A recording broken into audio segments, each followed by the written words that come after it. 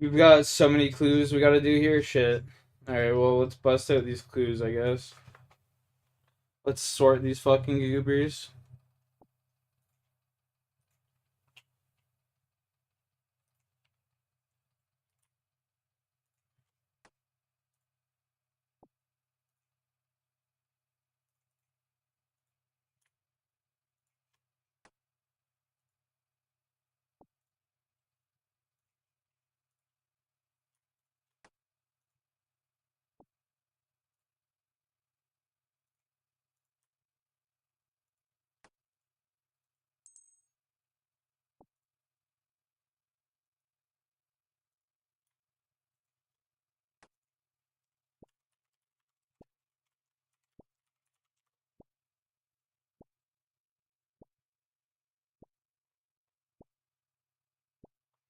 Might as well get the free XP here.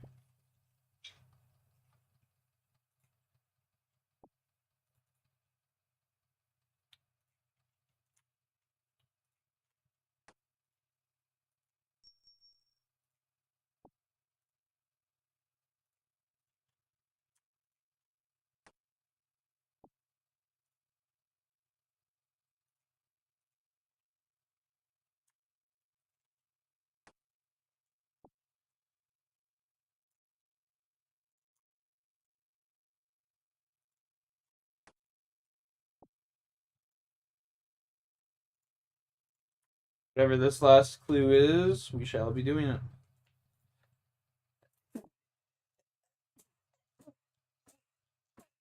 Oh, God. Jesus. Alright. Time to go do a bunch of fucking easy clues. We're gonna save up all the caskets and just open them all at once, I guess. A little bit more exciting. Actually, should I start just saving all of the easy caskets I do? Save up like 1,000 of them. Questions.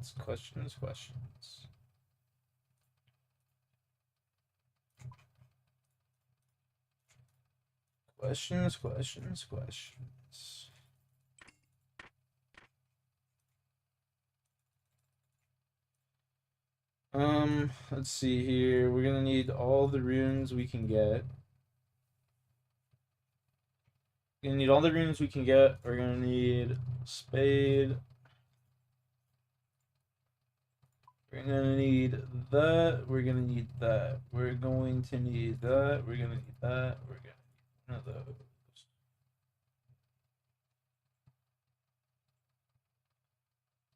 That essentially lines me up for whatever I need.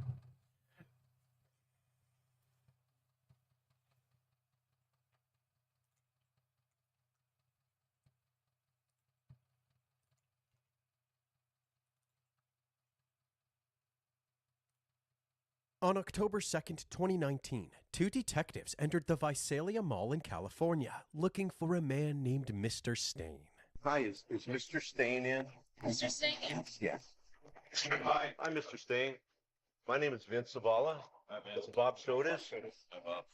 This is 52-year-old Nicky Dwayne Stain, the manager of Charlie's Philly Cheesesteaks. Nick has been hiding a terrible secret for over 2 decades, but he isn't the only one hiding something. After hearing the detectives' names, Nick just realized that his dark past has finally come back to haunt him. We're doing some grunt work here. We're looking into a matter that happened a while ago. Take 5 minutes. Okay. That's fine. Detective Zavala, with his hidden camera still rolling, sat down and showed Nick an old photo of a young woman. Have you ever seen that girl? Nope. Nope. You don't know her? Okay.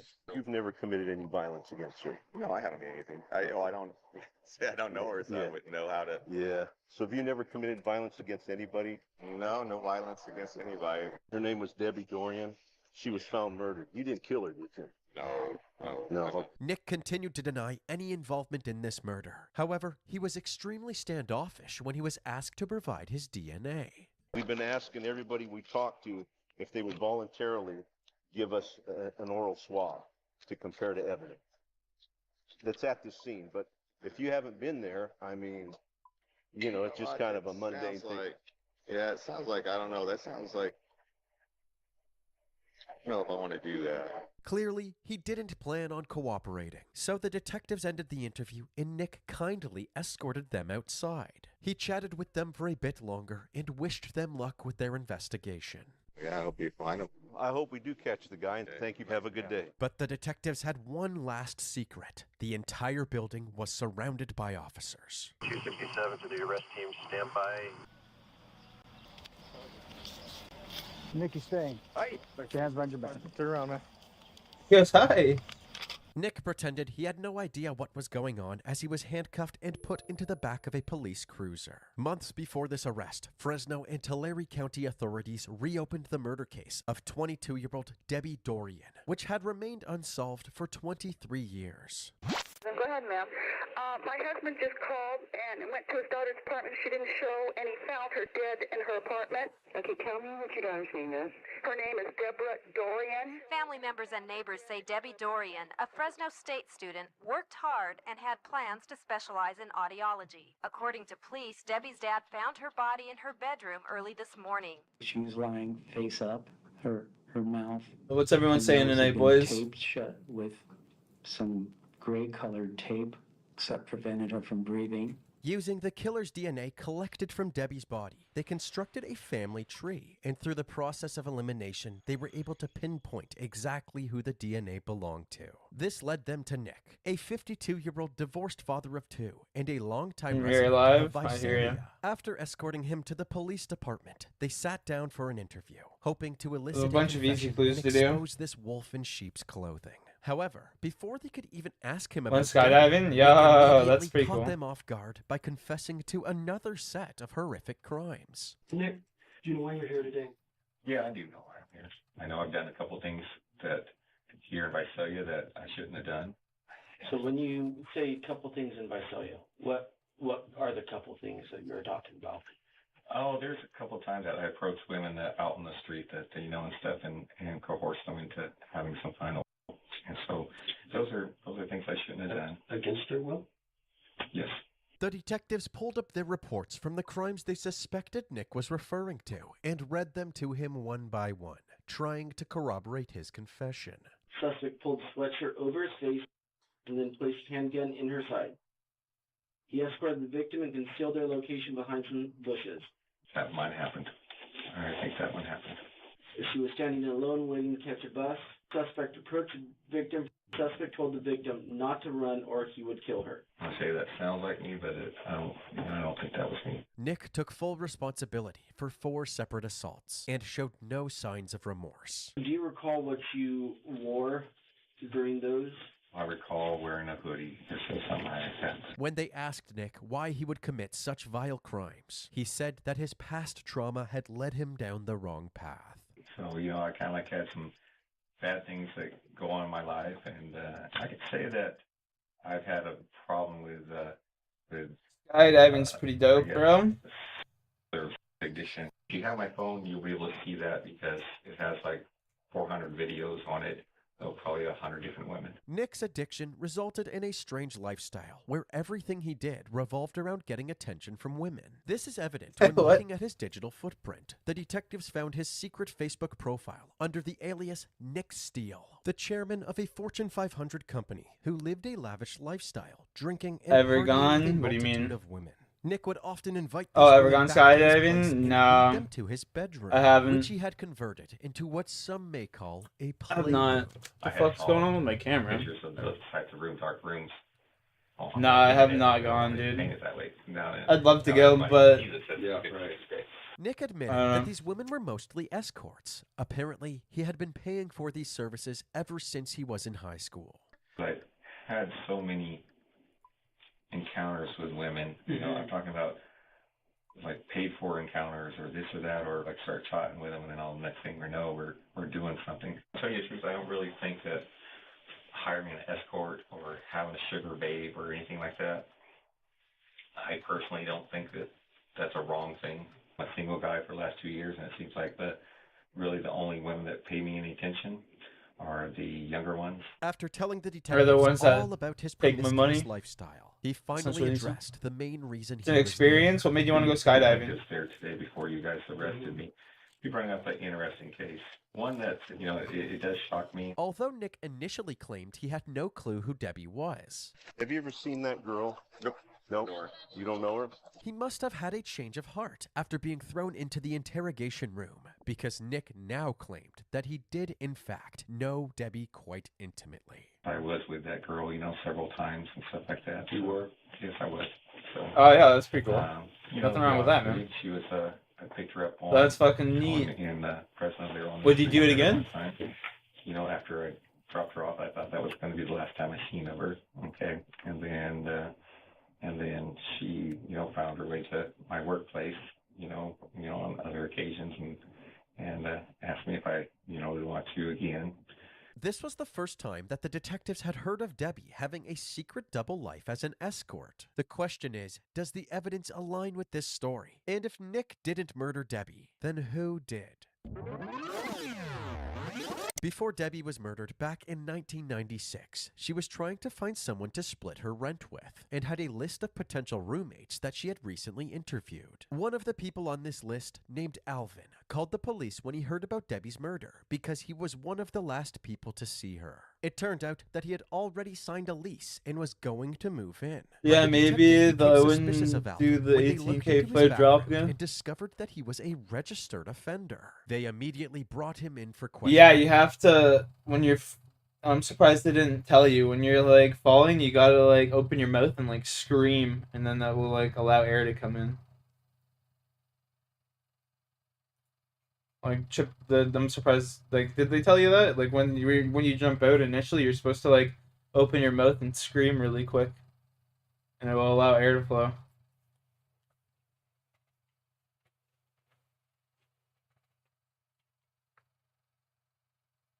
About breathing, really, dude, that's crazy. My buddy used to be like a skydiving instructor and shit, and like there's the escarpment right behind my house.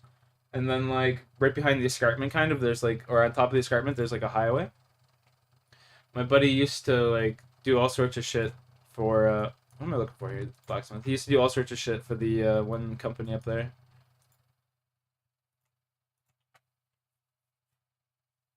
Yeah, freaking out because, a lot of people actually pass the fuck out because of that. Like, a lot of people actually pass the fuck out because they just don't know that. But yeah, if you ever do it again, make sure you make yourself scream when you're free falling.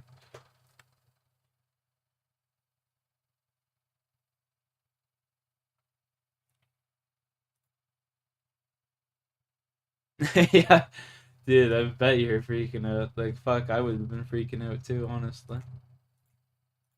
That's crazy. I can't believe they didn't tell you that. I thought that's nuts. Stash. 2 regular planks, 10 nails. 2 regular planks and 10 nails, eh?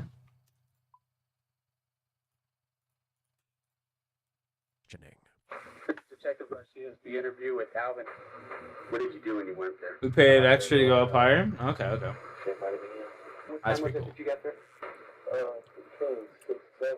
You told me something about the door knob. Do you remember what that was? Well, that's pretty neat, though. I knocked the door.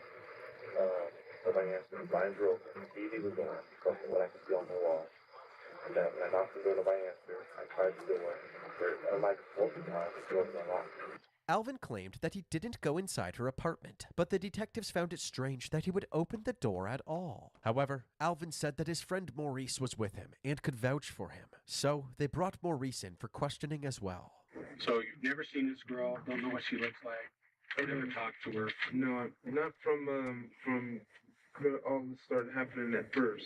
I never seen her or just heard her voice on the phone. And then recently, like when we were talking, I've seen a picture on the news. Although this interview was initially set up to corroborate Alvin's story, the detectives wondered if Maurice could be involved in the murder as well. Since Debbie was discovered bound at the hands and feet, they asked him if he had ever tied someone up. He said that he wasn't really into that sort of thing, and the only duct tape he bought recently was to repair his punching bag. I think I have the receipt for it in my checkbook. I bought 2 things of duct tape to tie up the ends of the rope. But at this point, Two the things, the duct detective tape to tie it interviewing him up. hadn't specifically mentioned duct tape at all, and that detail hadn't been released to the public yet. So why would Maurice volunteer that information? Following the interview, they compared Maurice's DNA to the DNA on Debbie's body, and although it wasn't a perfect match, they were unable to rule him out as a suspect. Our investigation is that you were the one that did this. No, I am not the one who did this. I have nothing to do with this at all. How many times I have to keep telling you, I did not go inside this apartment. I do not know this person. I never met her. They believed that Maurice was lying about his involvement, so he was charged with Debbie's murder. Maurice, you have to understand something. Maurice. You're under arrest for murder.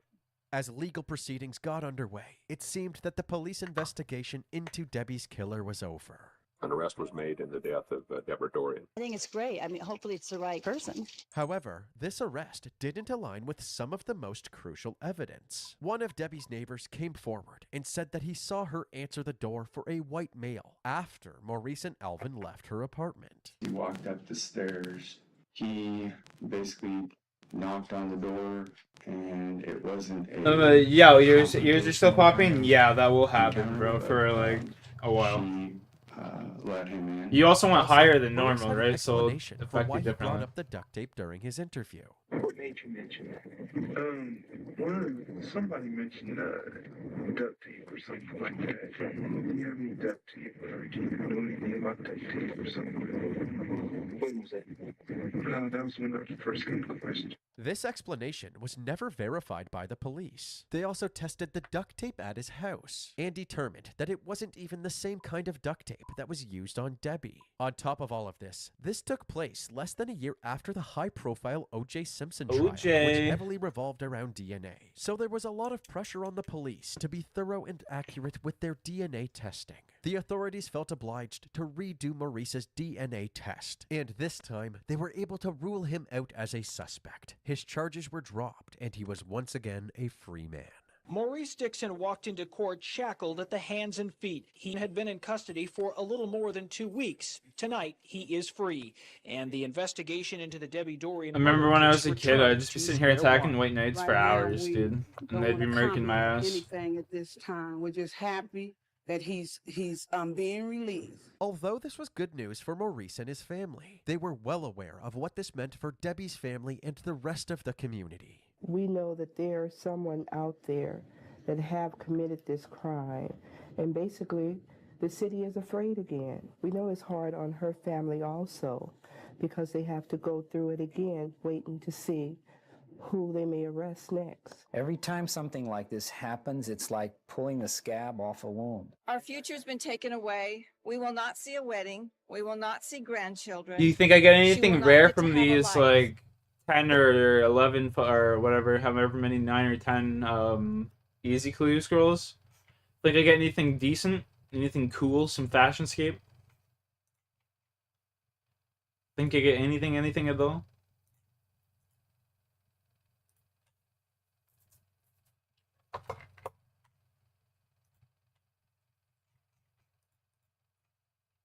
I'd say odds are pretty good. Yeah.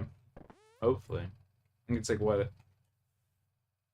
1% chance I get a rare item? If I have 10, then it's like a 1 in 1,000 or something. What can I get? I'm gonna check that out real quick, actually. What can I get from an easy's clue? I mean, there's nothing even really that good here. Rainbow, Glow Comp, Ham Joint. Bob's purple shirt. I need a Bob shirt. That's basically what I need. Anything clue related? Fair. I don't know. I like doing clues. They're fun. I've done 27 12 beginner, 27 easy, 38 medium, 61 hard, 6 elite, and 0 masters. Bro, you want to hear something that's pretty cringe? My hard clues. My hard clue. I've gotten 2 sets of potions, so it's like rare drop table. Those could have been 2 pieces of third age right there. Whee!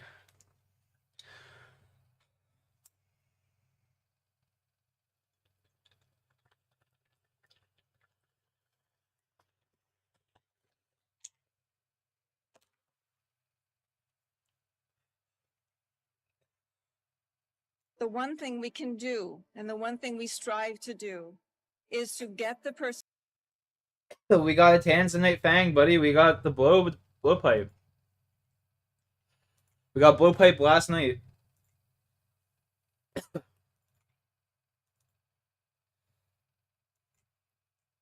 Who did this. Debbie's killer proceeded to terrorize Fresno. Look at Zuni's stats across kills and assists as a ratio to deaths. He's actually in first place, even above Hal, with a 4.94 kill assist to death ratio. About Hal sitting at 4.8. So it's close, but there's room. There's room. All right, well, let's take a look over here at Shopify Rebellion have moved in. You got Virtus Pro at your back, of course. Yo, click a watchy poo, bro. I was hyped. It was on KC 128 on the dot too. I thought I was gonna go dry. I thought I was gonna go drier than a nun's cunt, dude. I really like when Shopify Rebellion plays Seer. It's such a good look for them. I don't love when they're forced to play zone like this, or when I suppose they force themselves to do it since they chose to rotate here early. But Seer, I can really get behind with them any day. Zainu has been putting so many hours in on this legend and makes it look buttery smooth, especially when you consider the already oppressive playstyle of Shopify Rebellion, the firepower that they have, the fact that they can silence and slow you at the same time and see where you are. It just gets a little ridiculous. It really does. Yeah, buddy, I got the blowpipe, man. I'm super stoked about that actually because now fight caves are gonna be even easier. 12 kills left for Hal. For anybody keeping count, I'm keeping count. Fight caves will be even easier now. I don't know. You're kind of like a human calculator, so I'll leave that to you. I can't even get 2 + 2 half the time. I can definitely subtract 1 every time he gets a kill. So I think I'll keep us all updated. My first grade math teacher, she would be proud. I'm not sure who else, but I know she'd be fine. The entire crowd, everyone watching at home is like, yeah, go Thieve. That's probably not what they're saying, but we're going to pretend that anyways. From Mirage à Trois, we keep moving, and the Boogie Borders TSM fight has become personal at this point. They were trash talking in the pregame lobby, and seems like both TSM and Yeah, and another piece to the Inferno. Yep. unfortunately, as before, 3 is a crowd, and Go Next are right next door to the engagement. Kind of wish it was a Serp helm though. Bit of success in this series. They haven't really I'm greedy like that. yet, sitting at 14th place, only 5 points. It's not But I mean, you can't go wrong with the fucking winners bracket, but they got time. 3 more games after this, and maybe. with the Fang, you know, can't go wrong with the Tanzanite Fang. Looking for some angles. It's not going to find purchase, and Panna top towards the right, Metro to the left, and it's still light looking for the initial swing. You've got a bit of high ground here that allows you the nice opening. Little bit more damage to make it happen, and we just need 1 bullet into Panna, and Boogie Borders cannot get things moving here. And Gotta get 92 money in for darts. Yeah, I mean, my buddy's already got 92 money in, so I might just send him on dart duty. It's big. Listen, bro, we gotta get those darts for TOA, man.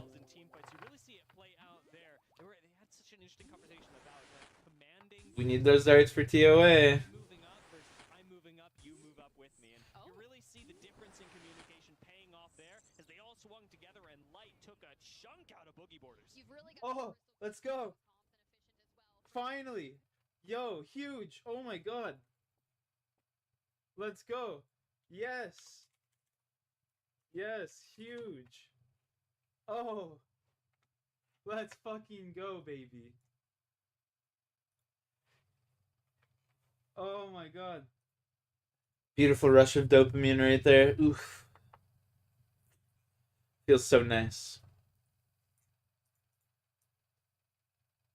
Fresno and Tulare County. Oh yeah, for the when you next look at 6 that, I got an years. easy The clue DNA just found from on doing Debbie's that. body was tied That's to at hilarious. least 8 other assault cases between 1996 and 2002. We feel he's a predator. You never know when he's going to get the urge to hit again. You never know if he's going to escalate or when he's going to go back to something else. He could strike at any time. There is some very evil, demented predator out there. The only significant lead during this time was another person on Debbie's list of potential roommates, someone named Nick. However, they were unable to figure out who this person was until 2019. I did wrong. Mike. Okay. And even the things that I did back, here in Visalia, that those things are haunting me forever. But the thing in Fresno there, I didn't know that went down.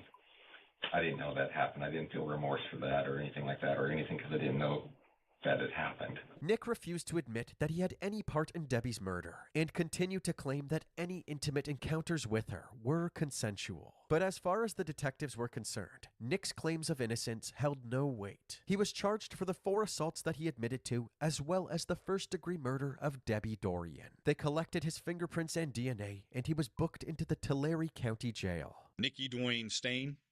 Nicky He Dwayne is the Stain, what a primary fucking suspect name. in the rape and murder of Debbie Dorian. Nicky Stain is every woman's nightmare. He appears to be a regular person, and he is a predator.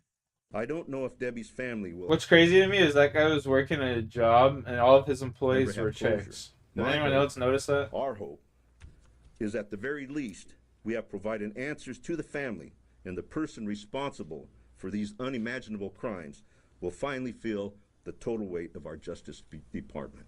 Thank you. At Nick's arraignment hearing, he pled not guilty to all of his charges. So, the prosecutors began preparing for the preliminary hearing, where the judge would decide if Nick's case would go to a full-on trial. During this preparation phase, Nick remained behind bars and made several interesting phone calls to his friends and family. He said what?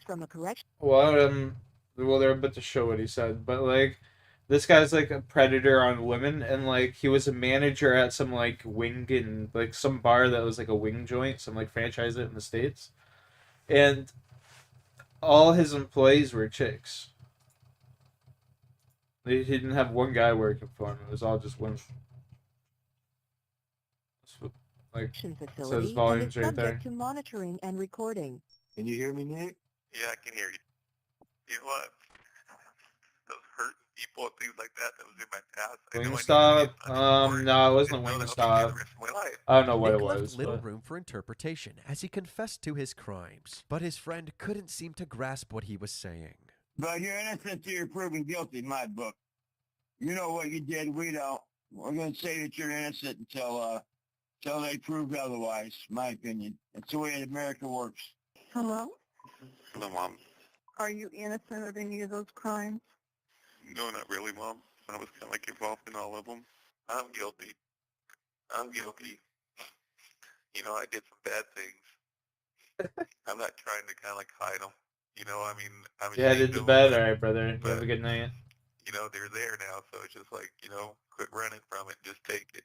The prosecutors knew they struck gold after hearing these phone calls and made them a Stay full safe report out there, during Jesse. Nick's preliminary Yo, hearing Square, what are you on saying, November bud? 28th, 2023. He said 20 years ago he had done some bad things and hurt some people, and he needed to pay for what he did. He said that he had been struggling with demons all his life, and he said, I can't say I don't deserve what's coming to me, because I do. They went through the rest of the evidence as well, including his interrogation, the DNA tests, and Debbie's list of potential roommates. And what does it say by number 6?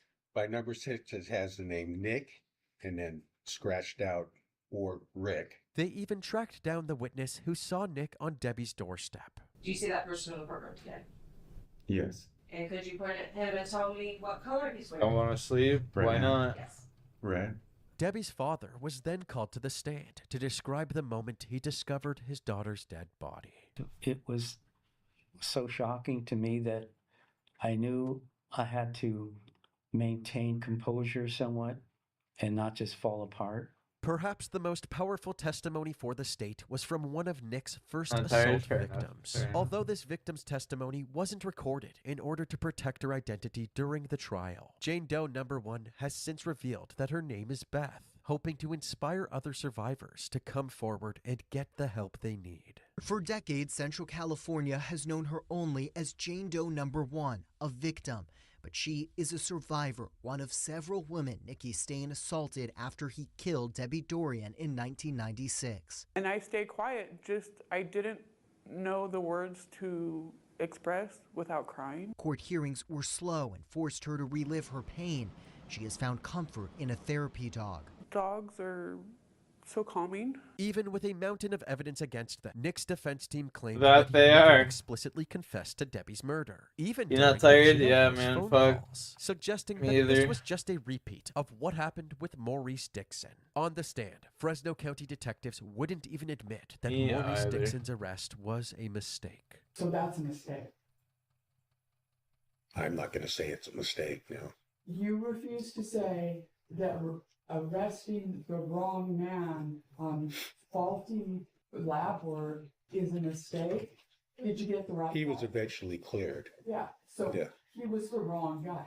This strengthened the defense's point that the county will do anything to secure a conviction, even if the evidence isn't reliable and they actually have the wrong guy. But in the end, the defense couldn't convince the judge to drop the charges. She decided that the state had enough evidence for a full trial by jury. The defendant is held to answer on all counts and charges. The prosecutors announced that they were going to pursue the death penalty, and Nick's trial was eventually set to take place in early 2026. However, in March of 2025, Nick's defense attorney Jane Bolger warned the Supreme Court that she would no longer be representing Nick if they didn't pay her more money.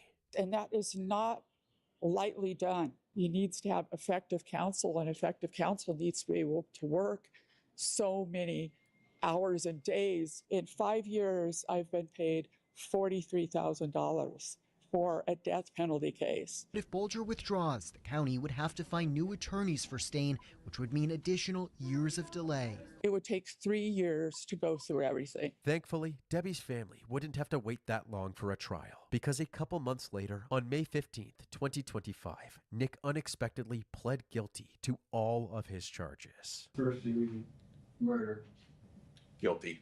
sexual battery by restraint, guilty or no contest. Guilty, sir. He pled guilty not just to avoid the death penalty, but to be accountable, and also for the families not to have to go through a trial. Although Nick's defense tried to portray this as Nick taking accountability, behind the scenes, it was clear Bro, that I'd this hate to was have not that the bitch as case. my lawyer. When Nick's attorney initially Holy proposed a fuck. plea deal, he only wanted to plead guilty to Debbie's murder and wanted all of the assault charges to be dropped. But the prosecutors held their ground, and Nick ultimately agreed to plead guilty to all charges, as long as he was protected from the death penalty. Debbie's family knew that Nick's decision was purely for his own benefit, but were still grateful that Debbie's killer was finally being locked up. He admitted to what he did, and we don't have to prove it or argue it or debate it. Those It's are your done. funeral bottoms. Yes, what Dorian would think. Relax. She's going, Yahoo, Mom. Yeah.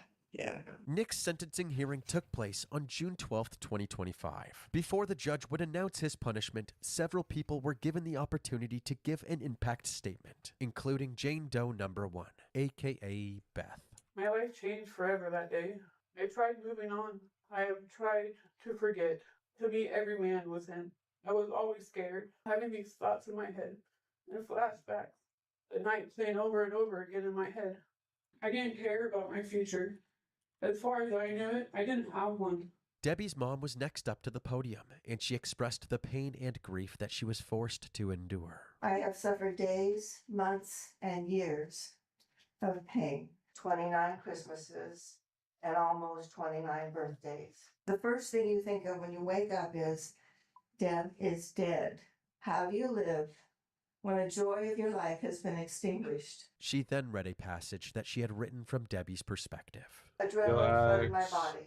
I screamed and screamed, but he didn't stop. He wrapped my head in duct tape, covering my mouth. I couldn't breathe. Everything went dark. I knew my life was over. I would never take a hike with John, the love of my life, spend time with my mom. I wouldn't have a wedding. I wouldn't be a beautiful bride. My dad wouldn't walk me down the aisle. I knew my death would break my mom's heart and change my dad forever. The pain that they suffer is deeper than any pain. Circumstances, she ended her impact statement with a silver lining.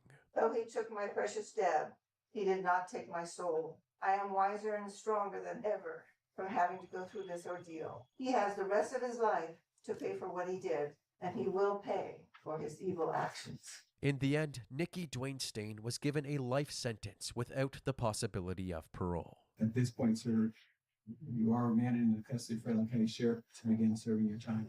He currently resides at the California Medical Facility in Vacaville and will spend the rest of his natural life with the California Department of Corrections. You know, I planted a tree the Christmas after Deborah was killed, and that tree is 50 feet tall and 3 feet around.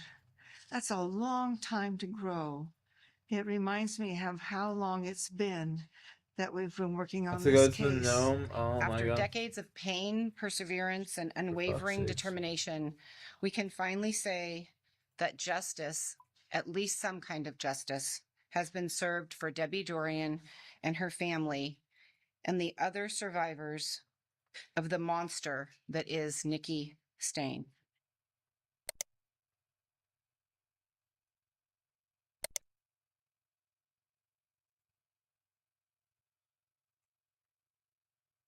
Coconuts.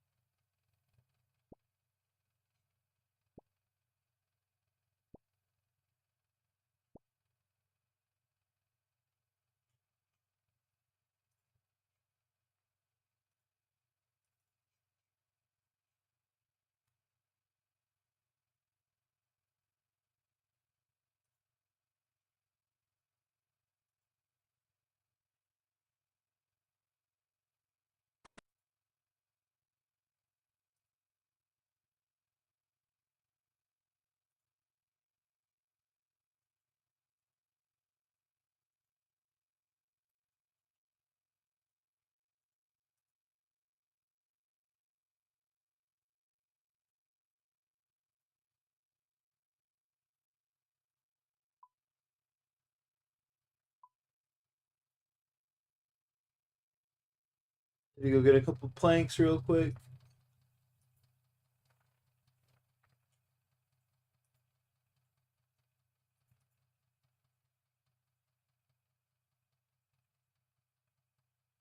This guy's like, I've done speed once. In my chat, he's like, I've done speed once.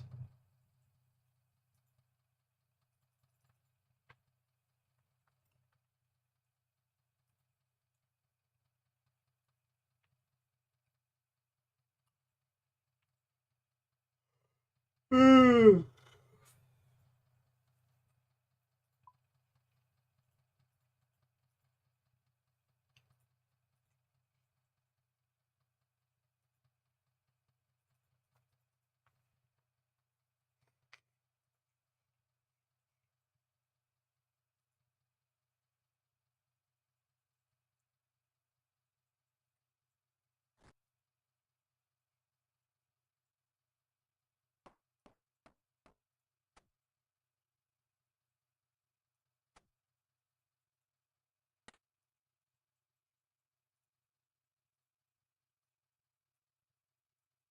bang. We'll stash all that shit in there.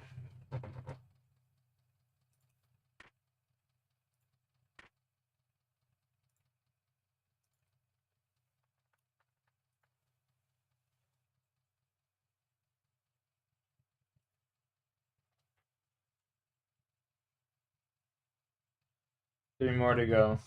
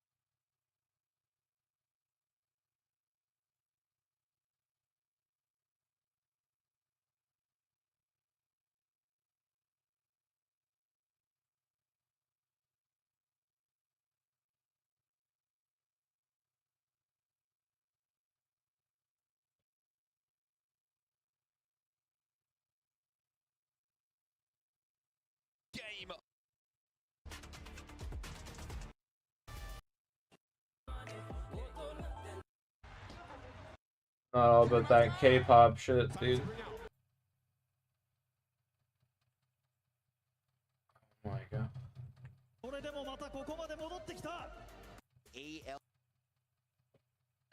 Have a land without a. Just kind of grabbing teammates. Thing we've talked about it. Also have been their enemies. Virtus Deuce on the force. 50-point threshold. We're drop. Going forward.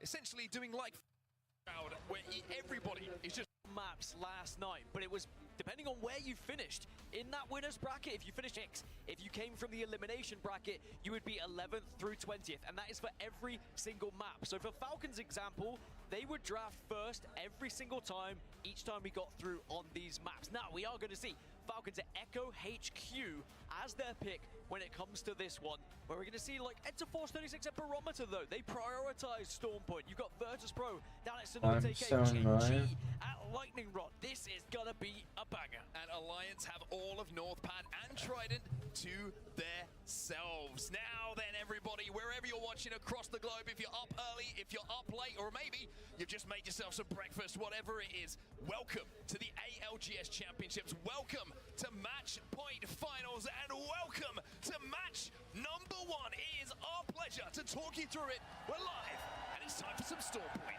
And as usual, 19 Newcastles, 19 Caustics. It is dominating this lobby when it comes to legend selection, but we'll have to find out which one is going to be banned going into match 2.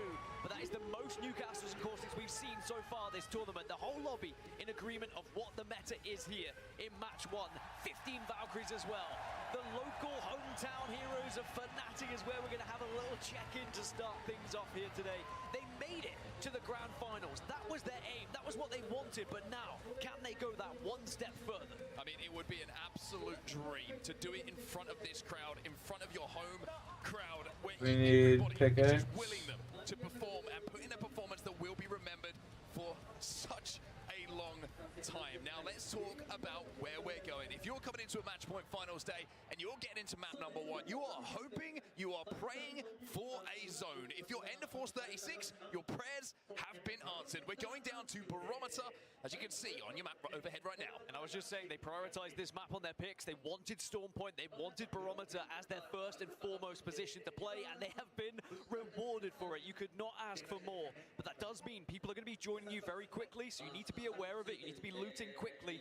The real question is, do they even know yet? Have they been able to hit a ring console themselves? We don't know right now just because their names are covering it, but yes, I can see a ring console in the area. So they should have had that information, at least a survey beacon, to get some when teams are going to join them as well. But Grow Gaming, TSM already moving fast. Virtus Pro had a ring console as well. Hot Dog Mafia are going to move past them here. Team Falcons also at Echo HQ had a ring console. They'll start their ramp towards the southern side of Barometer as we see a little bit of early fighting actually going on already. The man who was dressed as a hot dog just a few moments ago is now having to try and survive, and it's going to be VP, who are on the other side of this. Lou gets the first knock. That's the Newcastle going down. That's never good as well, and that means that they're going to try and capitalize. As soon as you see a Newcastle go down, you try and push, but it's going to be a trade, 1-for-1.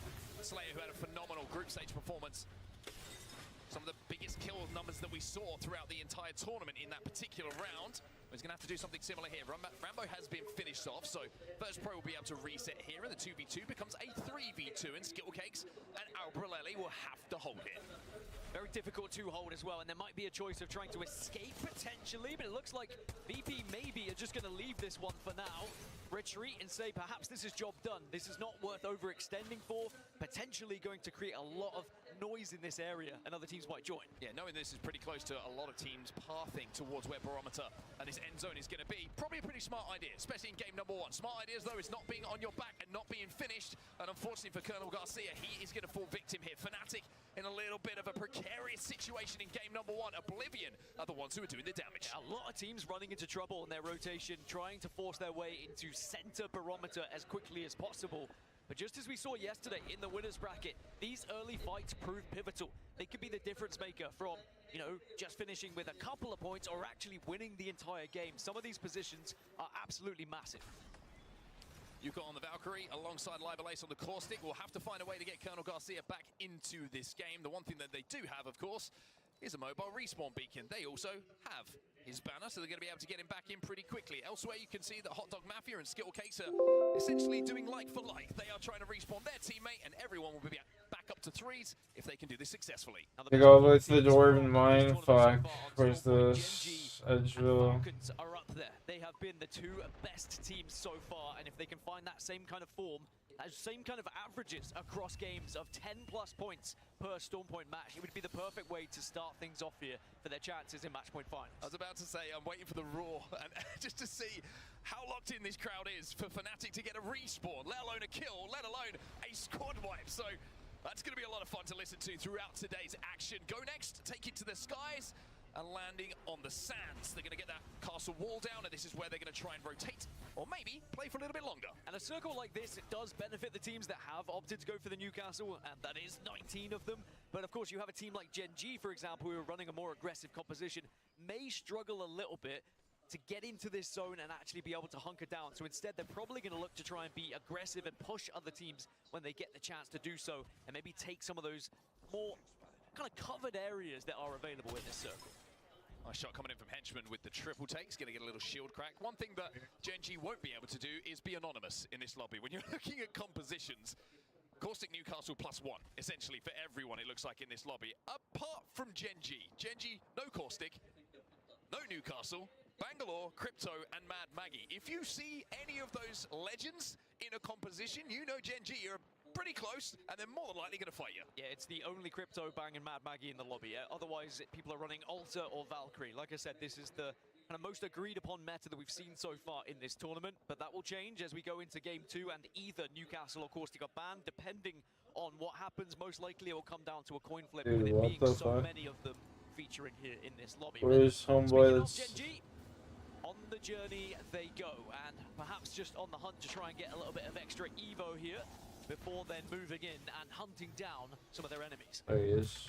On Assault Pill, they're also going to be out of the survey beacon in a few moments' time as well, with the path that they've decided to take. I'm interested to actually see where this barometer zone does go, because there's a lot of different options when you come to barometers. A lot of times you see it pull down to that extreme southern side where there's very few buildings to play, and it can even pull out into the watery depths, which is, I mean, almost impossible to play for a lot of people unless you have Newcastle in the composition. Now, the fact that this zone could potentially go there, and it's a game number 1, does make it a little bit more playable. However, we also see some zones pull out a little bit closer to the left up on that high ground. You see them pull towards where Legacy are currently set up as well. It's a very interesting one, and if you are able to have Valkyrie in your composition, play for a late ring console, then maybe you're going to be able to get ahead of a lot of traffic that has to shift. So there's different ways to play barometer zones, and I think it's going to be interesting to see where not this next shift, but the one afterwards dictates where our teams will have to play. Another team I do want to point out, Supernova, also have been fantastic on Storm Point so Get far rid this of tournament. this Also fucking steel averaging bar over 10 after. points per time we see them on this map.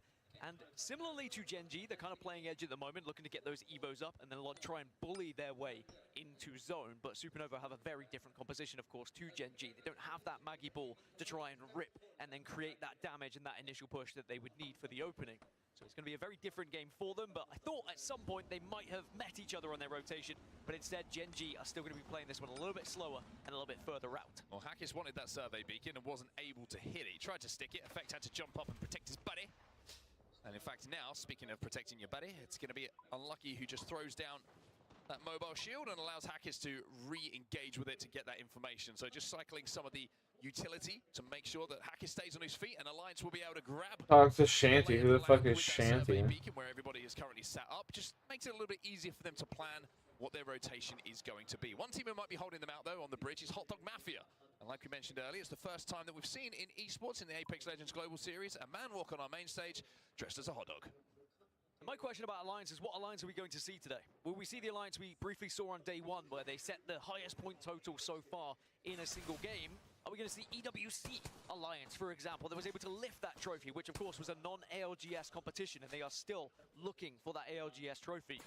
Will we see the Alliance who kind of faltered a little bit, looked a little bit slow, a little bit lackluster towards the end of the group stages? Because if we do see Alliance at their very best, they are almost unbeatable at times when it comes to those 3v3 engagements. historically, you would say match point finals, Alliance have always started a little bit. Yeah, I was gonna say, isn't Shanty like the dude in the fucking desert? He is. Point, but it's very rare that they won't. However, I think for them, it would be a huge, I would say, coup when it comes to how they will be feeling as a team, how emotionally they're going to be able to react. If they can hit match point in the top sort of 3 or 4 teams, I think that'll be a big momentum boost for them. Just to give you an idea of like how this lobby is going to play out, we have still yet to see a player fully eliminated, if not picked back up. 60 players still on the map. As I say that, Lewis has been taken down, MT goes down as well, and Virtus Pro are at 6s and 7s. It looks like Slayer might not be long for this world either, but we'll use those knockdown shields plus the Newcastle Wall to try and survive here. But the one thing that he does have is the potential to get some barrels down and create a little bit of fake cover. But sticking a res with this castle wall being shredded away is very, very risky, especially when you've got Enderforce 36 looking to be the team who gets the first full elimination of one of our squads in our match point finals. MT's going to be finished. It's actually Waltzy's going to be credited with that kill after Enderforce 36 will finish him off, but I think they want to finish off Slayer here. They want one more KP. They're going to make sure that they get it as well. The caustic ult goes in. Virtus Pro will be the Red Bull first strike. They are out of here in match number 1. Sadly, it felt like the entire lobby was just like, yeah, we probably get Virtus Pro out of this position. It'll be dangerous if they play that a little bit later on. So they all agreed upon just eliminating them as quickly as possible. Now we look over to Gen G, and they are going to be pushing Alliance here. Wrecking Ball comes out, good damage initially, but Alliance will hold. Syringe being popped here by Gen G and by Asia. The zone closing behind them. You wonder if they're going to just try and push this one again. Power amp going to be dropped off here to Dexter to try and get maybe a couple of smokes back, maybe to just try and cause a little bit of carnage here, because as we know, in the smokes, your aim assist ain't going to do what it does. And when you triple M and K, that doesn't really matter for you, so smoking in and causing a ruckus could be the play here. EMP's going to go off. This is engagement now for Gen G. Gen G just want this fight. They're desperate because they know they can't afford to be too slow here. Right, Joel goes in as well. That's going to chip away the damage. And oh my Asia! The spray on the M and K! Gen G putting the pressure onto Alliance, but Alliance might have changed this one around. Hot Dog Mafia now queuing through the wall into this tunnel. Maybe the perfect third party. Unlucky on the Newcastle, trying to keep Alliance alive. And we'll be able to stick at least one res. Can Unlucky survive, or will this be the end of Alliance? Yeah, Hot Dog Mafia, I was going to say, they're going to hear this, and they're going to push in and take free KP. Alliance will be the first one to be eliminated. Did Gen G escape? Yes. Single member of Gen G was able to escape out the backside. So Hot Dog Mafia, the biggest winners. Alliance, obviously, biggest losers of that one. But it was all initiated by Gen G. And I've been saying this all tournament long. If you come across Gen G, you probably want to run. They will int you. They want to fight. They want the KP, but they don't care about the third parties half the time. But now Hot Dog Mafia are hunting that final member of Gen G. Take a look at where this zone is going to be going, as you say. Gen G being hunted down by the Mafia of Hot Dogs. And Ziki might not be longed for this game. They've found Ziki. Ziki, goodbye. Gen G eliminated. That will be the end of them, as 17 squads will now remain in this lobby. 4 kills, by the way, for Albrelelli and the Hot Dog Mafia. But going back to the conversation very quickly, hold up, about zone. Hot Dog Mafia, got to be careful and get Rambo back up here. Well, it's Monsoon with a charge rifle. Who else would it be? Oblivion onto Hot Dog Mafia, the two who had the most interesting entrance to the arena, it has to be said today, but I loved it. Now, Hot Dog Mafia will be able to get back up, though, as the zone now starts to close, and it will be pulling further south, slightly southeast, I'd say, but down towards Team Falcons and TSM. 5 fears, they land, but not comfortably. Keon's going to get one onto go gaps here, and it might be a case of a couple of teams trying to pressurize them. And Floyd's going to be able to get that castle wall down and maybe actually able to reset momentarily. You're seeing some of those charged up arrows flying towards them from a bow check plus a frag grenade. That's doing some damage, and that's actually going to destroy the majority of this castle wall. Speaking of Hot Dog Mafia, they've taken the place of Virtus Pro, who went out a little bit earlier, and they're trying to do what they can to survive here, as are Enderforce 36. All of a sudden, the pace is picking up here. If we learned anything from the Virtus Pro death, it's not a good position to hold. Hot Dog Mafia will be eliminated, despite their aggression earlier being able to take down the likes of Alliance and the remainder of Gen G. KP is great, but sadly, they will not be competing in the end zone here and in that final circle. A team that might be, though, Team Falcons, they are set up perfectly for this one. This is a fantastic read from the CEO himself. 2 kills for Imperial Hal means he's now 6 away from 2,000 ALGS kills. leading the way as one of the greats without any question whatsoever. Back in the driver's seat, of course, for Falcons now as IGL, and putting his team in a very, very good position in this game number one. Crazy Thieves, it was a very up and down day for them. It's been a very up and down tournament for them, but they made it here, Dan.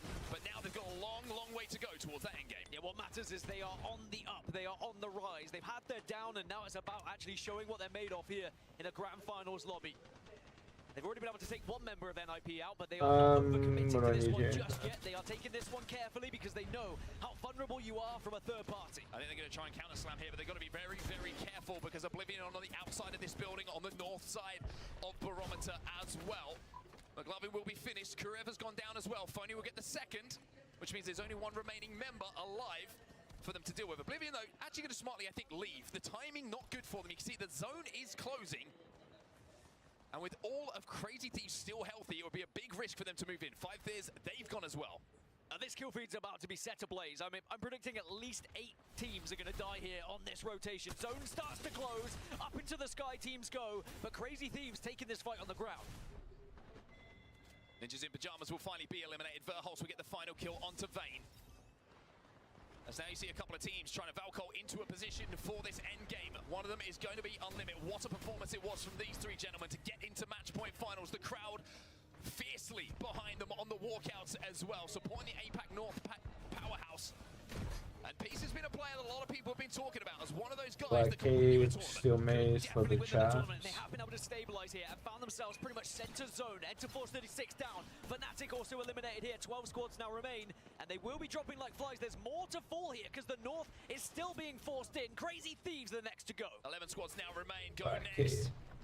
They're just about inside of zone, but by the skin of their teeth, and they've also got Supernova looking down on them, and a couple of barrels coming their way. They've got to be very careful. Legacy will be the next team to fall. Shopify Rebellion have just introduced themselves to the game as well, as Duplex will be taken down from TSM. Koiful going to be credited with that knock. I was about to say, they've silently found their way into the southeast side of the map, and yes, they are amidst the water, but they do have place to play right now and should be able to walk in a little bit later on. But it's still Team Falcons who are pretty central here. They have lost Hal, but he's going to be picked back up on his feet, and they are holding off Oblivion right now, who have joined their kind of area here in the south.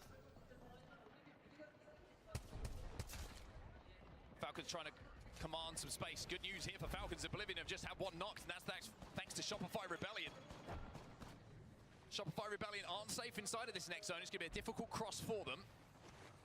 But I think they're just trying to play the clock a little bit here, waiting for teams on that northern side who will have to move first to take care of each other, guarantee themselves a couple of placement points, and then make their move. Oblivion, the threat to Falcons, have been dismissed. Falcons own the zone. 2 more kills for Imperial Hal. 4 away from 2000. Could he reach it in match 1 here of these match point finals? Definitely possible, looking at where this zone's going, where these teams are going to be pushing from. Plenty of KP available for Team Falcons. Could they start this whole thing off with a win? One worry for them is light ammo. They do not have much of it. And, historically, that's always been the story when it comes to Imperial Hal. Unlimit have just been eliminated as well, so we're down to 8 squads. Grow Gaming are making their play. By the way, Shopify Rebellion have transferred over from the very kind of southeastern side of the zone right over to the northwest, so a complete flip of the map for them. Yeah, I think they had to, otherwise they were just going to be focused by the likes of Falcons, but now the zone is going to be forcing all these teams from the east into each other. TSM, Supernova, SBI having to fight. There's not really much other choice. S8UL also desperately trying to stay alive at the moment just with that Newcastle wall. Bolts is having a look at this one as well. You can see he's peeking to see if there's any damage that he can take an advantage of. Counter slam comes in from Supernova, trying to play up and close to SBI Esports, who don't have a lot of health left and won't have any players left. SBI Esports will be out. TSM the next to go. Shopify Rebellion are under fire as well. S8UL are the ones who actually hold on to this position very successfully. Supernova now go down as Grow appear from nowhere, it would seem. 5 squads are now remaining. By the way, Grow Gaming are picking up kill after kill, team kill after team wipe, I should say, after team wipe. And you can see from the POV of Noct, he has 6 KP himself. 2k damage already in the bank for Noct here. And now they've got Go Next, who's going to be their closest threat. 14 kills for Grow Gaming right now across the whole squad. The closest to that is Falcons with 6, as now Shopify Rebellion sadly could not survive on that northwestern side and will go down. So we have our 4 teams for this final circle. Falcons hold the south, S8UL down to the west, and then Go Next and Grow Gaming northeast slightly, who probably will have to face each other. But Falcons are just going to want to force these two teams into each other right now. Falcons have the best position, and they own half of the zone here. And not only that, they own the high ground. Everybody else has to traverse uphill. The undulations are not in your favor unless you are dressed in a Team Falcons jersey. And we've seen dropped in a position like this before. Remember, Optic Gaming dominating in a match point finals, but just couldn't cross that finish line. Will he be able to right those wrongs here today in Sapporo? As now Falcons looking to step up, try and capitalize on this damage that's been done here elsewhere by Go Next. SAUL are dealt with.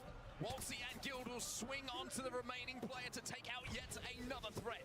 Castle wall goes down from Walsey on the Newcastle to give them an anchor position to play around. Imperial Howl with that scout in hand just peppering down on Grow Gaming and not allowing them to move. Every team has exactly the same composition, by the way. Having a look at this. Those castle walls are going to make a big difference, but Guild absolutely shredding through Grow. And even though the castle wall goes down, the damage is being done, and that is Grow Gaming with just the Newcastle remaining. They are out of here, and it's Falcons who gather more KP as they move into the top two. 2v2. Imperial Howl taking damage, though, has to be very, very careful. Oh, he's dead. Of this caustic gas. Walsey taking the time to pop the battery, needs to get close to his teammate here. This could be a good res, though. He's going to actually try and pick up. It's a res on both sides. It's a res on both sides, and Howard's going to send it here. How wants to get this done? Falcons, game one has been theirs. Can they close out? Yes, they can. Falcons are your champions of match number one. Finish off a team where the other one, unsung hero. For the first point mark. Building, there's a floor. Alive, but we will not see anyone be able to compete. For Olympus feels a little bit different. It feels like if you're not there early, it's pretty rough sometimes, and you have to fight to get your way into position. And it's a little bit of a risk to fight, of course, if there's a lot of teams who are already ahead of you, because the third-party opportunities present themselves. So when you don't have a legend like Newcastle, which has been banned already in our legend pool, to give you that little bit of cover, to give you that little bit of resetability, it can be very tough if the zone is across map for you. But here we go then, we're back into the action here. Falcons, the winners of match number one. They'll be looking to go back to back here, but the rest of the lobby will want to make their mark. Well, the best performing teams on Olympus have been Crazy Thieves, Unlimit, and Shopify Rebellion, all averaging over 14 points per map when we see them on this one. Will they be able to find that same form so they can catch up the likes of Team Falcons?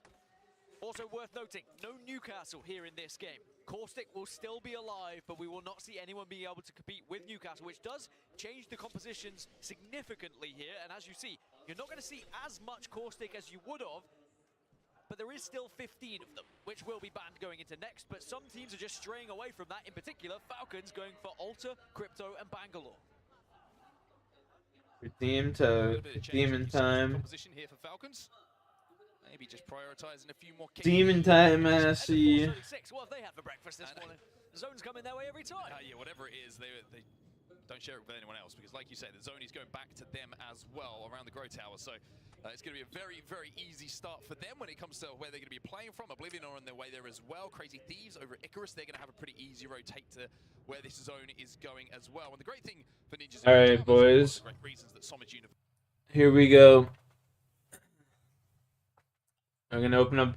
We're gonna go to the Grand Exchange real quick and put everything in the bank. Bang, bang, bang, bang, bang.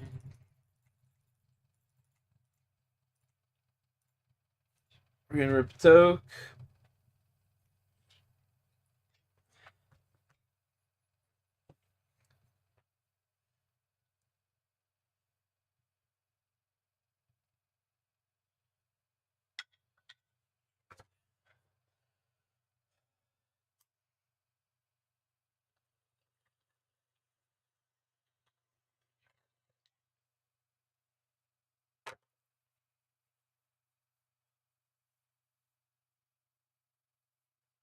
We're opening these bad boys. Pantaloons. Studded body. Nothing. Armadale page.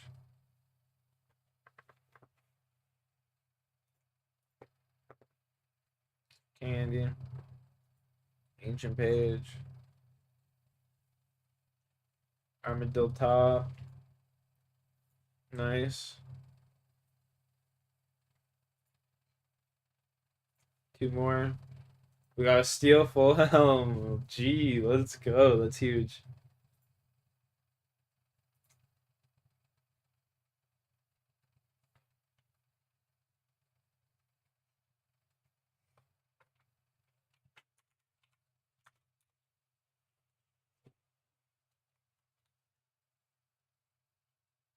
Armadillo robe top.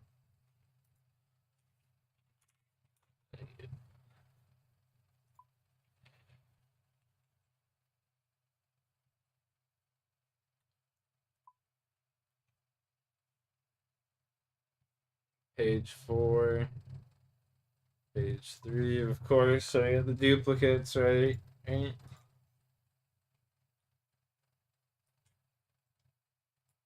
Throw that up there. Put tunes in there. We'll put the thing in there. Put that in there. I'm just loading this bad boy up with all of my shit. Do I have ancient page 3? I do have ancient page 3.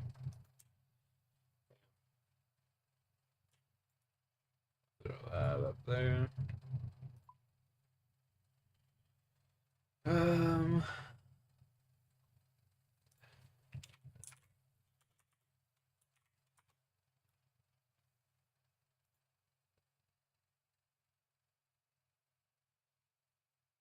Me no scared. Amulet of magic. That in there.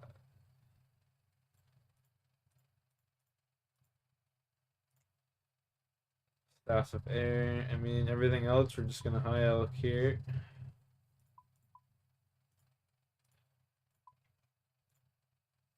Everything else we'll just high elk.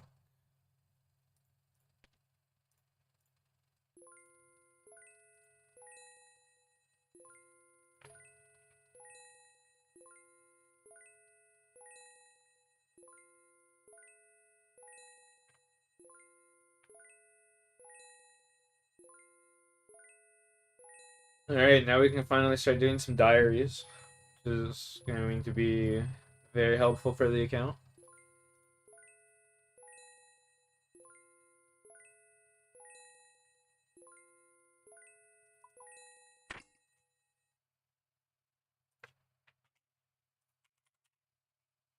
Girl. Clue. Alright, excellent, excellent. Western provinces medium.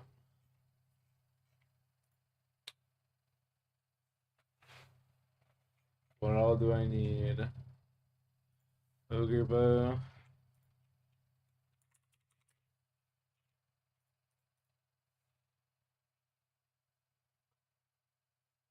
Teasing stick.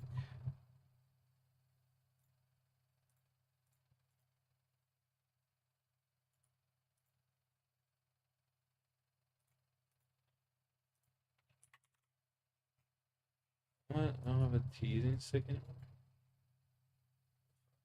Okay. Well, we'll grab logs. Knife. Big fishing net.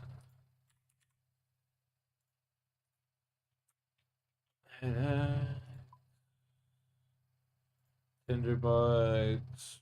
Bro. Any pickaxe.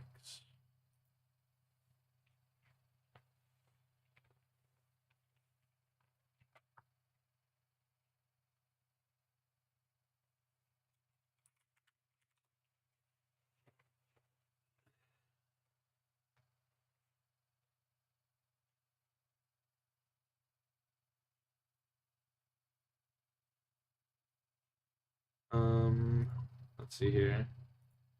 Make all the way over here. Yeah.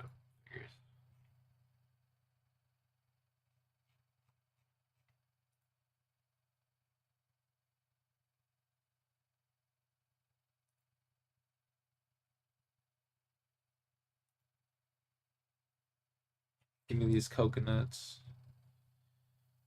I need them bitches. Ugh, LGS.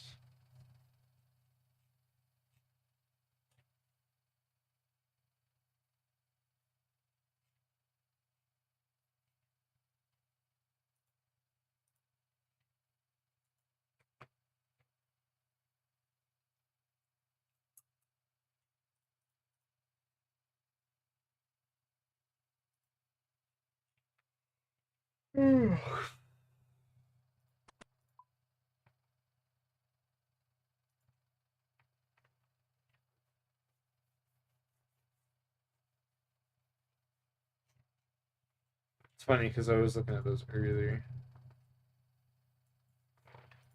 Couldn't have got a Bob shirt though, eh?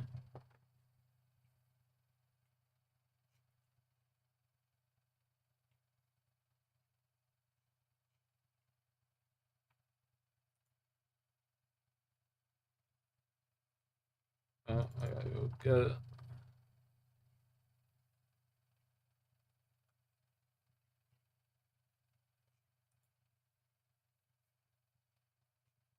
Green Tree Grocery. Of course, how could I forget the cash stack?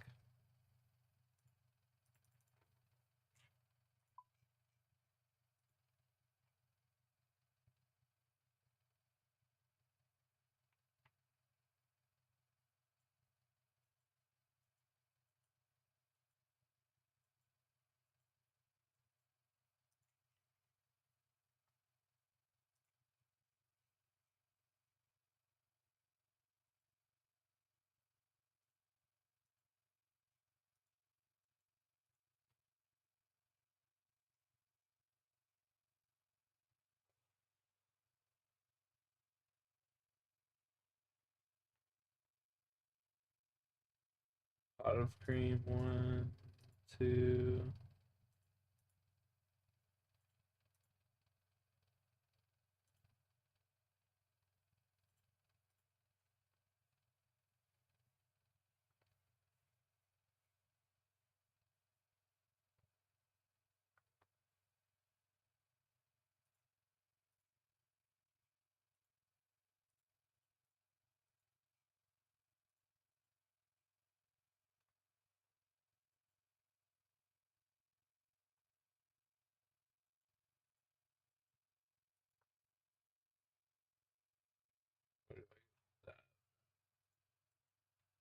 Tender maybe.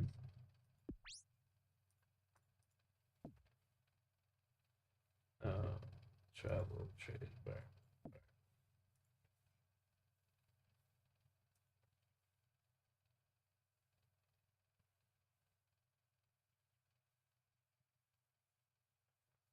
Grand Tree Groceries.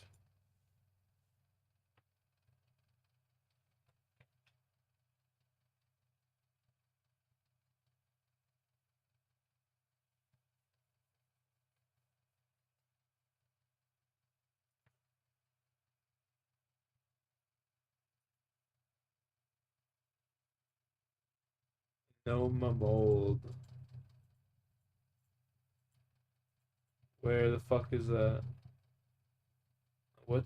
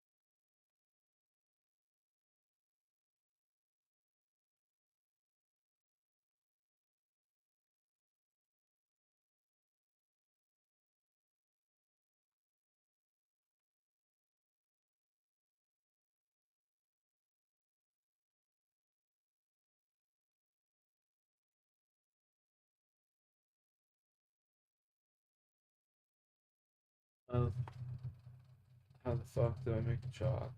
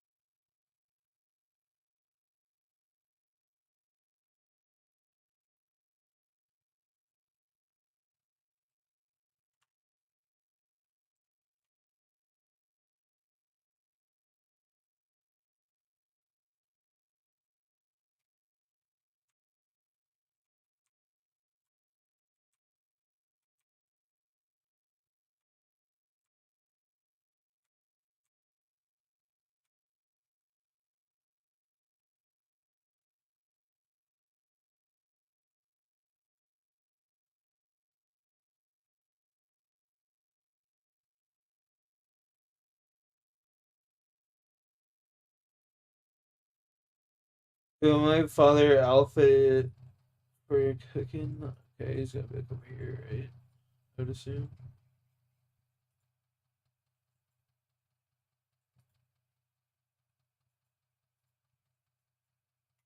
There's Uber.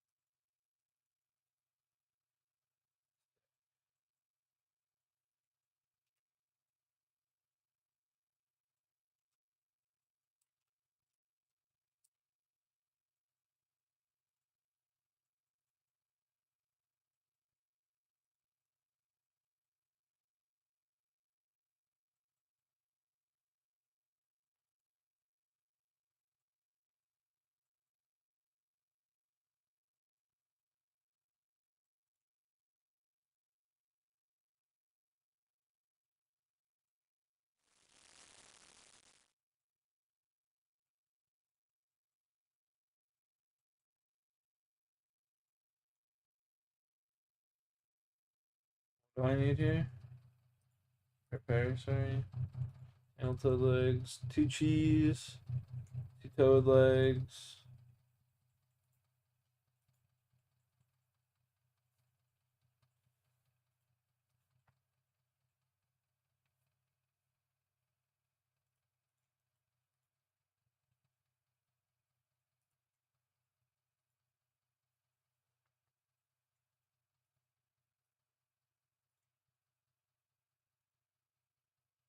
Fuck, am I supposed to get 2 toad legs, bro?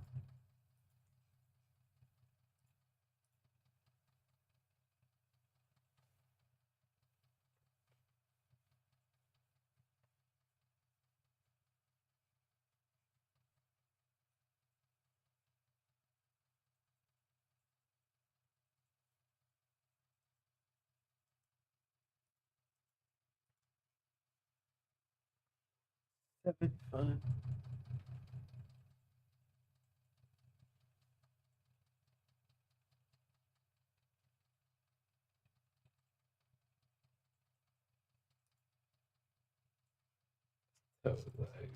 Fuck, man. Gotta go get me 2 of them bitches.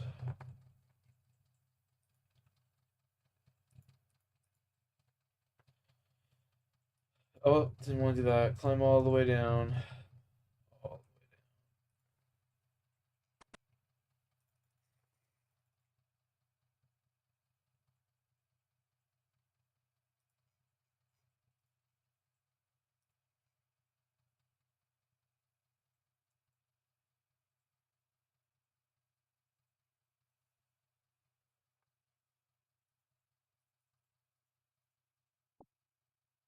Move legs.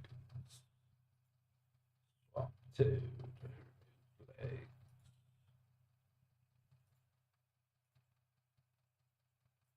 Create.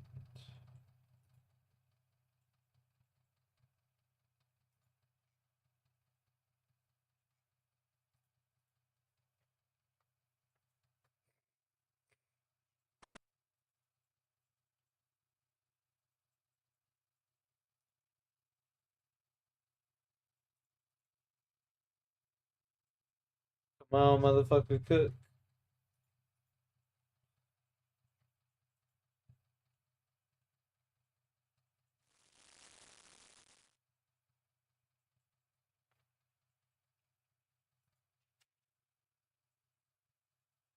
Wait, what?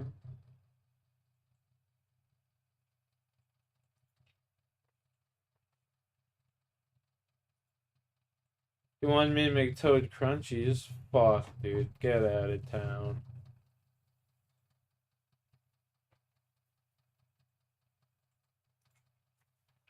Get the fuck out of town, dude.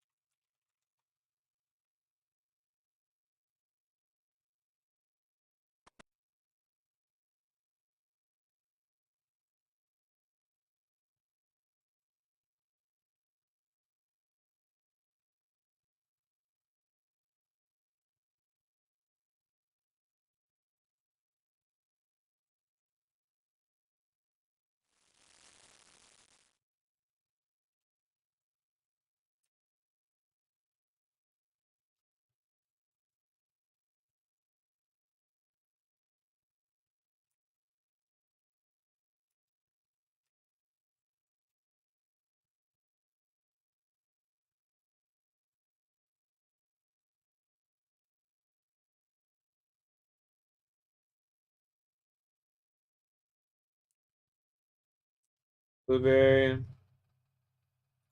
Fuck's blueberry at? Blueberry's gotta be over here.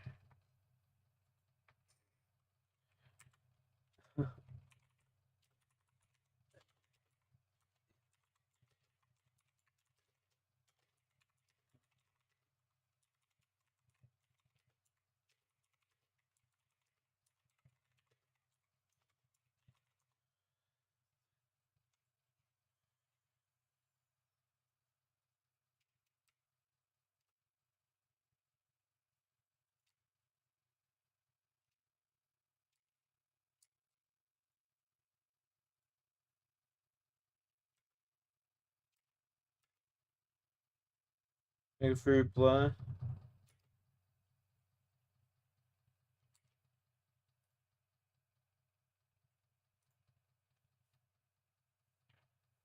One pineapple.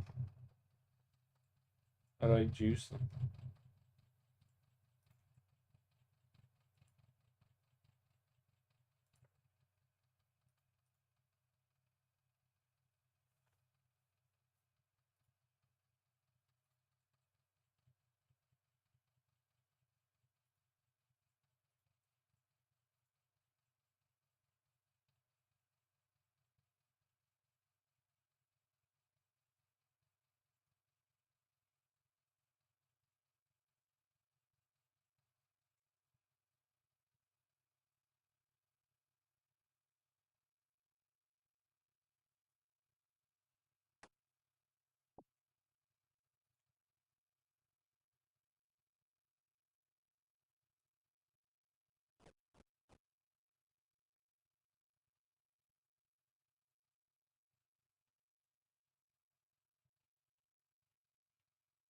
I think I even cooked these, did I?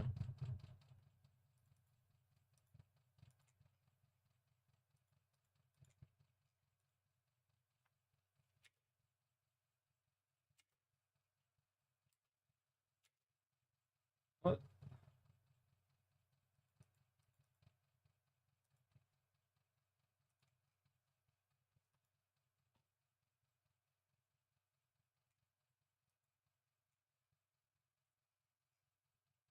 I gotta go grab me. Bro, I hate this game mode bullshit, man. I hate this minigame, bro. This shit's cancer.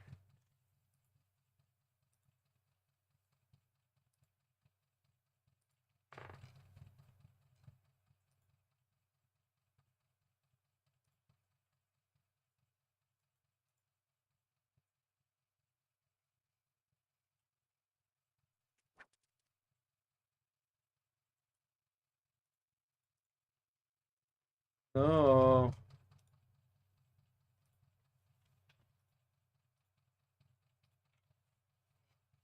I'm here, little guy.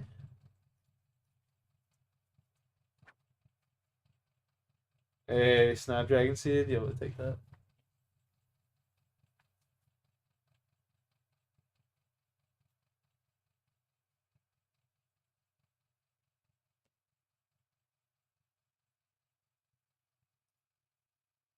We'll take that.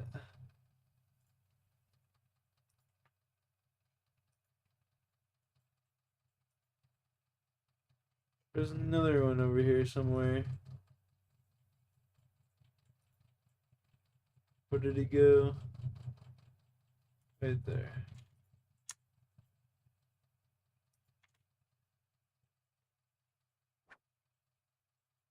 My talisman.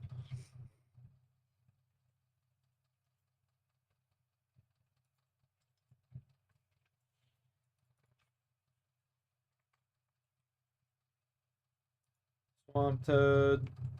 Swamp Toad. Remove, use.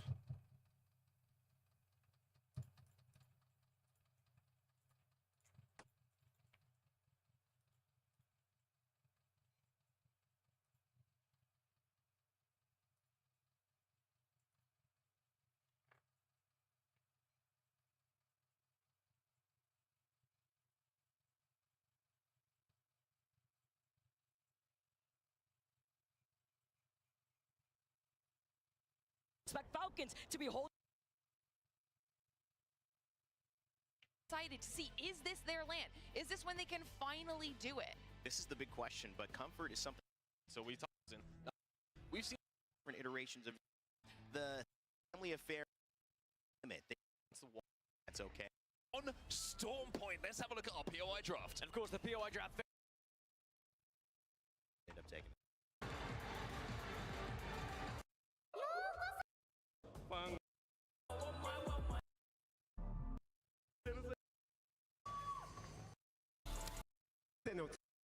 Last year. By far the long time once the final thing towards where Barometer. Syringe being popped here by side of the zone. Different, but people here in Sapporo. The holster's flank. Engage here as V. Most interesting things you're going to see here is how late everyone prioritized Olympus. I think the earliest pick was 39 from NIP, and they went for Somers University, which is a fantastic POI to have here. The reason why I'm intrigued as to why this was so lately prioritized, this will fall as map number 7. Now, if you put all the averages together of when match point finals traditionally finish, it is around the 7th match, which means it would be here on Olympus, which might be advantage to anyone who has a good POI here. Alas, everyone else seems to want to prioritize elsewhere, maybe to pick up points, because Olympus can sometimes be a little bit more difficult to find those points, especially if the zone doesn't go your way. Yeah, it's one of those maps where you compare it to like an E district, for example, where wherever the zone goes, it feels like there's a playable area, there's a building, there's a floor which you can take at some point or you can fight for.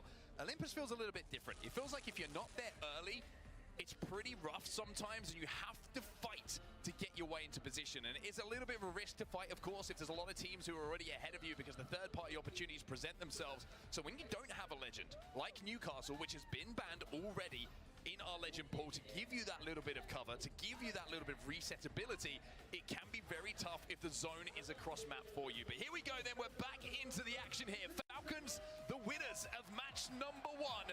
They'll be looking to go back to back here, but the rest of the lobby will want to make their mark. Well, the best performing teams on Olympus have been Crazy Thieves, Unlimit, and Shopify Rebellion, all averaging over 14 points per map when we see them on this one. Will they be able to find that same form so they can catch up the likes of Team Falcons? Also worth noting, no Newcastle here in this game. Caustic will still be alive, but we will not see anyone being able to compete with Newcastle, which does change the compositions significantly here. And as you see, you're not going to see as much Caustic as you would have, but there is still 15 of them, which will be banned going into next. But some teams are just straying away from that. In particular, Falcons going for Alta, Crypto, and Bangalore. A little bit of change, like you say, to the composition here for Falcons. Maybe just prioritizing a few more KP. Enters 436. What have they had for breakfast this morning? The zone's coming their way every time. Yeah, whatever it is, they don't share it with anyone else, because like you say, the zone is going back to them as well around the Grow Tower. So it's going to be a very, very easy start for them when it comes to where they're going to be playing from. Oblivion are on their way there as well. Crazy Thieves over at Icarus, they're going to have a pretty easy rotate to where this zone is going as well. And the great thing for Ninjas in Pajamas, and one of the great reasons that Somers University is so popular as well, is you pretty much get Elysium to yourself as well, because you don't want to land at Elysium knowing that you're going to be held out. It's very difficult to rotate out of. And if you're at Somers University, you know, you can just go and claim the extra Evo that's there. You get the extra ring console that's available. You get the extra survey beacon. So Ninjas in Pajamas, not only the huge amount of loot that is available at one of the biggest POIs in the game, but also you have the access to the Evo and the info that Elysium gets you. I mean, Raven tweeted out he was delighted with their POI draft, despite the fact they were in 19th. I mean, they obviously prioritized a different map, but then when they saw this was open, they were the first team that actually went for Olympus eventually.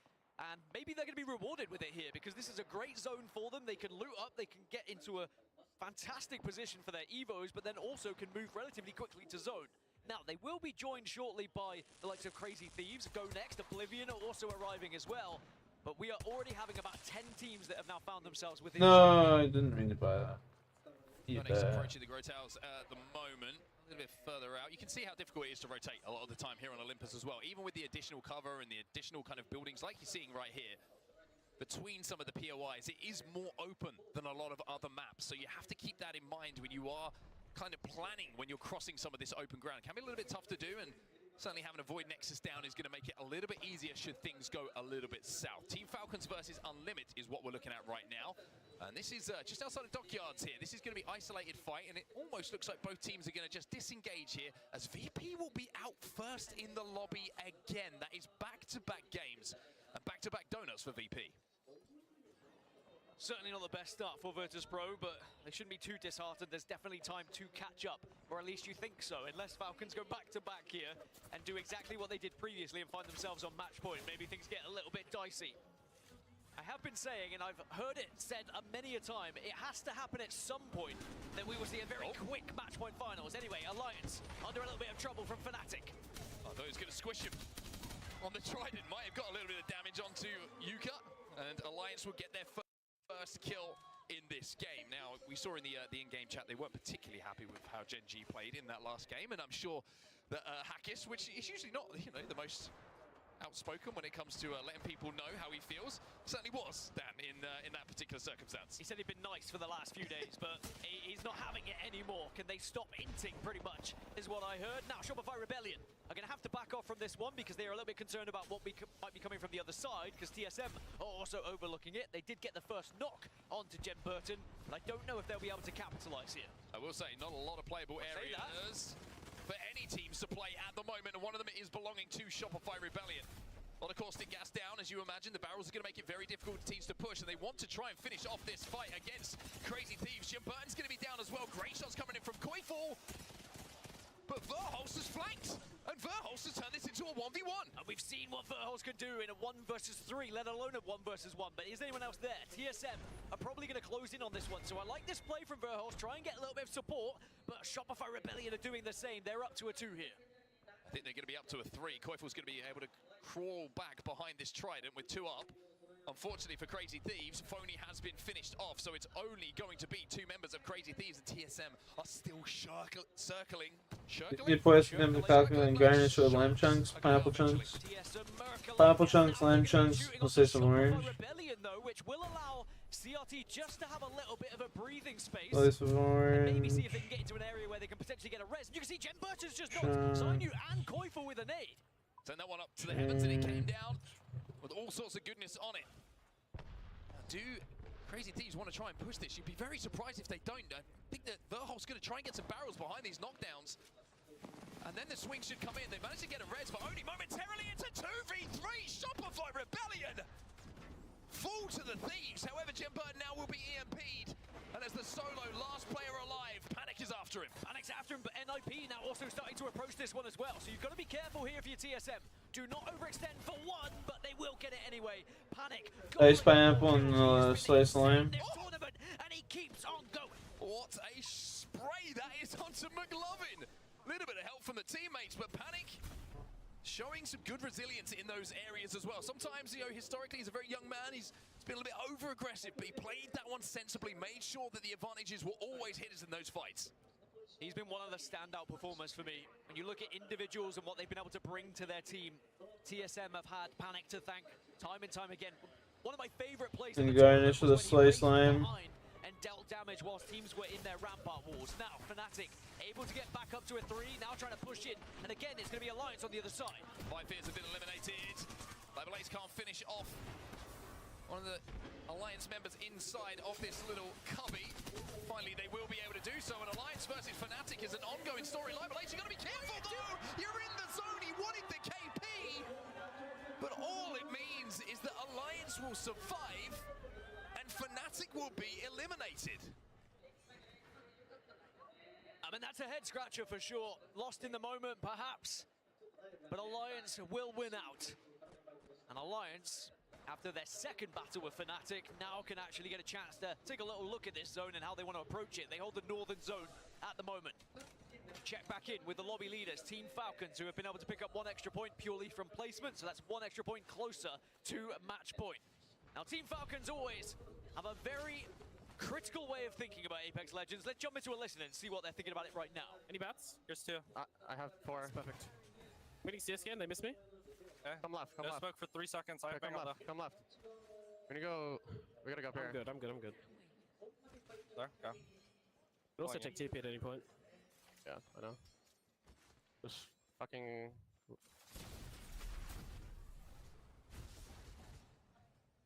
That comp sucks. It's free kills if there wasn't 2 squads. Yeah. Is there any line lag?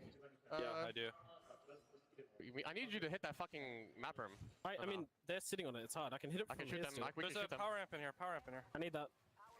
Vodka lime. Initially, like Falcons and Unlimit might match up against each other again, but much like we saw before, Team Falcons decide to disengage. They know that it's a little bit of a risk to take that fight early on, and now you can hear in the comms that they're just going to try and play for a little bit more information. So Falcons playing this one slowly. They did have a long way to go from where they dropped over to where this Grow Tower zone is going to be going, but if you look back at the zone, you can kind of get the idea of how Olympus plays. Take yourselves back to the previous game. Everyone stacked up in Barometer early. there's just not playable space. Everyone is just having to play slowly, find somewhere in the zone for now, and then step forward and take those fights and see step by step what's going to happen. Oh, for fuck's sake. It's a very much more slow approach when it comes to this map. Like you said, you get what you're given. And I you've got to try and need make it one work. vodka. Now, it would have been interesting if Falcons had sent it on Unlimit, because Unlimit's composition is a very interesting one as well. Maggie, Sia, and Ash.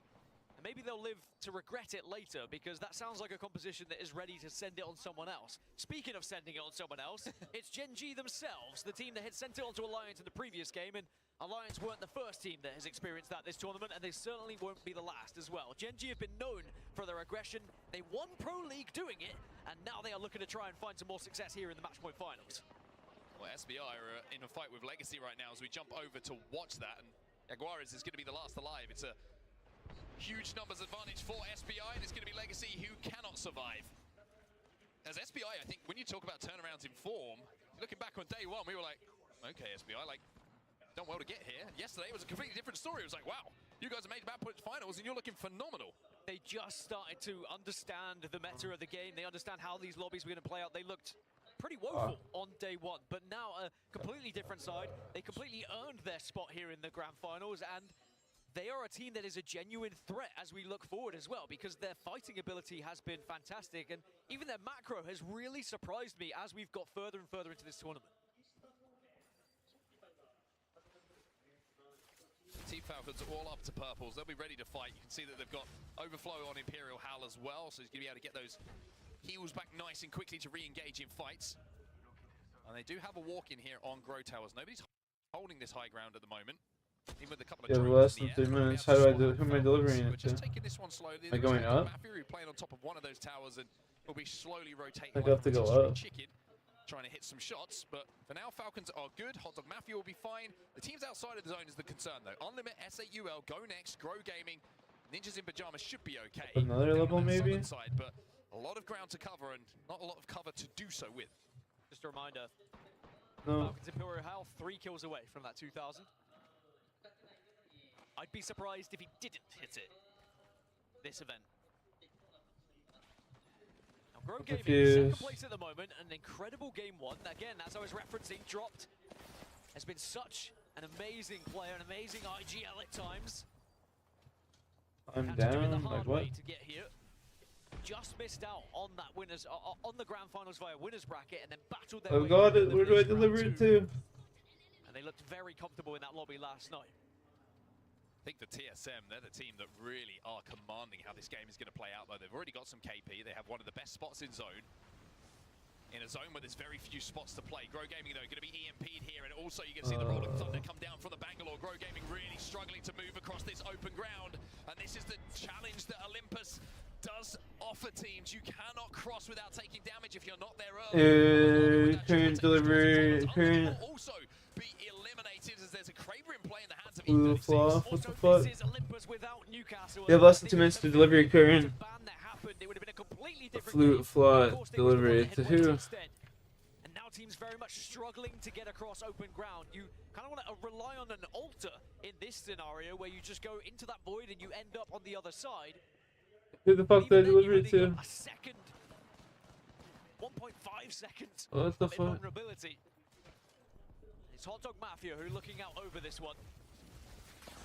But even they don't feel safe right now, and Al can't even get back. Oblivion are going to cause problems. Abralele is going to be dragged back, though. You can see he's going to be recalled. Grow Gaming have Who did I deliver it to? so that cross just too much for them to make, and dropped will be the final player to fall. The blueberry Really maybe? smart rotate, by the way, right into the backside of this zone from where they were a few moments ago. It's a pretty good move from them. Falcons Imperial Hallow onto Hot Dog Mafia. He's managed to hit a big banger there with the frag grenade, and they are going to push this one. They recognize that KP is going to be Deliver the item to the recipient. to accumulate points in this game. And they are Who the fuck's the recipient? onto them, and he's got his initial knock, and then you back off because 2 are dead. Oh shit. And that's going to be yet another kill for Imperial Hal. There is one member of Hot Dog Mafia who has been able to survive and potentially able to escape here. But even then, where do you go? The zone's about to close. You're going to be forced in. Gen G just got eliminated as well in that kill feed. 11 squads now left. Let me cook for a second. The 4 main bosses done, the frozen key part.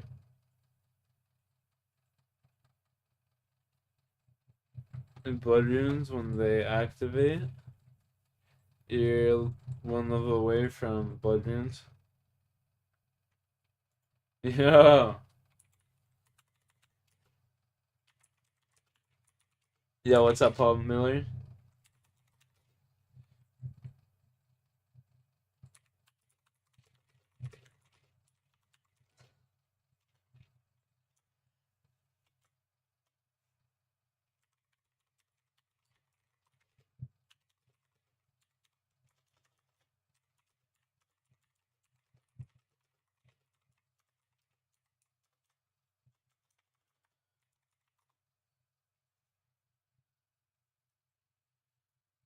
I'm trying to figure out this bullshit here, bro. I fucking hate this little game mode. I despise this fucking shit, bro. With the passion. Easy peasy. Okay, we got this fucking dough bullshit here.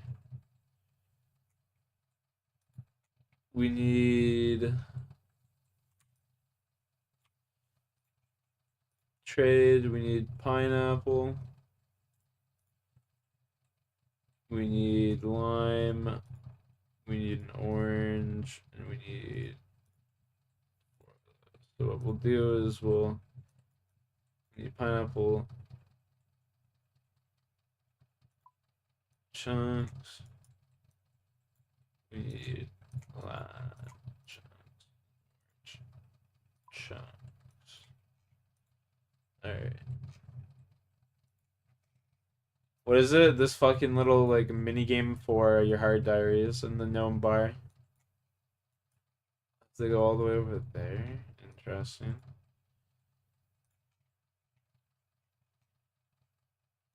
Pretty cancer, I can't lie.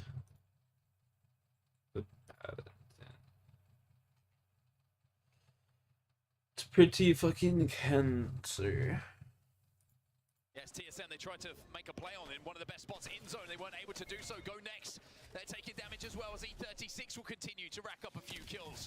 That'll be Go next, who are completely gone now. So that will be the final damage dealer to get that final player in life down to his knees and back into a death box as Imperial Howl steps forward now for Falcons, who are trying to force their way into this zone, and they're doing it by killing E36. And that will be his 1,999th kill. He is one kill away. I need to figure out where the fuck to go now. I have no idea. 2,000 kills in his ALGS career. McLovin from NIP also doing some damage onto E36 here. And Falcons have somehow managed to weasel their way into zone. They have tiptoed up to this zone and now are part of our top 10 squads. Go over this way apparently. Kraber now also in the hands of Supernova. It's Elka who's got it. Falcons just look unstoppable. They look fearless at the moment. Just so measured. CNAP is measuring heads, and one of them belongs to Kazak. Last player alive here for E36, but with that big gun in his hands, he's still causing problems. Like, you see how it's just like giving me like random location I don't understand. And if I was the rest of the lobby, I would not want anything to do with them right now. I was probably just thinking, someone give it to me. Someone give me that. Does he even know? If I know how, he probably knows. Arbolele, ex-teammate. Wow. Like, do I have to climb up these stairs here? With that Kraber takes down Kazak.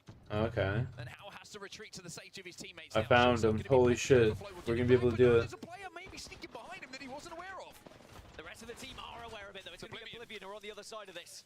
Those stairs just protecting your tippy toes so you can reset. Finally. Ugh. Trying to go for a little cheeky respawn. It's disgusting. Never have to do that shit ever again. He'll clean that one up. How can not get this 2,000 skill? It's always that situation. It's the hardest one. It's always the hardest one. Oh, wait a minute. Zone's about to close, by the way. Hold up. Hold up.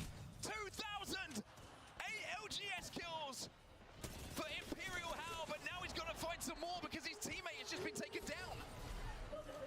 We've already seen Yeah, it's disgusting. I hate this shit. but one achievement that is, much to the delight of the audience here in the Sapporo Dome, but now there's bigger fish to fry here for Team Falcons. They are back up to a 3. That guy's out there PKing. What a goober. Just to make sure that you're going to stay healthy here.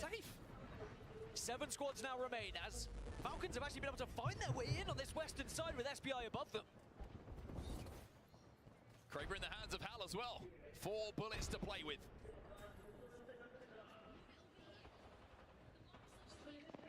Oblivion. Lucky not to connect.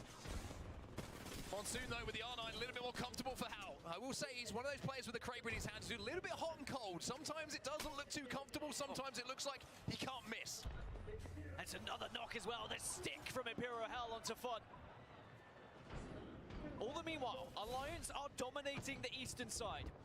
Whilst we're following Falcon's journey, and for good reason right now, they are definitely going to have competitors on the other side of this zone. NIP will be eliminated. TSM were able to get those kills. Can they reset though? Dupe is down. Alliance might send onto TSM, and yes, they will. It's the Kraber again! It's the Kraber again! This time it's SBI! An Egoist who connect with a big shot here, and TSM, who have done a phenomenal job this game of holding this spot down, are now finding themselves increasingly under pressure. House found another kill onto Fun. It's going to be the Zone who does the final piece of damage after that initial stick.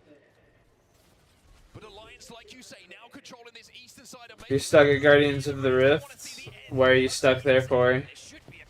Yeah, I was there the other day. I did a fuck ton of levels, and I'm 1 level away from Blood Runes. I'm thinking of just sitting there and making 100,000 of them, so I just can have them made. I don't really have to, like, you know, all I need to do is just maintain them and not have to worry about getting them.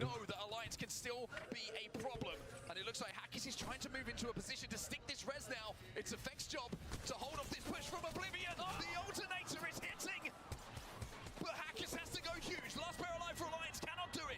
Oblivion through the... You're in of laws? Aw, damn. I've got like 6,000 Law Runes or something stupid. I don't think I'll ever really run out of them unless I start making tablets.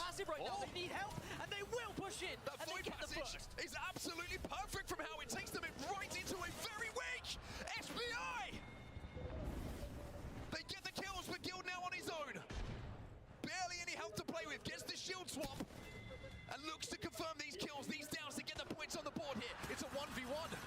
Oblivion just been eliminated. Elsewhere, Egoist versus, I believe it's Guild. As Guild will now fly in. Guild wins it against SBI! As the last player alive here for Falcons, but surely now, SAUL have the simplest of jobs of winning match number 2. SAUL champions here on Olympus.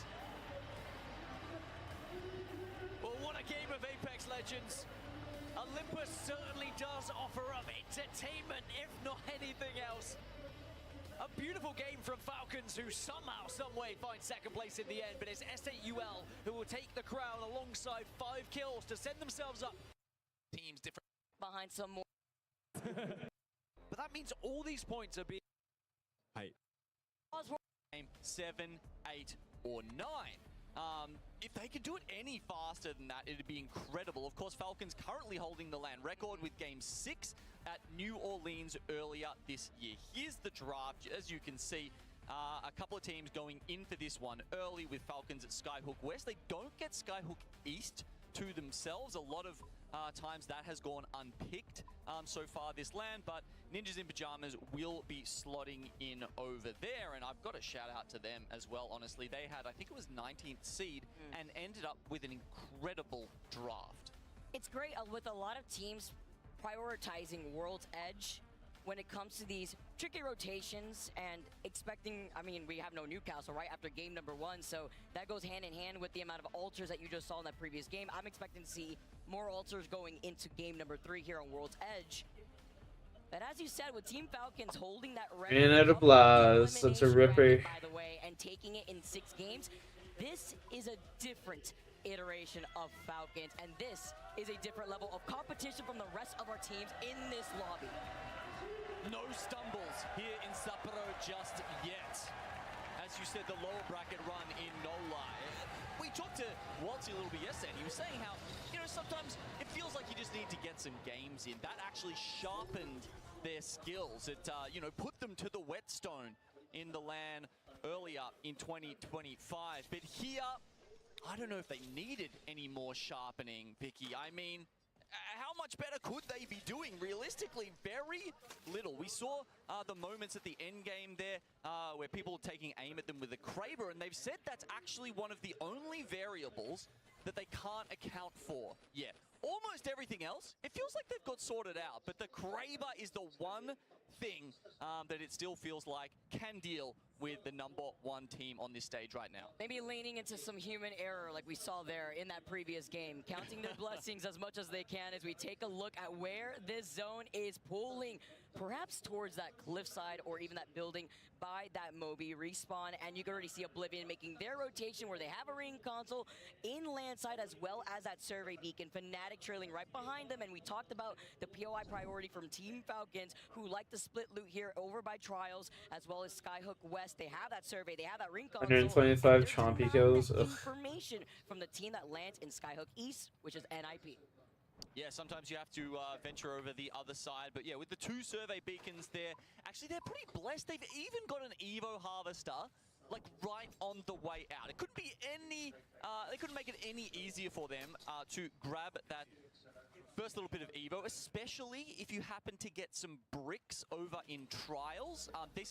This particularly is what after makes juggling clues. better than any other. Yeah. It's the fact that you can get one, That's crazy. sometimes even 2. Crazy, you got all that done. Immediately. Look at this. Hal is on purple. Do you see anybody else on the map on purple? Vicky, no, you don't, because there's nowhere else you can get a brick until you open a vault and get lucky, or maybe get one of the early care packages, which of course haven't even spawned yet. It's going to work amazingly to the composition of Falcons, playing on the edge, trailing right behind some more of these teams who have already gone ahead and rotated like NIP through the choke of the Vault Tunnel that exits out of Skyhook. Alliance, who sometimes split loot over to that northern side of the train tracks where there is that balloon, so that way we have that one straggler rejoin with the rest of the team, but not risking anything, right? Because they had the survey beacon, they have the ring console, just in case ninjas in pajamas wanted to do something similar. So a lot of these teams also opting for the altar. I believe altar will actually get banned in the next game. 14 altar picks in this lobby as Alliance now. You need to get Prospector helmet for hard clue or hard diary. Right there trailing Teasing on the stick. other side of the map, but now you have to be careful because S8UL, your winners of game number 2, could go in for a sandwich, but they're going to be evacing as Alliance are engaging the fight versus Hot Dog Mafia. S8 also looking on from landslide here. Hot Dog have to be very careful. And it might be too late for them already. Albralele, full kill. Rambo, down. I just did a shit ton of clues, actually. Skittles, who I believe is Literally just did a shit ton. up and running. I think I went to the wrong spot here. Now as a solo. Oh, no, we're in the right spot. No Cossack in sight after we said goodbye to Cossack and put him in jail after game number 1. Glizzy Mafia trying to hold on to their life with just the solo. And you could see the scan too on that survey beacon to call them out. And TSM, I love the energy in the arena when TSM had their walkout. Trying to hide here on the other side of Harvester. And in a zone like this, there's a lot of spots to coexist in Harvester. How many caskets am I up to? Let's look here. But even better though, if you look at Fnatic, Beginner, I've done 12. Easy, I've done 39. Medium, 38. Hard, 61. Elite, 6. You can see the triple take out in the distance, but their main focus are any teams that rotate from that tunnel side, So not bad. to the landslide, which is where Alliance is going to be moving from. Yeah, I'd also say it's anything but a no-fly zone over here, and with Valk still in play, Fnatic do have to be very worried about those missile swarm slams. Skittle Cakes trying to get away here and grab the res. I was looking at some interesting news stats we got access to from our boy Hugo on the stats desk, Vicky. Skittles was actually, as far as team fights go, the least likely player to get knocked in the entire server. He is, so you can understand why he's the one still alive here. Even Not though bad, he's not got bad. the crypto with Invis, he's not the altar with escape options. Even on the relatively slow Watson, for this game at least, somehow he is always the one getting the job done or getting away. I love the survivability, and with the Watson, he can bunker down because Hot Dog Mafia are looking for this reset, and S8UL AKS. have heard of it. They're rotating on the edge of staging, and they have the ring console on their rotate, leaving at a Mirage at 12, where there's also a survey, so they got the information to see which teams have been moving from the north side before they try to show their face over by the house on the cliffside of the south. Just trying to get some diaries done right now, you know what I mean? And trying to make sure that their backs are cleared, because technically NIP, they actually ended up rotating back towards Skyhook. One diary set that I want to do is Mortania Hard Diaries because I get 50% more runes. And they're going to take a slow rotate out of Countdown. So And for 90-ish KC, I've gotten like 2,000 blood runes already, so like 50% more. That's an extra 1,000 runes right there, you know what I mean? For 90 kills, that'd be 3,000-ish runes for 90 KC. It's not bad. That's not bad. I can do so many KC in an hour or two. I'm going to have a look at this map right Face here. logs, Down towards okay. Harvester, extremely expected. All the teams know this. If you look at where the mountains are, That's in this huge, zone, yeah. There's not enough space to the north of them for this zone to end in landslide or towards Monument. Has to go Harvester extremely. I use very little resources doing that shit now too because I don't take any prayer loss. Like you noted before, you have to be careful to see which one of these teams want to go for a Hail Mary dive and trying to find their own spot into that next zone. It would be very difficult unless Travel to where? in the underparts of Travel Harvester, to but with the amount of Philadelphia. altars, you also have to keep your eye out for any kidnapping opportunities too. With this zone now moving over to that cliffside that Fnatic had called out by Harvester, Alliance have also taken their time because with the crypto drones, they're also going to be able to scan to see which squads are going to be rotating in their direction. There you go. Something you can do with the Void Passage, you can do with very few other abilities. So much mobility. Just with that one piece of utility there. And I guess the other thing to note here, Vicky, is for Shopify Rebellion, you don't have the IGL on Altar. Zainu has taken over. Obviously, he's talked about how this is his first LAN as an IGL. Obviously, he's been doing pretty well. He's made it to the finals. But he's got Koifel on the Altar. And part of the reason for that is that these guys are just so in sync, and he trusts Koifel to make plays on his own. Altar is basically impossible to micromanage a teammate on because the windows you have to make these plays is just so short. Like, you almost can't even comment. So the fact that they do have Koifel on that is, I'd say, a luxury that most other teams cannot afford. There's some pass on when you have a April. heavy fragger player like Koifel.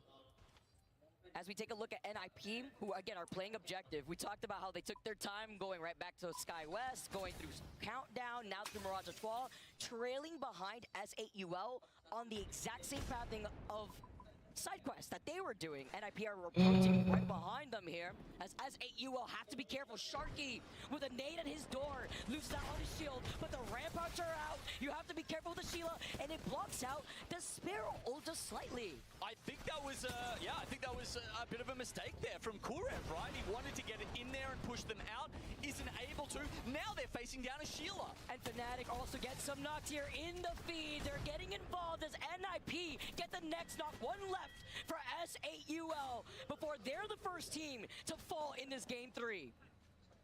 I don't think there was anything SA could do about that. They try and move back room by room and hold themselves, but with the damage coming from the other way, nothing to do. Falcons, they need 8 points for match point. Alliance versus Falcons with Hal being the first to get knocked. They want to go for a reset. They do not like taking this fight. We saw Alliance holding this tunnel side for a very long time, and Falcons now rotating on this end. Also had the beacon behind them, but they don't want to risk it before backing away. As Multi, they could not get Hal. They took the portal back, and now they have to get the banner. This could be an opportunity, or maybe very unfortunate for S8UL. They're currently in the area. They thought landslide would be unoccupied, and perhaps they'd be able to get the reset there, but all of a sudden, Falcons have to use the Void Nexus to back out, and they push S8 even further out into the zone. Can Guild get this res? Walty looks like he's trying to get finished here, because he already got the banner, and after utilizing that replicator, he can only get Hal's banner. S8UL, though, didn't have that same legacy. He had 6 syringes. I don't know if he can even survive. I guess he'll have to try and find a replicator and maybe get a med kit out. I mean, we are in zone 3. It ticks hard. Guild trying to plan ahead with the Evil Harvester right next to him. Can he get this reset for Team Falcons, who are at 42 points? Match point being 50. It's looking a little grim here. Hopefully he's got the meds, it looks like, before trying to back into the zone. Go next, at least. Now go and take the place of Team Falcons to look at Alliance, who have stationed up in the choke, where we saw Hot Dog Mafia by staging and these rampart walls. Gen G being another one of those teams. Asia has not let go of the Mad Maggie, and I don't expect anything different here for a team like this. As also Legacy really improving coming through, as Team Falcons do get the respawn and the reset on Waltzy and Hal. Yep, S8 got it just before them, and they are Valk ulting, maybe evacing in right now. They go over the respawn ship here as Falcons drop in. Ultimate's dropping down now. S8, they don't really want to fight. They've got so few health. Exactly. That's why you see Legacy's 1 HP. They didn't want to risk it at first. They want to be able to reset. If they can't take that fight as Supernova, they look at Unlimit. They get eliminated.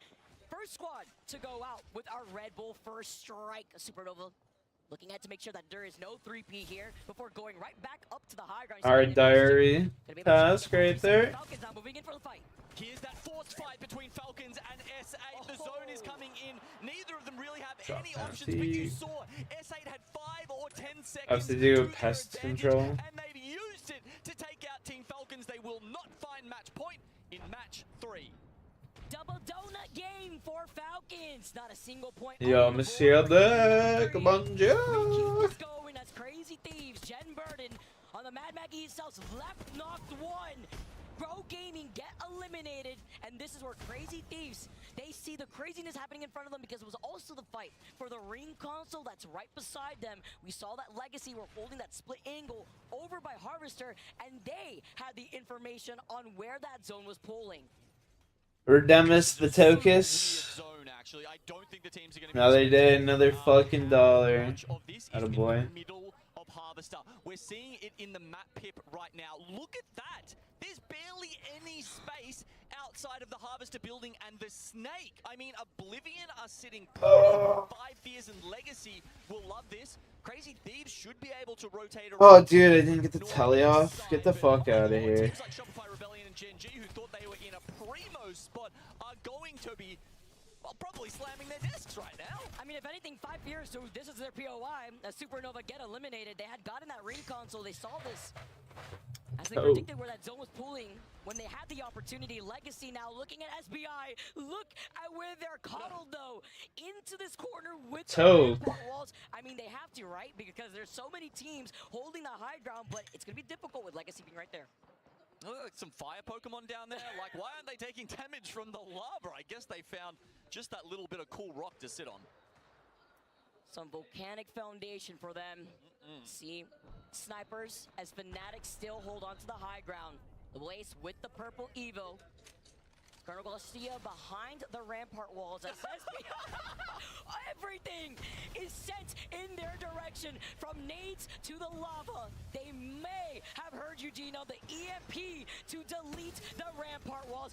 Asia's hungry, and they're looking to take these fights. And look at the stacked alternator in the R9 in this weapon loadout that he's rocking. I think Asia's actually going to be pretty mad right now. How did that wrecking ball and the drill not hit? If Mad Maggie is meant to be able to do one thing, it is to absolutely pulverize teams who are in small corners like that. Somehow, it didn't work out. Whatever, they got the kills, it's fine. Put enough pressure on them to swing, which Gen G needed, right? Because they were on that southern side. You know, I mean, just a rock in a hard place here. And as NIP, they lost out on McLovin. Vayne having to play around the other side of the knockdown shield. Lou, though, he was one. He gets sent down. Slayer having to reset around these rampart walls. NIP have been jumping on top of the heads of a lot of these teams. As Kourend still alive. Gold G7 in the hands of McLovin. Ninjas in pajamas, are they thinking about the Any big accomplishments? We got that rare drop the other day. That's about it. able to clear that from their minds and play with a fresh perspective here? It's going to be a little tougher for them as they move in from the west side. They're on top of Virtus Pro right now, a team who has had a fantastic tournament until today started. One of those teams that takes a little bit of time to find that momentum. We see Shopify, by the way, popping off in the feed. Gen G have now traded places with SBI that they harassed and now are playing off that low ground. NIP have been taking a good chunk of damage, but they got 2 knocks onto VP. It's only up to NT. And Vayne, as the kill leader, this entire squad now has 10 KP as they wipe out another team. It looks like just trying to find that last straggler as VP. They finally call him out. They get taken out. 11 squads now left. Vayne often cited as one of the most underrated players in Apex. Flies under the radar a little bit. Maybe we wouldn't be saying that if he had been the one lifting the trophy earlier last year. Asia continues to impose his will upon the lobby. Oh my goodness. Gen panic down now. That's the full team wipe. I mean, that's what happens when you have an R9 and alternator with the double tap included in your weapon loadout. He's looking to take every fight. TSM get eliminated. Now Fnatic, they drop down from the high ground after they see the zone closing right in front of them, but the Sheila is harassing them from the back. That's Oblivion underneath them. They are center zone. If Yuka can get the reset here, maybe Fnatic are in for a big game, but it is not to be. Verhulst chips in and Fnatic will be eliminated. Remember where Oblivion was from the very beginning. Coming out of landside, they went for a quick rotate. That's why they find themselves inside this side building with Monsoon dressed up in the maid outfit. Legacy, Nizul getting the follow-up with the nade. Ninjas in pajamas get eliminated. 7 squads left, and Oblivion are trying to get involved in this fight. They see E36 hiding from right underneath their building. Gen G grab 5 KP, but they can't make it into the top 7. Shopify. Congratulations, Shippity Kai. Here, trying to take the 1v1 against Flow, and it's the Hipfire Scout to finish it off. He still got the KP though. That's what they wanted. Remember, Damn, that kind of makes me want to do fucking pest control and just get all my shit. S8UL now climb up on the height. I think there was an arc star after 5 Fierce died that finished Shopify. The Marty Dome in a different form. Getting a little bit of that revenge. No placement points, no reset. Oh my god. Shopify is S8UL. They're looking to take the back-to-back. Yeah, they're also up to 36 points, Vicky, and looking to overtake Veteran. with a big end. We're gonna go do a veteran game just because. Might as well, right? They decide which fights to take. And that's why you're always seeing them in these end games. They don't take risks that they don't need to. Sharky is known for not making mistakes. Legacy are right behind them, though. They've also been able to secure 5 KP behind S8UL7. And looking at Oblivion, in a 3-way box, everybody's stationed up in a zone like this, while Legacy are hiding right below. CRT, Phony's looking at them. You see the EMP. It's just a 3-2-1 go. As Jen's on the Mad Maggie. It wasn't their EMP. Now they have to look behind them because the Ultra TPs set them from right there. Legacy get eliminated. They deter the pressure. But this is time for E36 to clean up what is left.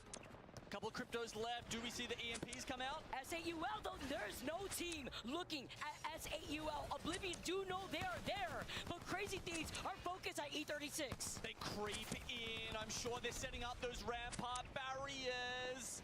Oh, but they moved out from the high ground. Crazy Thieves, they get eliminated. S8UL, they capitalize. They're at 43 points right now. They're looking to take the dub. 2 squads left with Oblivion still on the other side of the building. Oh my god, Jesco looks so locked in. Oblivion, they are going to be running straight into the crosshair of Jesco. Maybe they can wait it out. An Ultra TP? No, doesn't go. Maybe the backstab? So many options. They could take match point with this. They're looking to steamroll the speed run, but they lose on a 1. It's only up to Legacy. Can he keep it up? But Oblivion, oh my god, triple takes shots. The melee, He's panicking. Punch him. Just punch him. He's hiding behind the knockdown shield. Ah! Oblivion! They stopped them short. Remember who we are. As Oblivion take game number 3.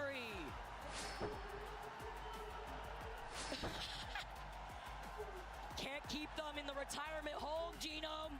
Oblivion with the clutch in a crazy 1v1. Let's go, baby. Monsoon may have left his earthly body if he had lost another 1v1 to melees.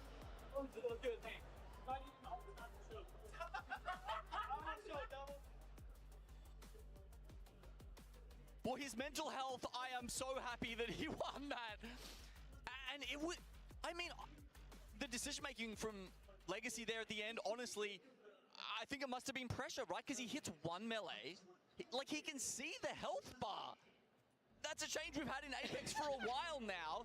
He only needed one more melee. I mean, how much do you practice? It's not necessarily that easy to hit, but God, that triple take felt like it took 150 years to reload. Thought you had to rely on that triple take hip fire, man. It gets tough, but with Oblivion, A bit further away. You know, we continue. Space to co-wing. Man.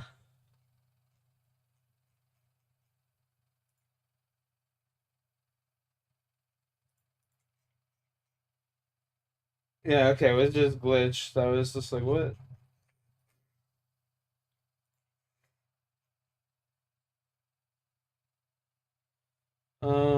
Now all I need to do is kill a bunch of, like, chompies. That's kind of cringe, don't you think?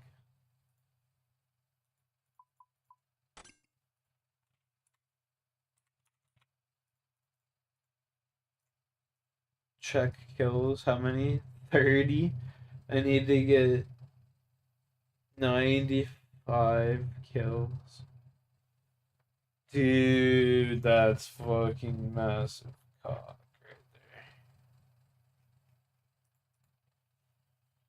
right there. Ardougne Hard Diary. You ain't killed no chompies? Yeah, I don't blame you, bro.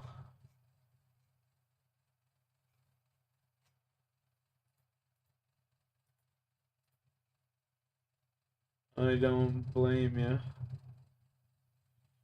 60 smithing boostable. Smith the dragon square shield, I can do that. Craft death runes. So Ardougne Hard Diary, I can basically do no problem. Desert Hard Diary. I can do. I just need to kill the Kalphite Queen, right? Yeah. I just need to kill Kalphite Queen. I've never killed Kalphite Queen, but I feel as though I can do that, no problem. Falador Hard Diary, I need...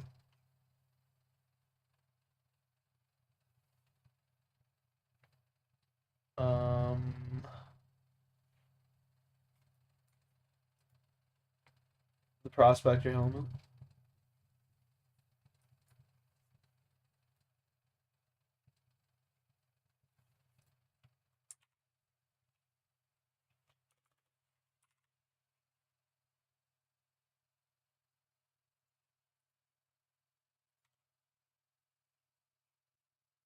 Cataclysmic Talisman.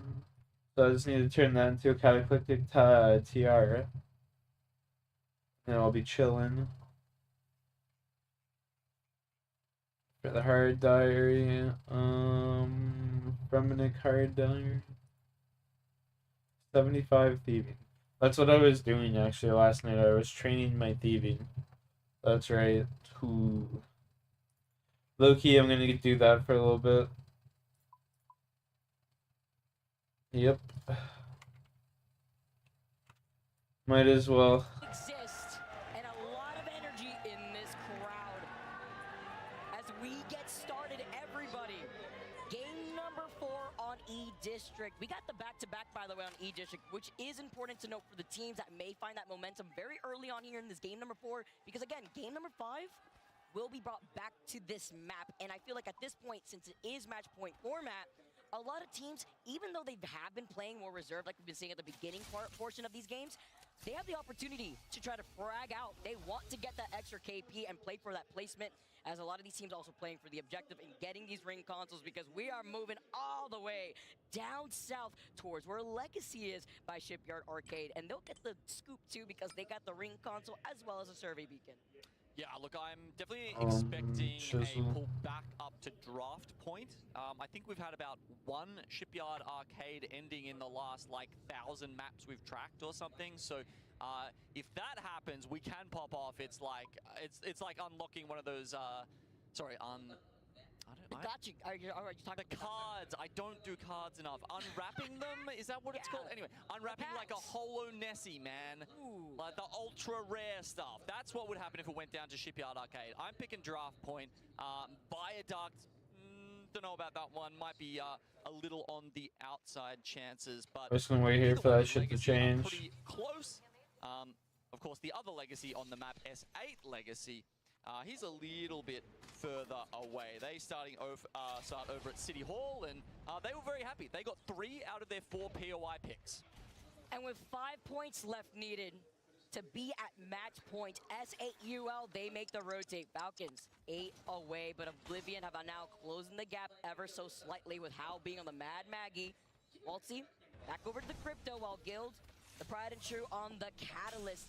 They're looking to get the information here too. You can see them now rotating on this side as Oblivion. They call them out, rotating on top of the bridge to overlook the action closer to that Evil Harvester. Yeah, so Falcons, have they moved all the way down to Shipyard Arcade there because they think that's where it's going to finish, or because that's a good staging ground to then go north into Draft Point? I'm going to be fascinated to find out. Definitely wouldn't be second-guessing Hal's ring prediction the way that they have been playing so far in this tournament. It's been fantastic. And Virtus Pro going here as well. Okay. Is it has to get to do? I enjoy this, yeah. Good XP. I mean, well, it's like 86k an hour, 89k an hour. That's what it says right now. And it just keeps going up, so. I'll do this efficiently for like an hour and we'll see. What is it? 3:30 right now, so 4:30. We'll do this efficiently for an hour. We'll see what the XP is looking like. But a little bit of a different point here too. Nice shots coming in from Lou, as everyone are looking at the teams that still need to find more of these points. VP sitting with only 2 points alone. We're trying to get our predictions going. I want to hear predictions from you guys back at home watching in the chat. How far do you think we're going to be going? Who do you think is taking it? Tweet at us. Tweet at the Play Apex team. Hashtag ALGS. As Oblivion, they keep themselves in the conversation. Double white, 1 blue for fun here. They take to the skies, but look at the amount of G7s. You can see the line of sight of the firing from the teams that are right below them. We got a lot of teams heading to the arcade here right now. Everyone wants to get on the machines and have a jam here, and the fact that Oblivion have moved in as well. Falcons, by the way, actually went back to Old Town. This is easily their worst map pick if you're just going via the draft, having to start down there in Old Town. You're kind of tucked in behind Humbert Labs, always at a risk, and you're kind of just at the mercy of the team who plays to the north of you. So they're going to grab a drone scan over there. We look at Shopify Rebellion. They are the furthest from the ring right now. So who are they going to head towards? Vicky, they go towards 80k an hour, roughly, I would assume. Really get up and running today. What it feels like right now. 80k an hour. Currently traveling through Energy Bank, or perhaps Gen G, who also, despite Just getting the keys from the citizens is like 100k though. Bottom 10. Playing objective too, because there is an Evil Harvester at the very least, exiting out of the choke from Galleria. They're also going to be able to get a scan, see which teams are waiting for them on the other side of Energy Bank, especially since they probably already have that ring console coming out of Heights too. Hot Dog Mafia being another one to try to rotate quickly. We know that they land in Electro Dam. So they've opted to rotate all the way from the east side, where there's another ring console, another survey, Supernova on the horizon. And since they're prioritizing specifically Hot Dog Mafia and getting that survey beacon, Supernova will note with that light that they were called Didn't out. think it was worth doing. Team Falcons are Damn. to their south, rotating out of Humbert Labs. Very They also AFK, have a chill ring shit. console, and they have the high ground too, as well as a crypto drone to look at Supernova. Getting like 90k an hour right now. Into the zone towards Stadium. Minimal clicking, you know. Yeah, look at that. Opting to take the zone damage. Thieving's a pain in the ass to train for me. I'm not a fan of training it. Shopify Rebellion or Hot Dog Mafia. But it's very useful to have, because in 92 you stop failing Master Farmers. Perhaps they have that information from a scan. Looks like Shopify Rebellion actually have a closer one inside the zone. Might be able to hit that first. Meanwhile, Falcons are doing exactly Yeah, the it's same. definitely AFK as fuck. This would be like something I would do at work, you know what I mean? Ring closes to hit that If you're in like an office job or something, you Another just sit patient there and play listen here for too. the audio cues. Knowing that they have to play objective at this point. While Shopify also had that ring console, but Team Falcons, once they get that info, they have the evac tower, and they're going to start rotating up. While Shopify Rebellion look at Hot Dog Mafia. It's a little bit of a pile-up that is inevitable on the east Nice side. little way to stack up some jewelry too. Like this, pulling so deep towards Shipyard. I mean, where do you go if you don't have the ability to fly, right? You're going to need a rotational legend to really help you out. But it's still kind of 50-50, right? It could still pull a little bit more. Harper Shipyard, Harper draft point, and the thing that's getting me is the fact that we're no longer touching the circles, which, again, one of the things that indicates it will keep pulling in that direction, but also there's a lot of water. And, I'm a broken record at this point, but canals are basically all the end spots in E-District. So does that mean it pulls towards the draft point canals, favoring teams like SBI and Crazy Thieves? With the teams that don't have access to that ring console, they're really banking on that Northern Circle pool. As Oblivion are smack dab in the middle for Shipyard Arcade, let's jump into a team radio with Oblivion.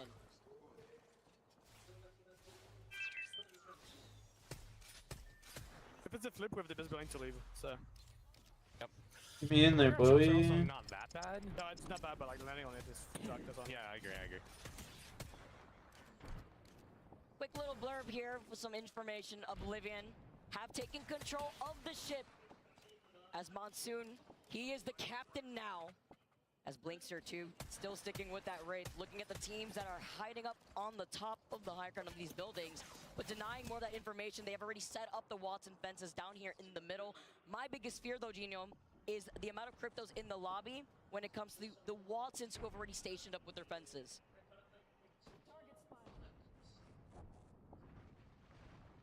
Yeah, one of those Watson teams is in big trouble. Hot Dog Mafia have lost their Watson, in fact, and I think that only leaves Crazy Thieves.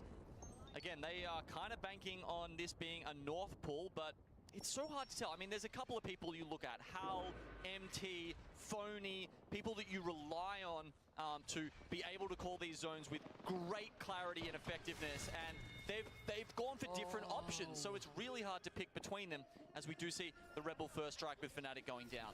Hal also gets a little bit of revenge for Fnatic because they follow up for the 3P and catch Henchman. Now go next, thankfully. Have a portal in play, and they get that reset. I was hearing the arena hold their breath when they saw that fight as Fnatic go out early in this match for Hot Dog Mafia. Meet them back in the lobby at the young gun hands of Panic, who has been popping off this tournament. He's always been such an insane player, a crazy fragger at that, very talented. With a lot of pressure under the legacy name of TSM. Here in this finals lobby, go next now. Hiding behind these rampart walls, safe and sound, but getting information from Kinda in the crypto. Obviously a lot of cryptos in this lobby, so teams will be pretty much aware of where everyone else is set up. It gives them a lot of information to be able to plan their next moves. For Team Falcons, that's probably just staying put here. Obviously, they're quite safely ensconced in this room. No altar means there's very few options for people to come at them. No doors to blow off. There's a single zip line with a small aperture, as well as the indestructible doors on either side. Oh my Newcastle go fire down there. It is pulling straight up towards the southeast side of Shipyard. This is going to be crazy. Team Falcons don't have this info, by the way. They know Oblivion's right on top of them. The nades set in their direction as the bunker doors open. They have the catalyst and they have the spikes, but they look like chameleons because they're looking in front by these bunker doors. They're looking at Oblivion right above their heads, and they're hearing the fighting all around them as they take out the amp damage from the barriers. So one of the fun things about this, Vicky, is because these zones are so rare. It's like roughly 90k an hour. Freewheeling, right? These teams What I'm getting right now. extremely little practice on playing a time 89, 90k. Shipyard. I don't know if it's ever happened in like the ALGS splits, and always remember when they're doing this in scrims, there's less teams alive. They're not playing as high quality, so this could be a completely new experience for many of the teams in this lobby right now. I'm not gonna lie, looking at the zone gave me whiplash. I mean, it gave the other teams too, like forced to rotate so quickly because look at the Mythic bin, untouched on the north side of Draft Point after all these teams that have congregated over to that north side, saw that circle pool, wasted no time, said we gotta go over there because now there's a bridge separating us and that next potential zone. I honestly have only seen this zone like once within my own personal games. It's crazy to see Shopify, though, specifically have set up on the further north side where they really don't have to worry about late rotating teams from the right choke that leads you into Shipyard. I mean, if Vicky hasn't seen it, I'm barely anyone who's seen it. I mean, she's on 12 hours a day. Wow, that's really saying something. Dang, you gotta expose me. It's true, though.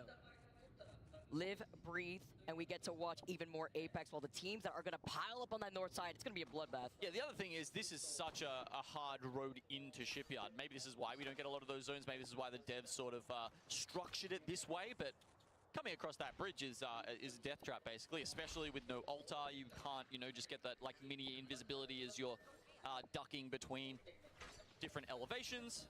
And now S8, they've had to come in from City Hall. Not bad, not bad. We haven't seen them in a really good endgame position.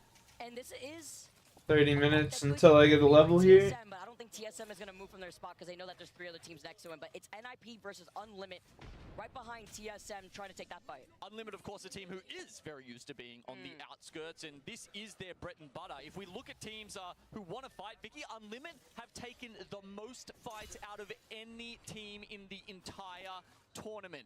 They are drilled, they are ready, but are they good enough to beat Ninjas in Pajamas? Or are their skills limited with NIP playing this very patiently? On the other side of that wall, you can see the pings, forced to call in an evac. I'm not gonna lie, Yulariman having this alternator is terrifying. The gold barrel, he's got the purple mag as well as a double tap. Oh, but they're baiting, making it seem like they're gonna take the evac tower to see. If NIP want to push onto them, maybe take the evac tower themselves, they're getting involved in the fight. As it finally starts, and it works! It worked for them! The Wrecking Ball sent out as they get the first knock onto Vayne. Backing away, they don't want to try to overextend, but a huge nade confirms that pickoff. With 18 squads left, I love the utilization from Unlimit. 20 seconds left. Not willing to swing. They had done so much damage to Ninjas in Pajamas there, but they wanted to take that sort of swing angle, but they sat there in the zone, and then... I mean, it's because, look around 4. It's closing in the next 8 seconds as SBI get the respawn. They can't risk this because this is going to make your eyes water. They are so far from the zone as well. Literally pulling to the northeastern side of Shipyard. Crazy Thieves have actually managed to make themselves fantastic chances to win this game, perhaps if they can get Burhorse back up, because the zone is very much pulling to them, but it looks like Shopify Rebellion on the other side is causing them some issues. Hopefully, maybe they could work around to get a beacon here, as Legacy also try to fight right in front of them, but they try to play their life, and they get eliminated. It was only Yanya left as Genbetter picks that up as 8UL. 41k remaining. Oh my God. So many nades hurdled at their feet. Oh my goodness. Everyone sent those nades as S8UL cannot qualify for match points. Our number 1 team goes down. A scarce 5 points needed for them. They try to play it safe, but the rotation is just too hard. Late into Shipyard Arcade is a death sentence. Damn, I missed the bonus. Fuck. Waiting for them since we have Goober behavior. Watching the game too much. XP waste. The duo of Anta and Yasin, we're gonna have to see, because we always like some more Apex as Burhos is back in the game. No team looking to contest them, because guess what? We have a pile-up between GoNext, E36, and VP, but Falcons, they've lost out on Wolsey. They may be the next team to go out unless Wolsey can get revived. I mean, this is a kick-ass wall from Guild, completely blocking Unlimit that try and get in. They just get the res, but no time to get his health back up. Now it's all up to How. How, the last one alive. It's a lot to deal with, but he's playing up the blue knockdown, and with a jump and the push, Team Falcons get eliminated. That is our 2 top teams out of this lobby. We are going the distance as Oblivion are still alive. Al is statistically, undoubtedly the most dangerous player in this server, but not even he can turn that fight around. Unlimit with too much aggression will get in there, and that means we've got at least 2 more games, Vicky. It's not Monsoon without a sniper in his hand, by the way. Charged up Sentinel. Mozam's in the other. Oh, panic. Oh, what the fuck? Haircut, but it's fine. The Mozams are all he needs to get that knock. As Oblivion want to keep this pressure up, zone closing in, it's round 5, and they're not in that next zone. They're looking to get more KP, because they know they are right behind Falcons with 35 points. Alliance also looking to reset as 5 fears get eliminated. It's a little harder for Oblivion, they've got to do more work, but they do find themselves on the high ground above Alliance and SBI. What did I get there? Emerald necklace? Eh. And they look at Egoist, SBI, having Egoist back away for now. Alliance combined together. Look at you. This is a good way to get some bone shards too, yeah. Good way to get some bone shards doing this. Teams looking to desperately get this KP. Oblivion are hailing from above. All this extra damage without overextending. Oh my god, they just got quite a few kills there. 7 kills, Oblivion. This is just desperately needed KP if they want to hit match point right here, right now. Up to 42. They have the high ground. This is exactly the kind of spot that Monsoon thrives in, that he succeeds in. Every time we see him up high, you know, maybe some kind of sniper in his hand, that's the kind of games it feels like Oblivion always wins. Positional advantage, you got a Sentinel in one hand, the Mozam's in the other. Phony finding MT and finishing him off. VP in a lot of trouble as Oblivion. We highlight this before, and he's literally doesn't have an extended mech, he doesn't have the sniper stock here, but that's fine. He still has a charge up Sentinel and 6 shield cells. That's all he needs to find the cracks and the nuts if he can try to steal some KP from the fight that they see in front of them. VP go out with just a mere 2 placement points. Galari man is back in the game. The crowd rallies after seeing the res, and Oblivion are just waiting patiently. Blinks up on the Wraith. He loves this pick. A couple of people have joined him on it, of course, because Alta is now out. Oh, no. What can he do with it? Is he going to go for one of the risky kidnaps, even in this position, even when they're on the cusp of match point? Or does he save it for a more, you know, prudent kind of move? And they may not have a choice because Oh. he doesn't have a lot of ammo to work with. And with fun getting deleted, it is Jen Burden getting more KP. He gets that first knock. Monsoon playing this patiently, though. I like the way he's playing around the other side of the gen as extra makeshift cover. But Shopify Rebellion, they're hungry. They hear what's going on, and they travel uphill. They capitalize. As they don't hear them, they were so focused on CRT. Verhol's holding onto the high ground. CRT, Blinks, you're still alive. by the way, with all 3 members here, we said if they're up and they're 3, they've got a chance to take this one. Wow. SR will go down, but now Oblivion are looking like it could be over for them. Unlimit and CRT shaking hands and allowing Oblivion to stay alive. Oh! Bleacher looking at the rampart. Dude, no way. He gets sent down. Fun. He didn't have a shield, and they survive. The script writers are hard at work. As Oblivion are 49 KP away. 49 points. He just needs 1 more. Can he get a kill? Can they survive? No! Oh no! God, 49. You see the hands go up. Well, still a couple of teams to play. Okay, Crazy Thieves, they've jumped down from the high ground. And Jen Burton puts his hands up in the air.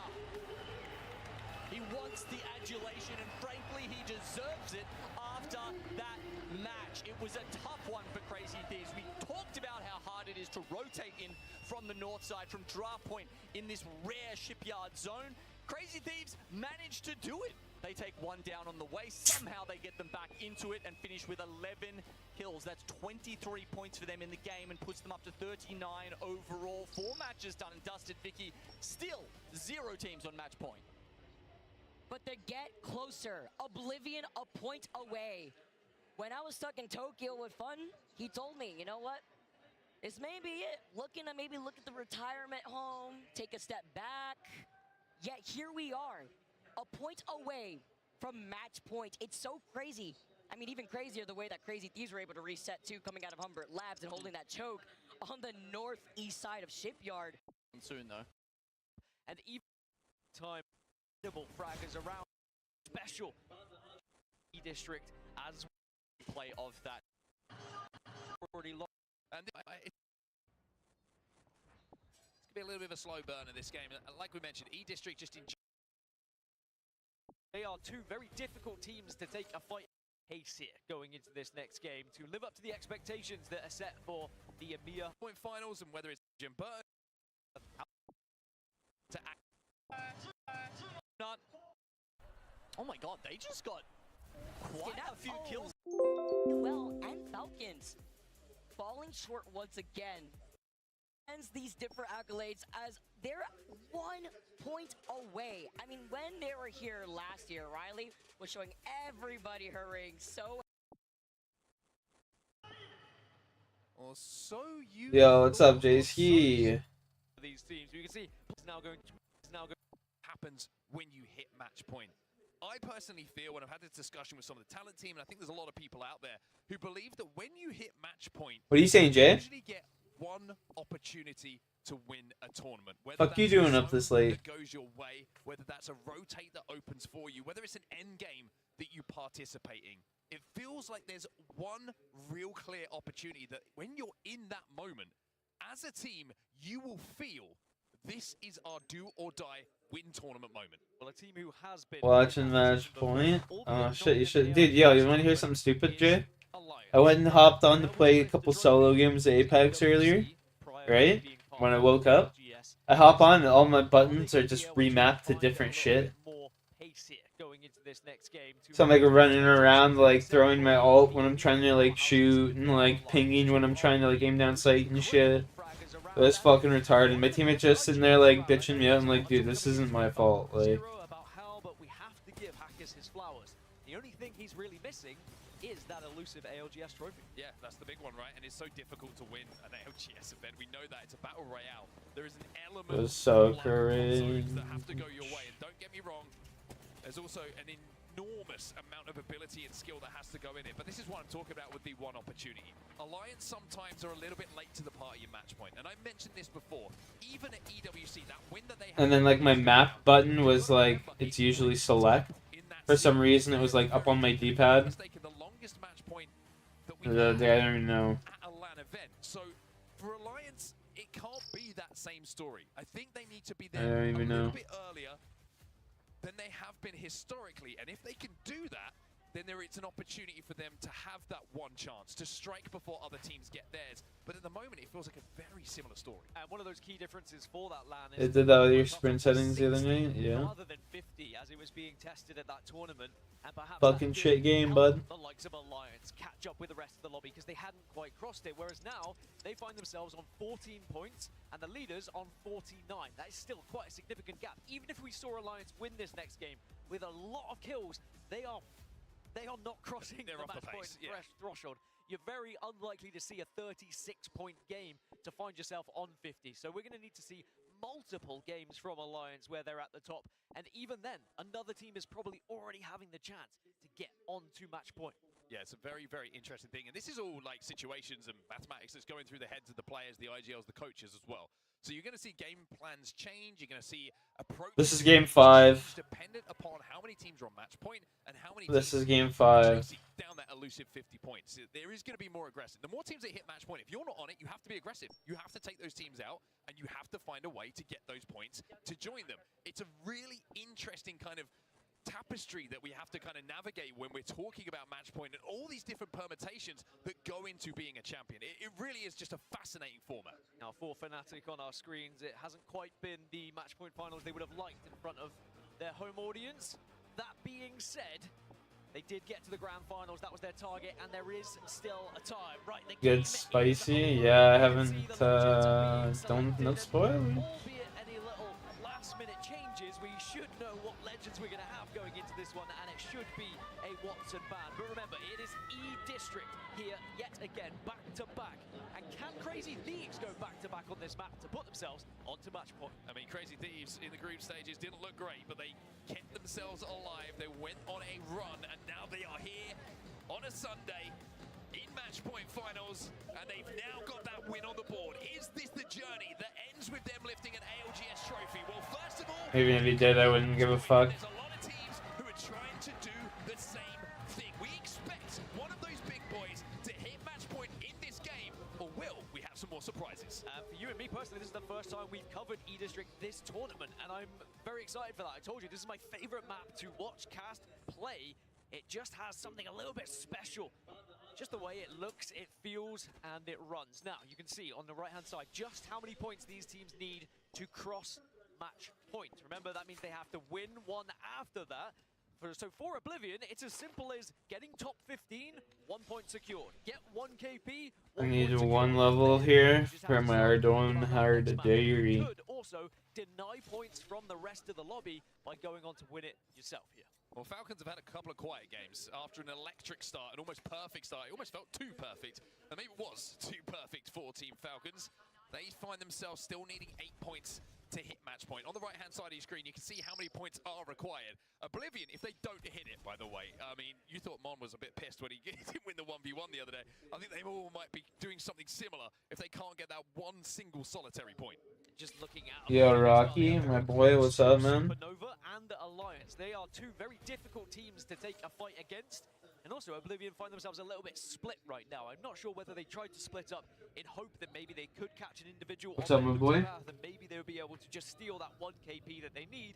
But either way, they do have the information that they are going to be moving down towards Draft Point, down towards SBI, Fnatic, and now TSM are also moving pretty quickly there as well. Yeah, Draft Point going to be where our game is going to be ending.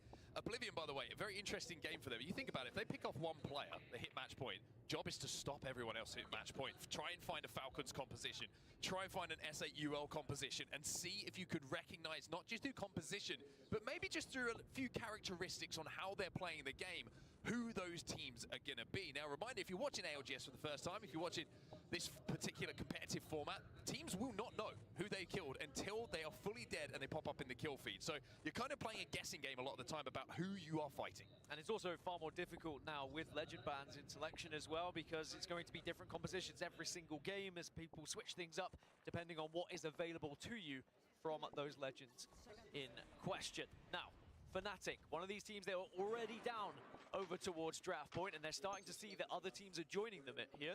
They're going to be the furthest southwest team. Apart from maybe Virtus Pro, who could move in a little bit later, Fnatic are going to have watch over a lot of this lobby joining them here.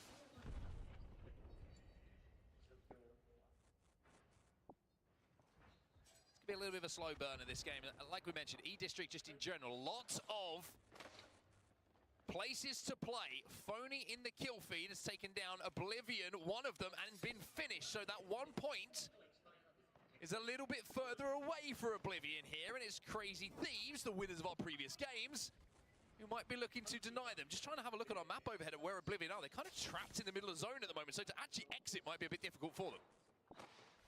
And it sounds easier than it actually is to get to that top 15 and secure that 1 point as well. It's very different from a ranked game where you could just do it by playing edge and surviving whilst everyone dies in the first zone. Instead, you've got to actually try and... Sounded like you, that was loaded. It definitely is. Anyway, here is Oblivion against Crazy Thieves. Can they get that 1 point? Crazy Thieves going to back up here momentarily. Fun's got to be careful that riot drill doesn't singe away at places that he doesn't want it to. Watson in the composition is certainly going to help them slow things down here, but finding a way to get Blinkster back in the game, looking very, very difficult. Monsoon on the Seer. It's going to be able to get some information on where the surrounding players and teams are, but they don't have the banner at the moment. With no crypto available for them in the composition to go and grab it. Once that fucking Watson thing's done. And I think they just want to play for that 1 KP, by the way, but the way that they're playing right now. I wouldn't be surprised if, as a duo, they decide to just send it if they do see an individual that is there for the taking, so they can get that point and then just relax going into the remainder of the game. I mean, it can't end here, can it? The tournament does not end in this game. No one is on match point. So if they hit it and someone else does cool, they get a chance in that next game. So I think it's the smart thing to do. 5 fears, only 5 points on the board for them. They'll need 45 in this game if they are to hit match point. And as good as they are, it's looking like a very, very tough thing to do. Fun is down, Supernova eliminated in the meantime. Elsewhere, Monsoon last alive. Oblivion cannot get the single solitary damn point that they need. History has a horrible way of repeating itself sometimes. Oh, it's heartbreaking. They are not the first team who has been only 1 point away and then fallen victim to the next game early exit, and they will not be the last either. So now we turn our attention to S8UL and Falcons. Can they cross it here in match 5? Just felt like it was going to be a simple, over-the-line finish for Oblivion. But as I was alluding to, these lobbies are so difficult to get into the final 15, let alone get into the final circle. 5 Fears are outside of zone right now, not by far. Zone closing behind them. They're going to get a little bit of info on where the lay of the land's going to be and hit an evac tower where they know that someone is not going to be when they land. Again, a long way to go for them. Only 6 points in the first 4 games for them. Elsewhere in the kill feed, you can see TSM and Grow having a little bit of a playful fight as Gent is going to get that knock. As we turn our attention to Falcons. Well, they have been able to find 1 extra point, Falcons, through a KP. That's 1 more than they had done in the previous 2 matches, so at least a positive. I think you were right. It was a situation where Falcons looked unstoppable, but then suddenly they slowed down. Now we can look back at a replay of the Red Bull first strike of the game as well, where we saw our first wipe and our first team eliminated, and it was 5 Fears against Supernova. Now remember, Supernova did switch over to a very aggressive composition, but sadly it was unable to keep them afloat here, and 5 Fears put a point on the board, a much needed point for them. TSM's Duplex is down. They're trying to stick the res right now. Panic is going to have to do the job of playing bodyguard. VP also have 1 player knock, and they're going to get their IGL back onto his feet. Duplex is going to slide back and should be able to reposition himself safely enough to get that battery popped and stay safe, and for TSM to stay healthy. Fnatic now moving up a little bit closer from the building we saw a few moments ago.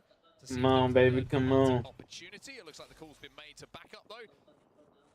Nothing clear cut, safe enough for them to commit to.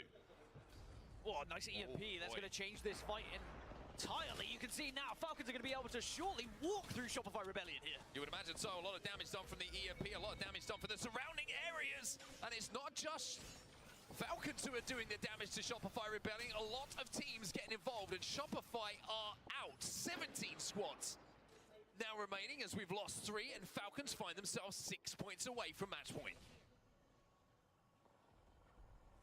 Yeah, everyone seemed to want a piece of Shopify Rebellion there. Crazy Thieves got it, Hot Dog Mafia got it, and Falcons all have 1 each. And of course, that's just going to be 1 extra point each as well. Virtus.pro have got the respawn. And remember, Oblivion have been eliminated from this game, so they won't be able to get towards match point until the next match. As Go Next look to try and find their way a little bit closer, but Light has just got a lot of information here. And it's TSM on the receiving end of this one. Yeah, maybe don't take that portal, guys.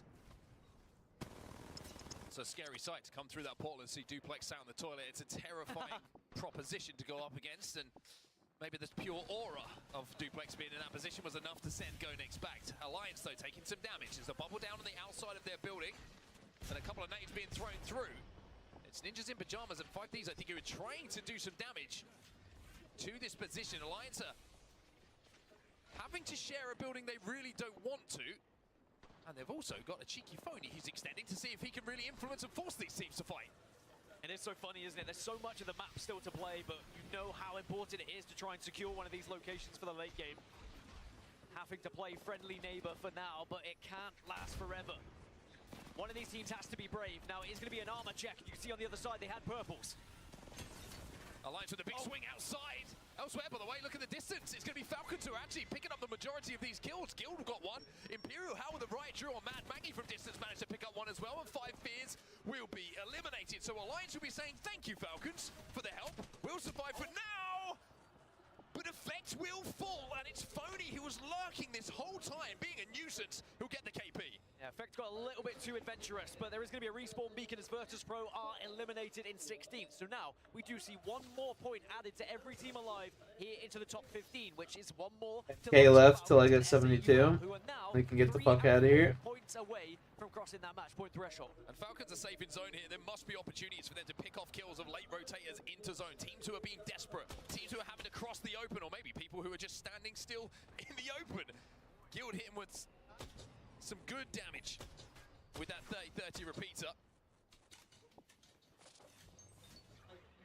As Falcons trying to kind of work their way slowly, not just towards match point, but in the context of this game towards purple shields, so they have a little bit more of a comfortable time to do so. Also, you can see infinite ammo here for Imperial. How he's going to be good on his double energy loadout for the entirety of this game. Should he switch over to another power amp at some point? We'll have to wait and see, but for now, he's going to be able to output damage consistently. You can see the zone's going to be shifting a little bit further west now. TSM still dead bang center and just had a mythic bin spawn on them as well. Go next going to be holding the... I was gonna go for 75, but 72 will do for now because that will allow me to do the hard diary for Ardougne. Probably pick up some kills from the likes of Genji and Unlimit, who are probably going to be forced this way after their engagement, and the zone does pull them in.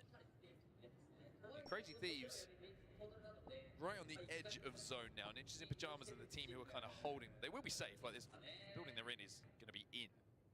And they do have a lot of options to make. But if you look at how many teams they're going to have to go through in order to get into a position to put the 7 points on the board that they need to hit match point, it is looking a little bit difficult. I think that it's going to be a big moment in this game for Crazy Thieves. How they rotate in towards this zone. They do have Wraith and Phony. It's like 90k an hour though, is what I'm getting for XP. A place to play, but this is a tough moment for them. To be safe for the next zone, it's one after that that's a struggle.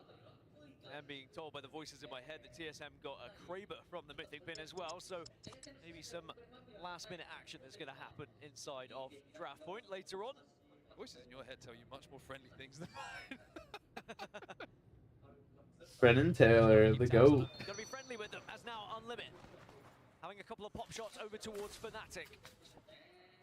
But I don't think this is going to end up in an actual engagement, but Unlimit will use that Ash Portal to head on in. And remember, Go Next, we're very close to them here, but this is a very stacked area in terms of elevation and the different places you can play. So Unlimit are going to be more than happy where they currently reside. A little bit vulnerable to certain angles, so you just have to kind of keep your head on a swivel here. There's going to be a lot of responsibility on Thieve here to get those hands up, use that heartbeat sensor on Seer to find out where the teams surrounding are going to be. Don't have any real defensive legend whatsoever to hold this space down, so it's going to have to be damage output that forces teams away from them. Maybe the Seer Q will be enough to force teams to retreat for a few seconds, but when you get EMP'd, things become a little bit more different. Just an update as well as we see the zone continue to move, by the way, over to the east, away, excuse me, to the west, away from Crazy Thieves' position. No team still has hit match points. 7 points here as Crazy Thieves finally have to be put in a position to make their rotation. Let's jump into the comms now. It's a massive moment for Crazy Thieves. I got stuck. Get away from me. Drone. Get there. Careful of mirror. We're good. No mirror. Shoot them off. And we can go back. Enough. You can go back. Taking it back real quick. Pop the strange, I'm going. Wait. I'm going now. Going back. No fence. So through the portal once, through the portal twice. Weren't able to take that team down in front of them, Hot Dog Mafia, but they've been dealt with by other hands in the lobby here. Nice little sapphire necklace. Maybe clears a path on this bridge. Imperial Hal finds another kill onto Yanya. If they can finish this one off, not just the fight, but the KP, that will be another point, and they are getting closer and closer to match point. Yeah, full wipe here would be that match point threshold crossed, and it is going to be good shots coming out of Hal as well. Just the one more required. They have that knock, but they haven't finished it yet. 48 points in the bank for Team Falcons. 2 more, and they will be our first team to hit match point. 14 squads now remain in the lobby. A kidnap attempt? Did he get someone? He did! He got killed! Guild gets kidnapped, gets ripped away from Team Falcons! It's Panic who makes the play, and now Walty and Hal have to find 2 points in the round. Panic has been unbelievable on Raid so far this tournament, but here comes Yanya. Well, it's still a 2v2, remember. Yanya, still alive. I'm pretty sure there's another Legacy player Oh alive. shit, I'm gonna get caught here. So there is the Oh, we just got it in the nick of time. That was like tick perfect. back to the bridge. Crazy Thieves and SAUL are having a look at each other here. Remember, SAUL very close to that match point threshold as well. They need 4 points right now, but Crazy Thieves starting to get closer and approach them. Look at the amount of damage that SAUL have taken so far. Prime bow though, that can make a big difference. Work good from distance. Sharky with the Volt does make a difference. Sharky now versus Verholz. Verholz with the RE45 will even it up for just a second. But the initial damage done means that Verholz is now last alive.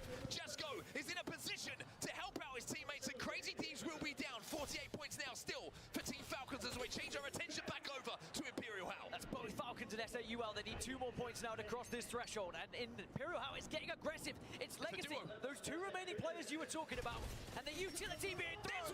There's the first. Oh shit, that nade's gonna go nuts.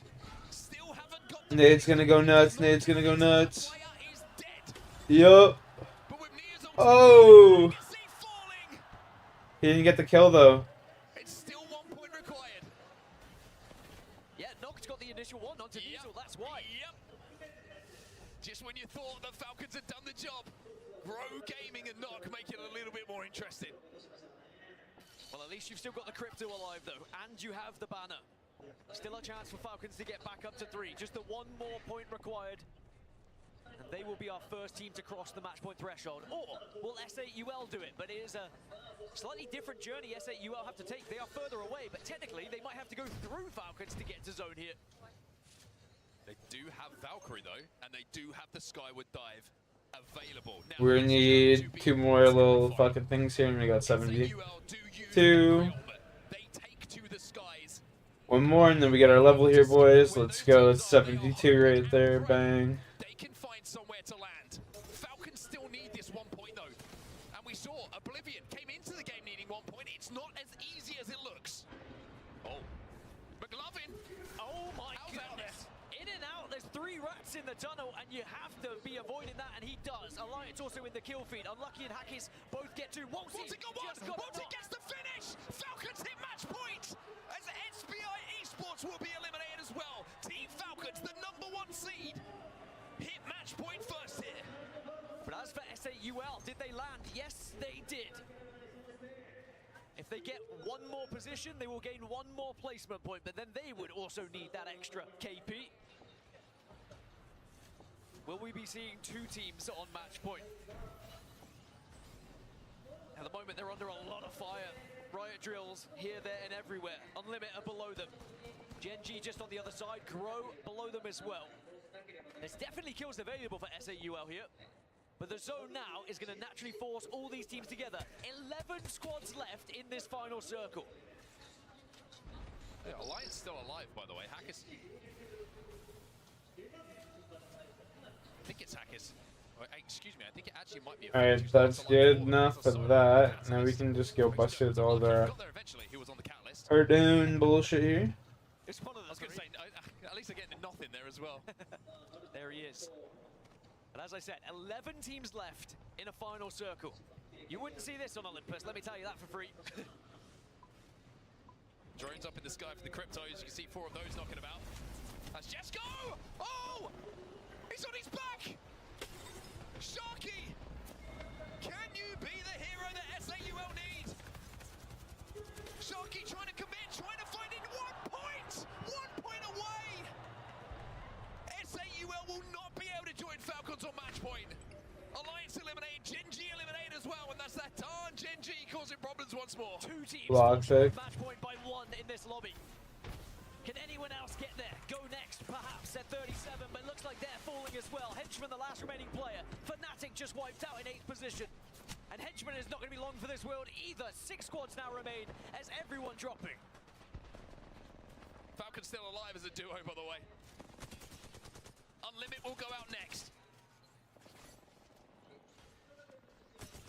Ninjas in pajamas. Great shots coming in from McLovin with that double tap on the alternator. And I was saying, in some of the shake-ups as Enderforce 36 are eliminated next, that this guy on your screen is one of the most talented controller players and slayers that we have in the ALGS. TSM. Think of the play that they made, that this young man made on the raid to kidnap. A little bit earlier on, a member of Falcons. Well, TSM have now taken Hal down as well, and if they can find Wolsey, then that will be them all gone. Falcons are eliminated, but it's job done for them. It's Grow Gaming who are working so well together at the moment, targeting, focusing, and it might just be able to wrap this whole thing up here. Just got to be careful that they don't overcommit here. Wrecking Ball will go down, but it doesn't really connect. Noct using that evac tower to jump up, to soar through the skies, and now by changing to the scout, should be able to win it, but no! It's Ninjas in pajamas from the low ground. Wow. Who will put themselves within 4 points of match point. Said in his own work. He did well with the B1s. He's like, don't worry, I got it. I mean, So stop panicking. You're making me panic. Just let me win it. As an anchor player, it's your job to just kind of calm things down, anchor the team, and Walty, you've said it so many times throughout broadcasts over the last year. Such a vital part to this team, and you do need. Yo, I'll be right back, gentlemen. Can calm things down both in and outside of the game. The question is, I'm gonna go find something to munch real quick.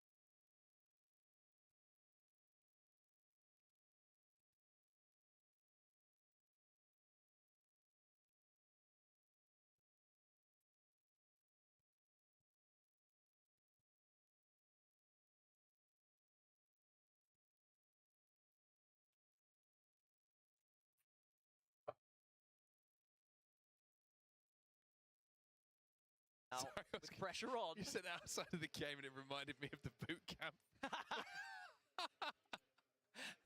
The boot camp where all you could hear was Waltzy scream and a coffee cup smash.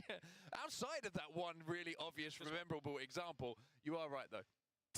I definitely am right. All right, that is going to wrap up, of course, match 5. We have one team on the match point. Will Falcons win it in 6 games? There's only one way to find out. We have to get there first, but before then, we're going to go for a quick break. We'll be right back after this. They have the 50 points they need. Them on match point. 50 is what they need. Falcons need the win. We're on to World's Edge.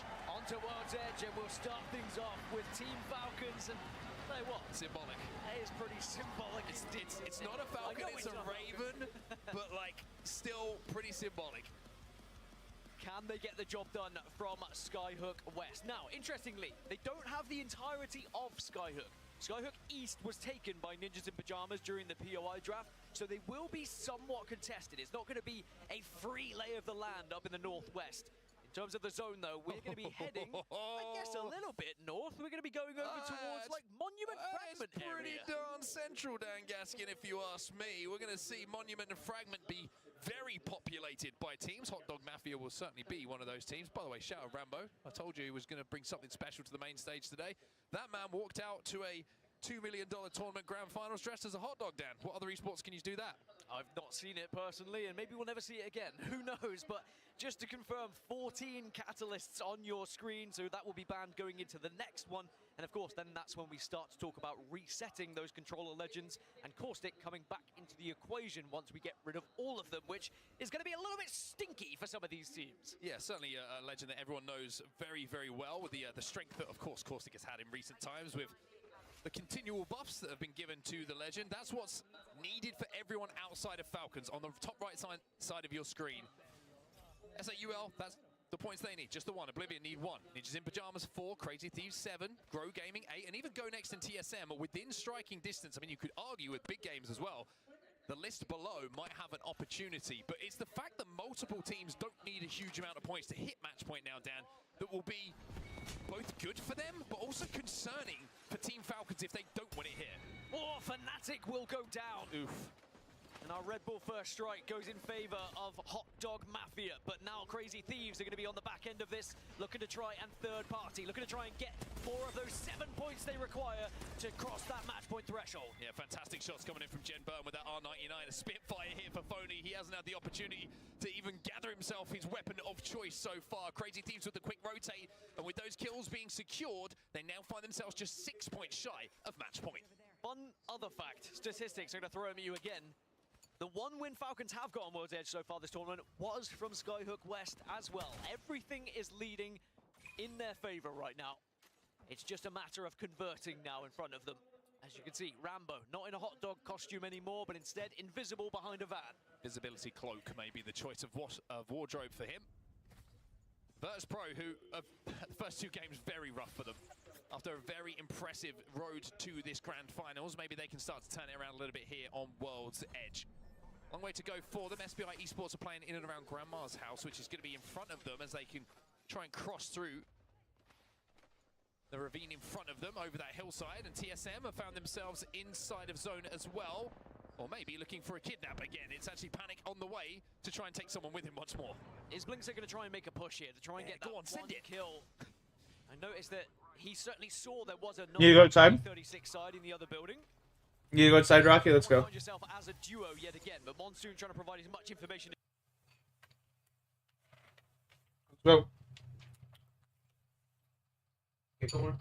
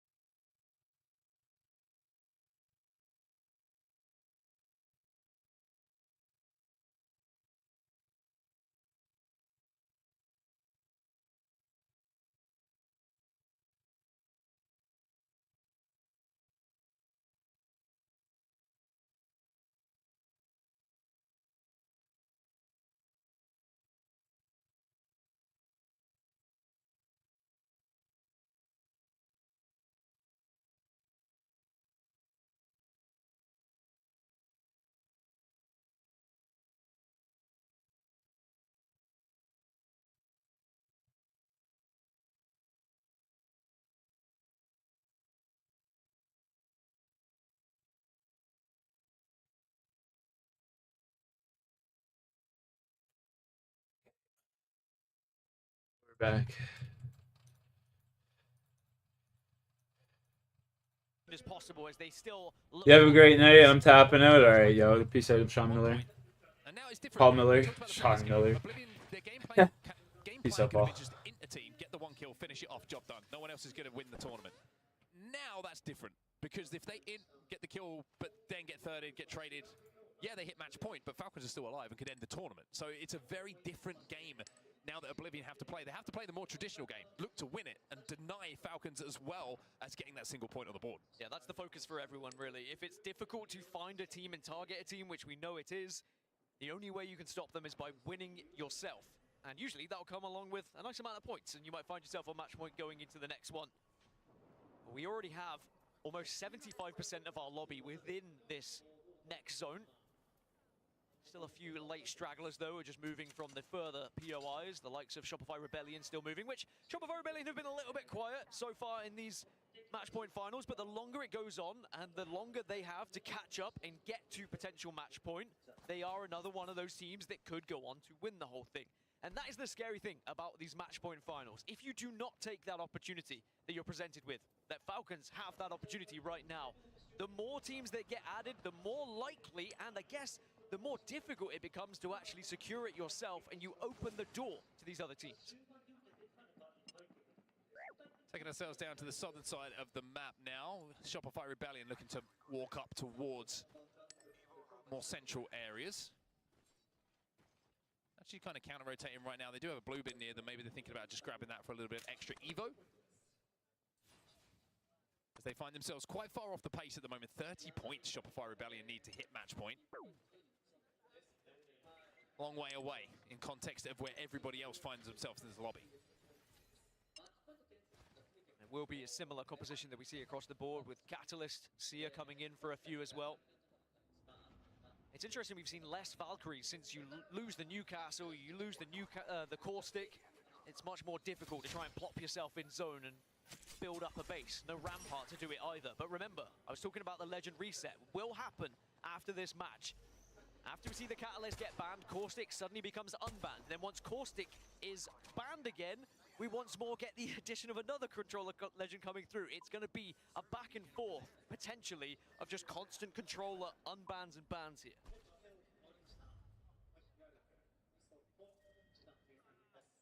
That's how things are looking right now. We are pulling over to the monument side. Pretty central, this zone. Probably pulls out towards the respawn building like we saw the other day. Out to some of those, yeah, out towards Hot Dog Mafia a little bit, but we do see the ones that move up a little bit more central. And Shopify Rebellion, if we do see that ring pull, again, might be able to wrap from this southern side and end up with everyone in front of them and the zone going their way. It's going to be an interesting one for them. I'm trying to see if Shopify have a ring console somewhere near them, and it doesn't look like they do at the moment. They did dip back into Lava Siphon by the looks of it because they've evac'd back away, and there was a ring console there. So they're going to have the current information that's on your screen, but it's the ring pull after this one that I think is going to decide which teams are in the best positions on the map. Yeah, I'm trying to look, is there anywhere you can play late? I mean, Epicenter, you could get ring console information if you are able to play on that northeast side as well. For that spot, by the way, that we're talking about, that southern side of where the potential zone could go. So they're trying to stay away from the build-up of teams in and around the center of Monument here. It's pretty smart.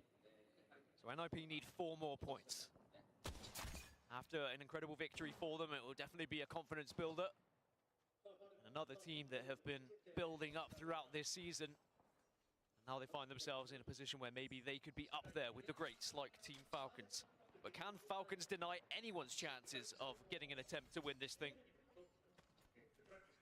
Remember, they've been through so much. We think back to right at the start of this ALGS season. It was a very different look, Team Falcons. We didn't really know how it was going to go. Of course, that ALGS Open was a... It seems like forever ago, doesn't it? Yeah, 300 games they had to play to win. Yeah, it could be a very different finals for them here as well.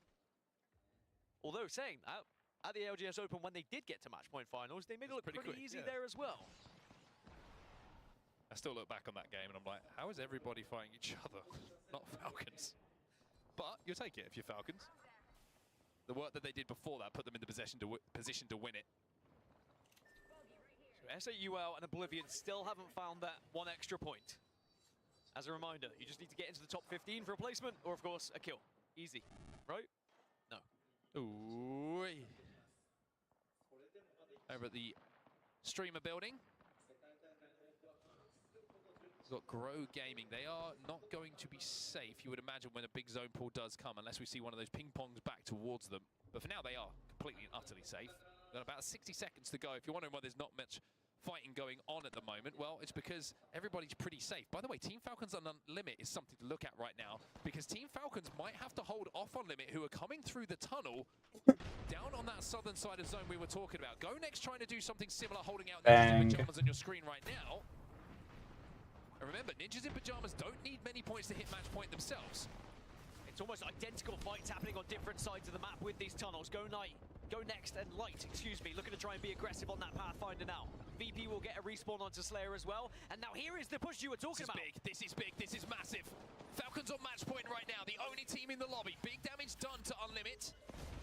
But the first knock not coming in as yet. It's actually Guild who will go down. How gets that battery off? But he's stuck in a fusel. A fusel of all things is going to force Hal back here. A couple of Skynades do go in. A lot of damage was done on either side. And in the meantime, Falcons have got Guild back up. They've been able to get him back up. It's because Hot Dog Mafia were looking over towards Unlimit and they refused to let them died. Rebellion will be eliminated. No extra points for them. Hal has now gone down. You can feel the tension in the arena because everyone's starting to think that maybe there could be one more match as Unlimit start to press up onto Falcons. Waltz is doing what he can to hold the line at the moment, but he has his shields broken as well. He has to slide away. But is this going to be Falcons' hopes? Fading away here, trying to knock this final Falcons player down to his knees, but the battery will be popped. Ilari Man can't get the kill, but Falcons are down, and we go one more match. Much to the delight of the Sapporo audience here, not only because it's one more match, but it was Unlimit who did it to Falcons as well. And that will open up the doors, not only to the rest of the lobby, but to Oblivion, who have reached match point and will have hit that 50-point threshold. Fantastic stuff. SAUL still need 1 point themselves. Crazy Thieves are in a great position for endgame, by the way, right in the center of zone. And they only need 6. Now, the question is, with Falcons eliminated and the tournament continuing with one more game, how many teams are going to join them on match point? I think that's it. It's how many, because it could be 3, 4, potentially even at most 6. If it goes the right way with points being secured here, there, and everywhere, I mean, actually, in theory, mathematically, it could be 7, but we'll get into that later if it happens. Now, Crazy Thieves, one of those teams that could be on match point, 6 away.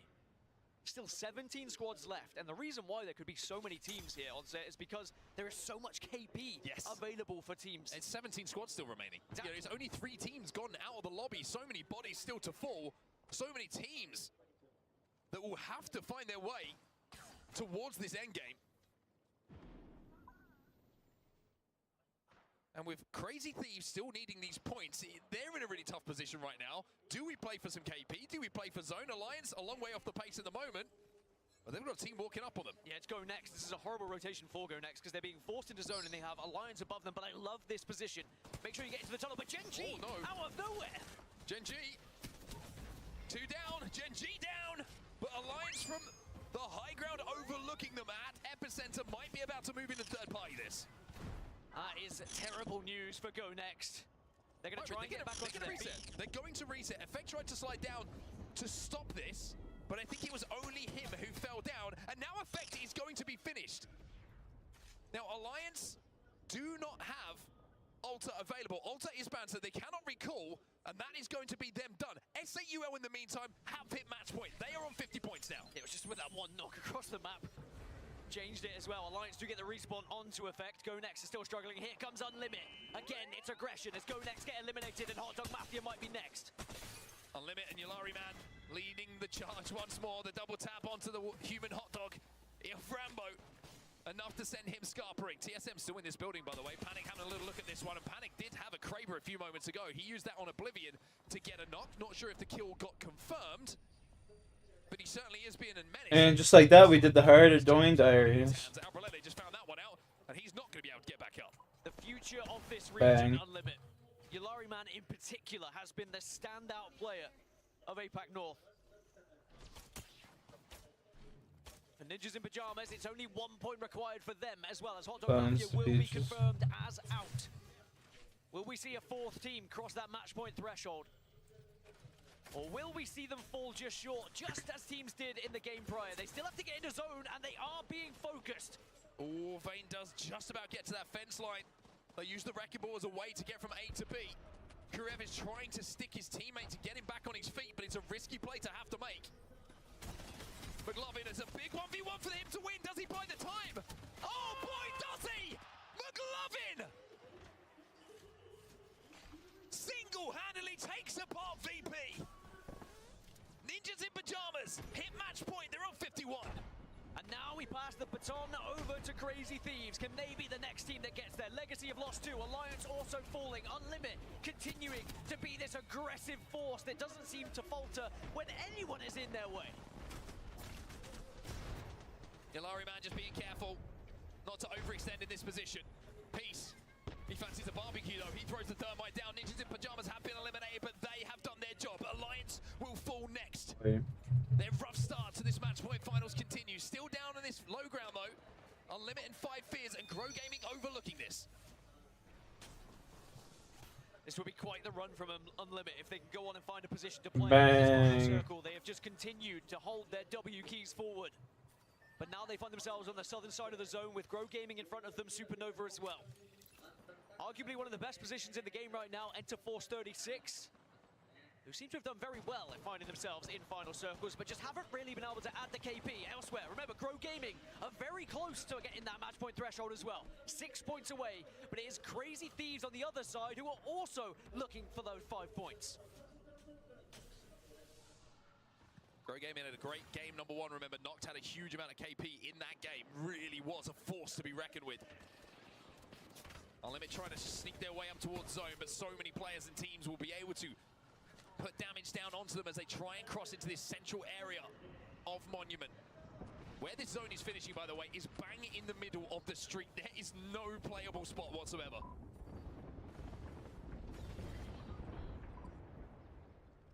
Mage training arena. Unlimit did have a little bit of trigger discipline there. They didn't want to give away their position just yet, but now you kind of have to, because when you get a freebie like that, you have to take it. And now Unlimit can probably press on this southern side and actually have a Bones the beaches, here I come. pretty covered from any covering fire that's going to I happen. want to see how much it's going to cost and everything the eastern first. side, they're all going to be occupied. Crazy Thieves, Grow Gaming, 5 Fears are all going to be fighting very shortly. Crazy Thieves. They find 1, that's 47 now. 5 Fears will be eliminated. 3 points is all they need. Verholst is taking damage. Teammates trying to hold for him while he pops this battery. Okay. Jim Burn trying to use all of his Select. utility to force teams away. The catwalk goes down now from 120. Only trying to make a play to get them safe, but the ball is bad. It's Jim Burn, the last hope here for Crazy Thieves. They won't hit it. Crazy Thieves will fall. No match point for you. Legacy on the receiving end of yet another aggressive push from Unlimit here as well. Yulari Man continues to be a thorn in the side of everyone in this lobby. Grow Gaming still alive, still scoring points, and they are getting closer and closer to that match point threshold. They need 1 more point as well. Well, that riot drill could start cooking some SAUL players. Supernova eliminated in the meantime. Grow Gaming need just 1. And they are getting closer and closer to getting it, but close is never enough. You have to secure it. You have to get this job done. They could do it via placement. They are one of the closest teams to where their zone's going to be finishing. Naturally, other teams are going to be eliminated if you are patient at this point. Unlimit, still alive, still causing mayhem. This has been a generational run from this roster, who are trying to close that gap to match point themselves, single-handedly in this game. Damn it, 2000. Don't forget TSM as well. 8 points they need. Still doable.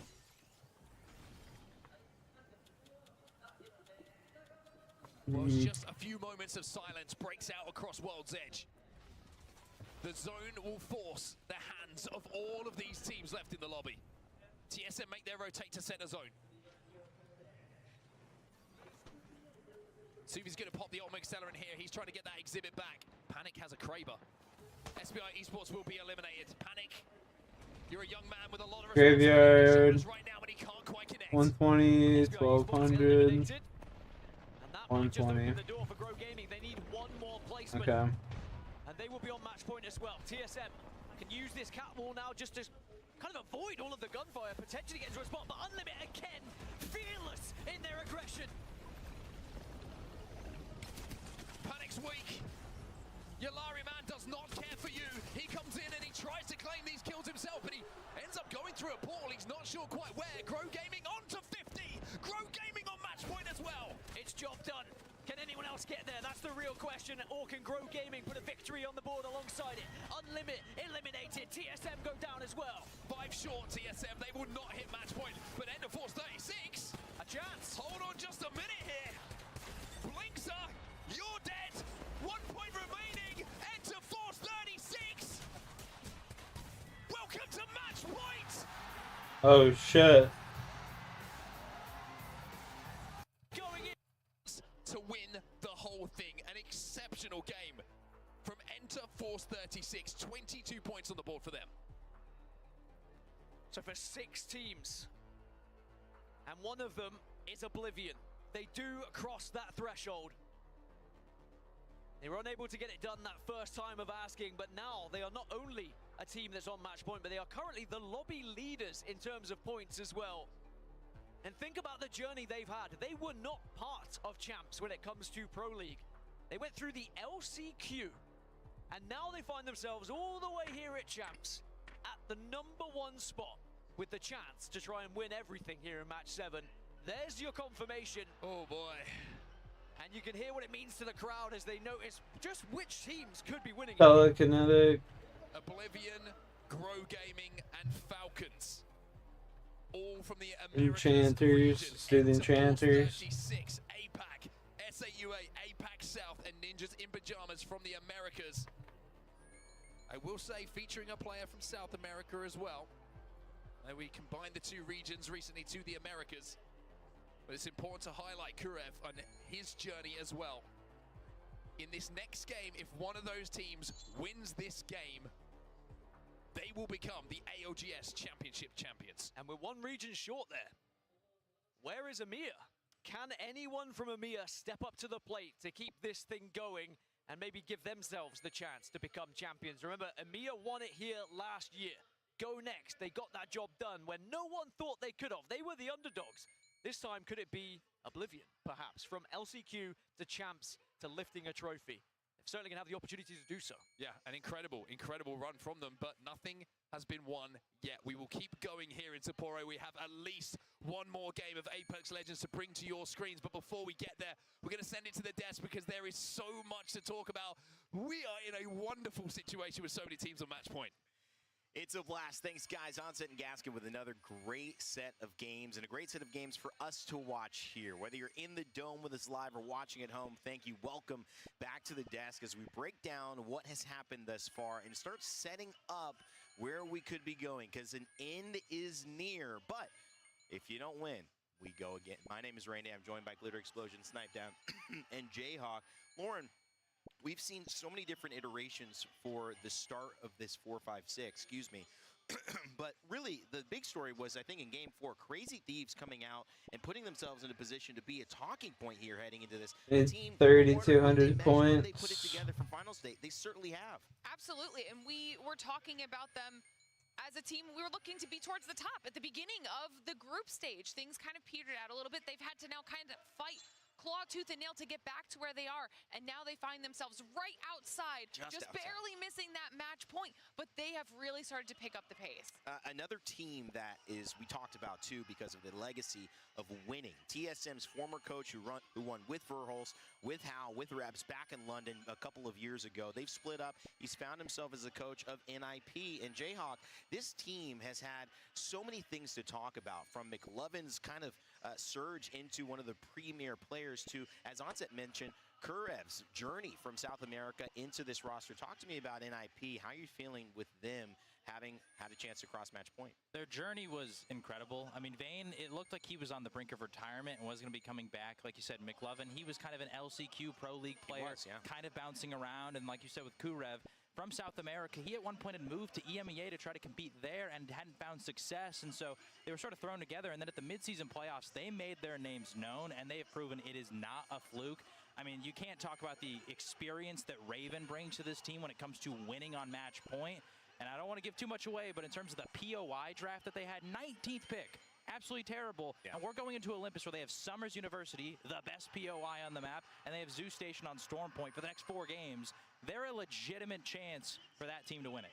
I mean, let's take a look at some of the plays here that kind of told the story over the last few games, because Snipe, obviously, we started off with Crazy Thieves doing it, NIP coming out as well, S8UL, also a major topic here, and Ender Force 36 finishing it off. But walk us through Game 4, how Crazy Thieves kind of got involved. Yeah, I mean, Crazy Thieves here just took the bridge here. They started cleaning up people, and then you could see they just decided to take the height. This is one of Phony's best things. Once he gets to endgame, he is one of the greatest closers of all time. Whenever I played with him, whenever we got to endgame, it was almost always a win. I think we had like an 80+ percentile, and you can see they're just looking down on these other teams. And then we're going to talk about, you know, the E36s, the S8UL, like you said. Those players and those teams have won countless games. They might have more wins than any other team. So now that they're on match point format, gotta look out. Yeah, you look at the NIP here, kind of trying to get their win.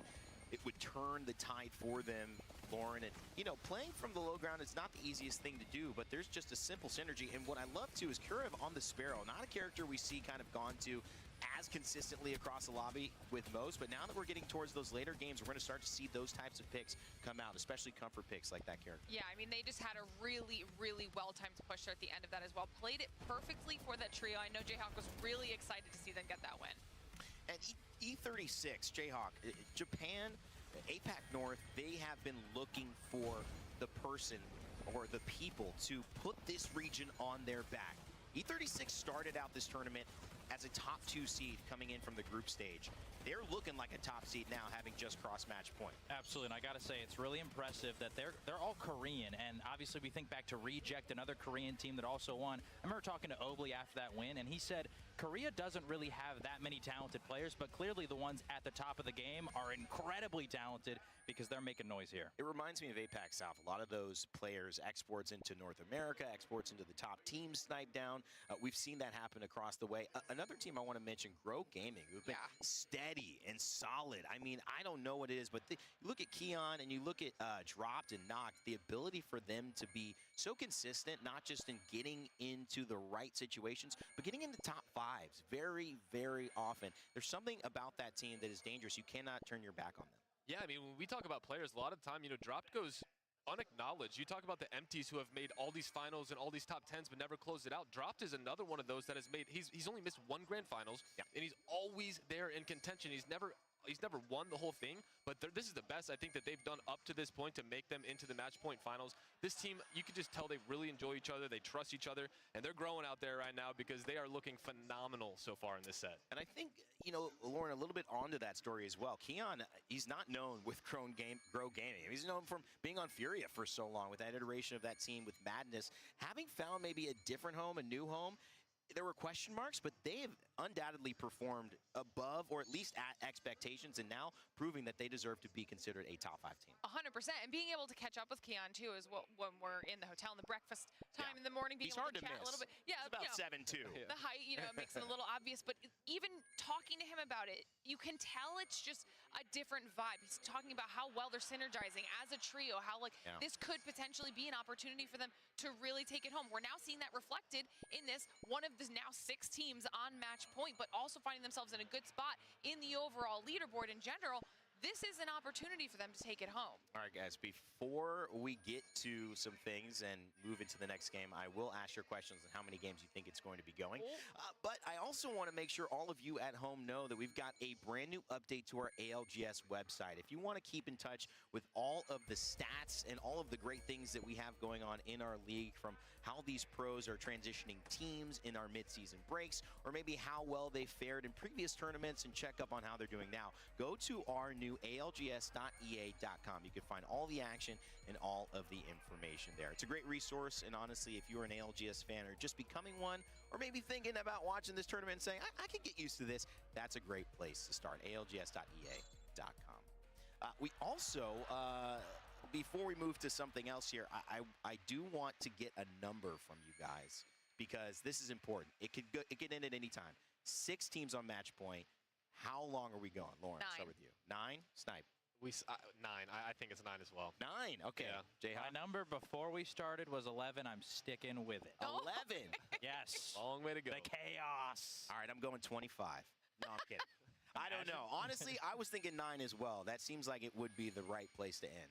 But you never know. These teams are in a position that is so hard to determine. And the beautiful thing about it is that they've got themselves in the best place ever to perform. An amazing 7 up for the in front of boots. some amazing peripherals. That's right. We have Sony InZone that is actually powering our teams. The monitor and audio experience for the ALGS Year 5 champs. Lightning fast OLED monitors and their lightweight wireless headsets, giving our pros the tools to win.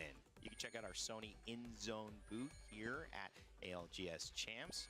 There's a lot of people running away with some cool stuff here. All right, guys, what's the number as well? A lot of the desk says 9, Jayhawk going 11. I want to hear what our casters think as we head back into action. Vicky, Genome, when is this thing ending? Yeah, I guess you guys don't want it to end on us, right? Because I'm expecting this to end in the next 2. Come on, guys. Got to give us credit because we have such amazing Apex playing out before our eyes. It only gets better and better every year, Genome. It does. It just seems to keep getting better, Vicky. And it's looking pretty good for E36 right now, isn't it? Taking the dub there. In fact, it just so happens that they have won the most games out of any team in this tournament so far. But we always say this. Winning 1 just before you get to match point, like, oh, you're gonna pull a TSM, you're gonna do a back-to-back, let alone back-to-back-to-back. So it's looking good for them right now. But, you know, if we think about Olympus, the next map we're moving on to as well, they haven't won there yet. It's almost like a little bit of deja vu, except we've changed out the ALGS map rotation. Will history be made on a new map of Olympus with the changes that we've seen go down on this map here in the ALGS Match Point Finals for Year 5? Or will we go back to the map that we've seen end our season time and time again on Stormpoint? Monsoon feels the love from the crowd. Oblivion could come out and take this dub. They would be coming from the last chance qualifier if they could end it here. What a story. What a journey that would be. Ninjas in pajamas as well. Remember, they were struggling in the mid stages of this tournament, but they're not struggling anymore, Vicky. 51 points now. They, alongside the other 5 teams on match point, have a chance to close it out here and now. No team prioritized Olympus in the map draft. There was no first round picks. In fact, we talked about this before, the amazing little draft that Ninjas in Pajamas managed to put together, and that actually started with a 39th pick onto Summers University, the first team to opt, prioritizing to some extent Olympus. And you wonder why, right? Because with these teams still trying to get used to Olympus at the same time, I've tuned into the comms of the teams, and they still sound pretty chaotic. Obviously, we have legend bands coming through. No Watson, no Rampart, even stemming up from the very beginning. Newcastle was the first one to go, then Caustic. Comes to wonder how Olympus is going to be played. What Trident shenanigans will we be exposed to? 6 teams have passed the 50-point threshold to be at match point. Caustic's back in. Oh, yes, because we get the reset on the control. Of course. Of course. As we take a look at E36, can this team win it for APAC North? We talk about a team that is very consistent in taking wins. That's what matters in a day like today. They got it. They got the points. But can they win? It's certainly not their most favored map. If we think about the teams who have done historically quite well on Olympus, it's actually more your crazy Thieves. They have a ridiculous stat, 16.7 points on average coming into our match point finals here. That's an incredible record. It's actually the highest average of any team on any map. See that beautiful flyby of this arena? This crowd is so So stacked. close, The but yet Ultimate so Man far over to away. the side here, showing his support. Lovely seeing him earlier on throughout the course of the week. Yeah, look, insane story there. He's he might not be a pro anymore. His company is actually sponsoring. I love it. Unlimit. I mean, imagine that, an APAC North team, and he is the one sitting in the stands cheering them on. And my lord, he's had a lot to cheer for this tournament. It all comes back in full circle as we are rearing to go, guys. Will it end in Game 7? We were predicting how many games we're going to go today. It's my favorite little mini game when it comes to a lot of our ALGS lands. But here in the championships, $600,000 goes into the pockets of our first place winners. History will be made in Sapporo, and it could be made on Olympus. Catalyst no more. And as you were talking about, Genome, the controller legends have been reset thanks to it. That's right. That's why you're seeing a lot of the Stinky Boy on your screen right now. Everyone going back to basics. Sure, a couple of his other best pals might not be joining us in match 7. Newcastle still banned, likely to stay banned, but we do still have the Caustic in. Time to make some noise. They're excited for the reset. They're excited for the possible end of a year 5 here in Sapporo. Japan has been lovely. It's been chilly outside, but the competition has been hot. Our legends have dropped on Olympus, and let's get this started.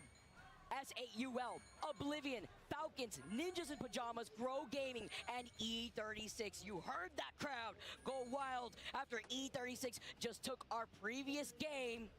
Or will there be other teams meeting them at match point? You think about Crazy Thieves at 47 points, TSM at 45, even Go Next. I cannot believe how top heavy this first half of the lobby is. All the way down to TSM sitting in 8th. Here's some of our other match point teams. S8UL, one of APAC South's best. They didn't take out the Pro League split, but I tell you what, they have powered up since then. They've found new heights. And they could be conquering Sapporo right here if things go their way. And talking about where it's going, it will be going very central in the map right now. Hammond Labs is going to be hosting the end zone here in match 7. In the don't pull up zone, oh man. Go Next, landing by Hammond, by the way, have that ring console, and they have that Surrey beacon. So they're gonna be posted up on the high ground, looking down at all the action to see where this Get all this is enchanting when I was done. mentioning the comms of these teams as they navigate through Olympus, seeing how the IGLs want to take these rotations, especially the compositions that we're currently seeing with the Stinky Boy coming back together, as the Valkyrie also can make some really interesting rotational plays, but we also see the other side of the teams going for the Wraiths. Yeah, Valkyrie creeping back in a little bit with the addition of Caustic, but not everyone going for that. Lots of Bangalores around. Considering we're in match 7, it is interesting to see Bang still sticking around here. There were a lot of Game 4 bans for Bang earlier on in the tournament, but I think the amount of, conservative play that these teams are showing, that's part of the reason why we're seeing a lot of these controller legends come out, especially as more and more of them, as indicated by the pink outline on their score, have reached match point. When they want to bunker down, you talk about the teams that are right around the corner, it just takes just a little bit more KP as Crazy Thieves. They're hungry. A team that had such a slow start are trying to stop Oblivion. Fun jumps over to the other side. Jen Burden, he pressures him out. He tries to juke him. Oh my goodness. When he was literally so low on health, Jen loses out on the 1v1, but Fun, he gets taken out as the backup is there for CRT. Oblivion with only Blinkster alive. Points don't matter for Oblivion right now. They just need to reset. Blinkster gets out. This is great. Not on the Wraith this time. He's actually gone for the Bang. Interesting. I think partly because they've decided not to go for Rampart, of course, because she's banned, and we've got Caustic back in, and that means they need some sort of cover. Caustic is great, but he doesn't provide cover, so that comes from Bang this time. Very good point. It also means, though, with Blinkster getting out, that Crazy Thieves do not get match point. Here we're having a look at Shopify Rebellion. We'll just switch quickly to another fight, because there's a lot of early action here, which maybe you didn't quite expect when there's so many teams vying for the title right now. But it's Gen G, one of the teams we have really seen struggle so far. They haven't placed higher than 9th so far, which is really sad, Vicky, when they are actually one of the best teams at converting from a top 5. It's great to be able to get a lot of that KP with their composition, but what's more important is finding this dub and getting even more points, because with Crazy Thieves finding that last pick onto Fafa Thieve, this means they join the Match Point Club. Can we see another game in hopes for Crazy Thieves? As we take a look at Blinkster hiding in a corner, you could only imagine how they're feeling, while VP and How find themselves some KP too. And as you mentioned, Falcons, they don't need it. It's about getting that dub, but it's getting very aggressive in a lobby like this, and even with Caustic coming into these competitions in Olympus, a zone like this, you only have so much space before you have nowhere to go. Inside Hammond, where you could try to coexist, but good luck if you do not find a spot early on. Unlucky now, involved in a fight with the rest of Alliance. Crypto Drone overhead trying to get this information, and it's versus Legacy, an Iceland fight over on the north side. Alliance, one of our many strong teams left alive in the lobby that could easily take away a dub here and prolong the series even further. A 13th, I think that's somewhere around where they actually finished up at our mid-season playoffs, and they don't want a repeat of that. I mean, you know, last year, in year 4 of ALGS, they were the most consistent team.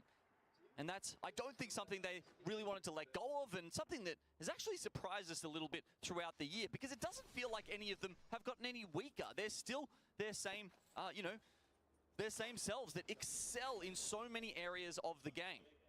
It begs the question, is it the map rotation? Is it the lack of adaptability with the legend bans here? I mean, we know that Hockey's rocking out on that crypto, gets that information, and then sends out his units, but not having that fragging opportunity. While NIP, the car is burning up. You talk about Tokyo Drift, and we got to see where they're going to be drifting over to on the left side before finding themselves in the choke. It is smoking a little bit. They don't want to risk it breaking right in front of them, so they get off the cart to play off the line of sight of those rocks and holding this choke at the team who is having height coming out from the terminal side. Zone pulls. Goes a little bit left of Hammond, and Ninjas decide to go back around through the terminal up towards Crazy Thieves. I think this is a good rotation from them. Okay, we have to pinpoint where Falcon's position is right now, because considering they land in Dockyard and they see where the zone is pulling, as long as they clear their backs, look at the zone. It could continuously shift towards Falcons, or even out into the open between where Falcons and Crazy Thieves are, even towards a little house where SBI have found them their own home.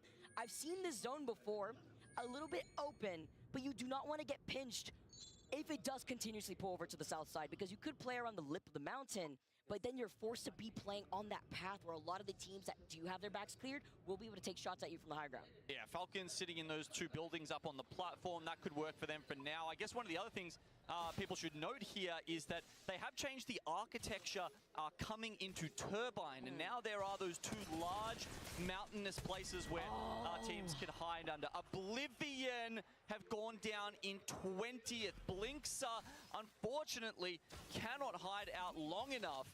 And this is so rough for a team who was sitting on 49 and then finally gets over the hump. It's not theirs in Game 7. And Unlimit get the extra KP as well as a ring console if they haven't scanned it already. Happy after that one. This leaves 5 match point teams in this lobby. SN2, Supernova, also just trying to claw their way to get some more KP. G7, R9 weapon loadout from 9 Impulse, Elka. Looking overhead at the team that's holding onto the terminal side. We saw Crazy Thieves rotate here early on. They can gatekeep the other squads that want to try to push in through this choke, but lovely nades, controlling some space, forcing them to back away with round 2 closing in. They don't have information on where that next zone is pulling, but you can see the pings in case they do want to backtrack away. There's a ring console on top of Hammond, but it's going to be incredibly risky as one of these teams could find that opportunity to get that information. I think it's kind of only the Wraith teams. Maybe if you phase while you're climbing up the Hammond building, that might provide enough cover to actually slip in there, place the port down, and then have your controller character hit that potentially. But like, yeah, kind of a tough one. A couple teams are in that main building, of course. Shopify Rebellion, they're coming down from the south side, running into Fnatic on the other side of this. I actually had a chat with Luke from Shopify Rebellion. He was hoping that they'd take it out in Game 7. They had a detailed plan to win the championship here on Olympus in Game 7. I can tell you, it's not gone to plan, Vicky. They're not on match point right now. They didn't do well enough in the tournament earlier to get the POIs that they were making this plan for. And for Shopify, they're going to have to do it the hard way. A lot of people were expecting more from a team that we know has insane fragging potential, as now we get to see UNL trying to get into the zone. It was actually Gen G who've come even further from the zone. Ziki got the reset as he has had to do so often, respawning Asia and Dexter back in, but Unlimited with the gatekeep.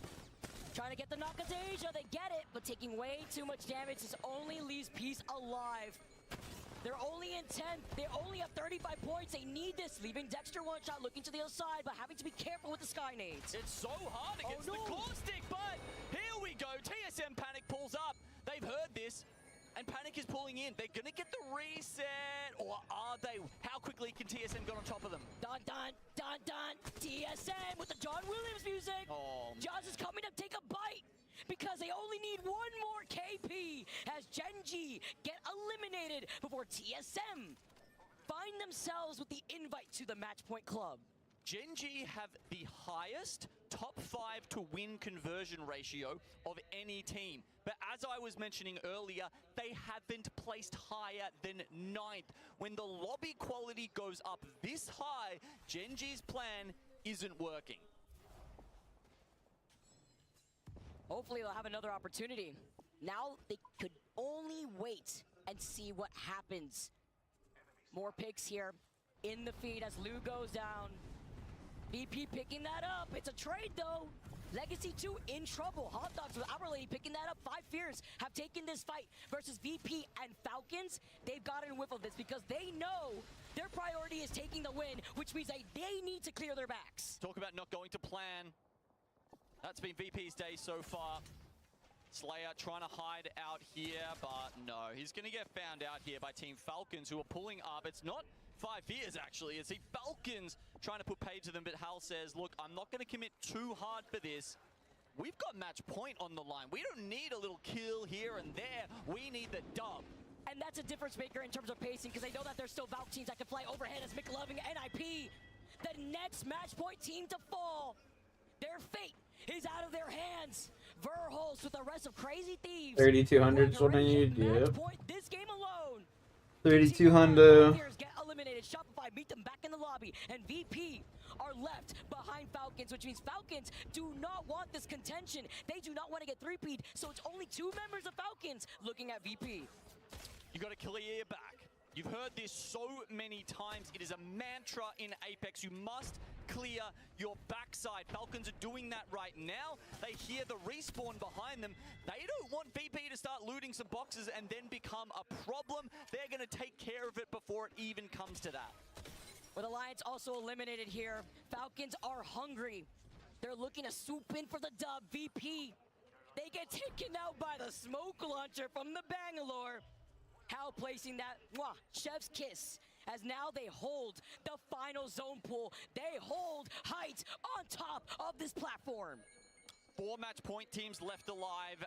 8 are not on match point, but the zone is with the Falcons. All 3 members within it right now, the only 3 members within the next zone pool. This is ridiculous, magnetic force here as they will the next zone towards them. Falcons are looking down at Crazy Thieves, a team on 54 points but not on match point, who could make this go another game. How originally said 7. They were looking at this map. They said 7. They're looking to make history on this map. Continue on a domination because they're going to go uncontested. But you know one team that could stop them?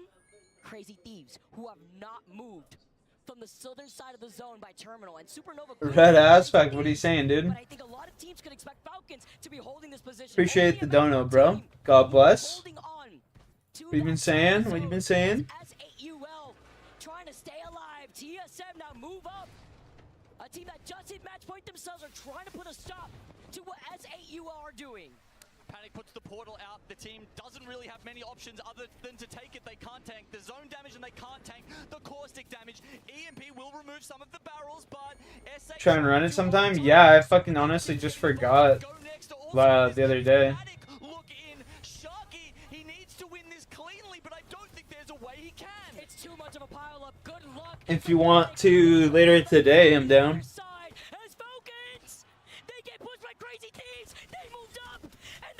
Oh, no way Falcons dies here. That's crazy.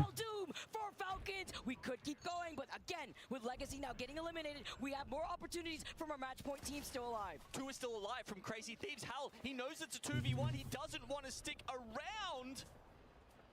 I mean, there's playing for the win, and then there's suicide, I guess. It's not good options either way for Team Falcons. Grow Gaming are a solo right now. And they're not the only ones. With How still alive, that means our 2 match point teams are down to a solo. Dropped. Has to stay alive here. He's got the P20s and the G7. They're looking at him, but he's got to navigate away. This is what I was talking about, into the open Falcons area by the cliffs. respawning guild. Oh, 1 respawn in. Guild will come in, but not Waltzy. By the looks of... No, Waltzy! Yep. I think he actually crawled down, so they only needed the 1 respawn. No way. Falcons back up to 3. Hot Dog Mafia have taken their place, as we can see on top of the platform. So Falcons no longer have the positioning. Yeah, I'd definitely be down to play, though. Was never in question. They're soaring. They're looking on to see who will contest them. They were forced off their high ground, though. And I think that has to be noted because inevitably SBI will have to go from the east side of the zone.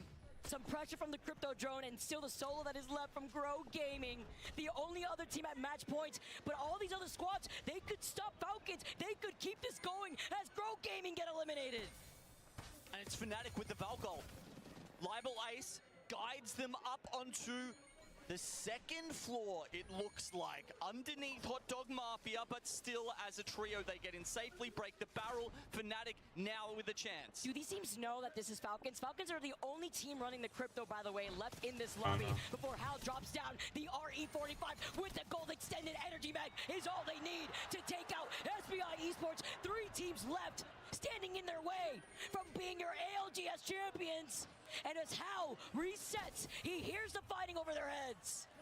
Surely the other teams have been keeping track. They haven't seen the Falcons name pop up in the kill feed just yet.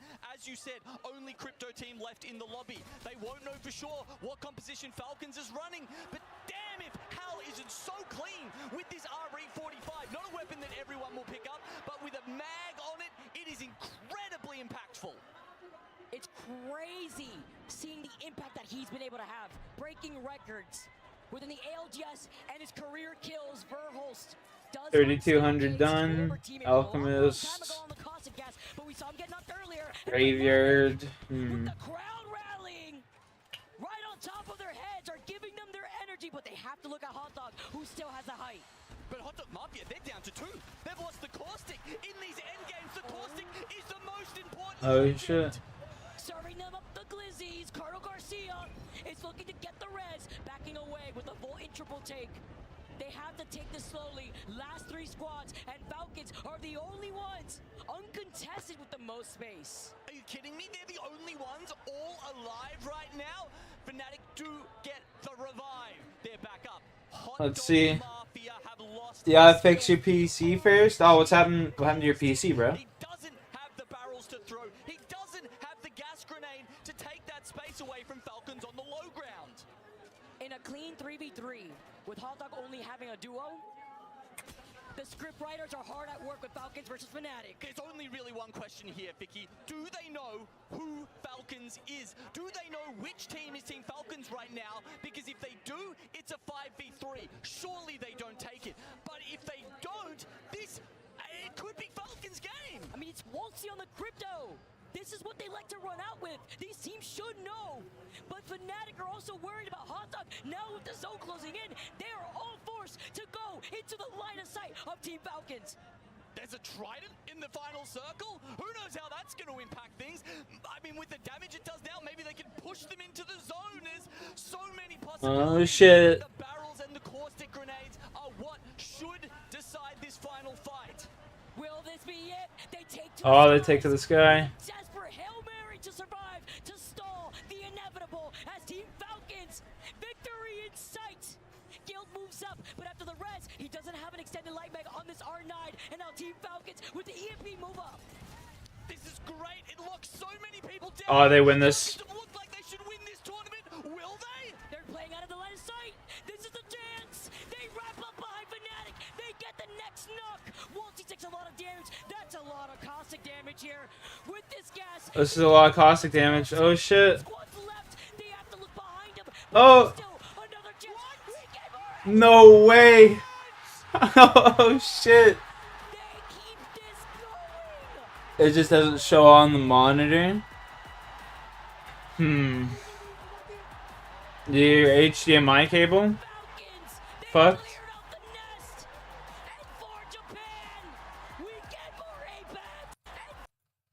Most teams are That's crazy. What an ending. That was a fire ending, dude. Enchanter is done.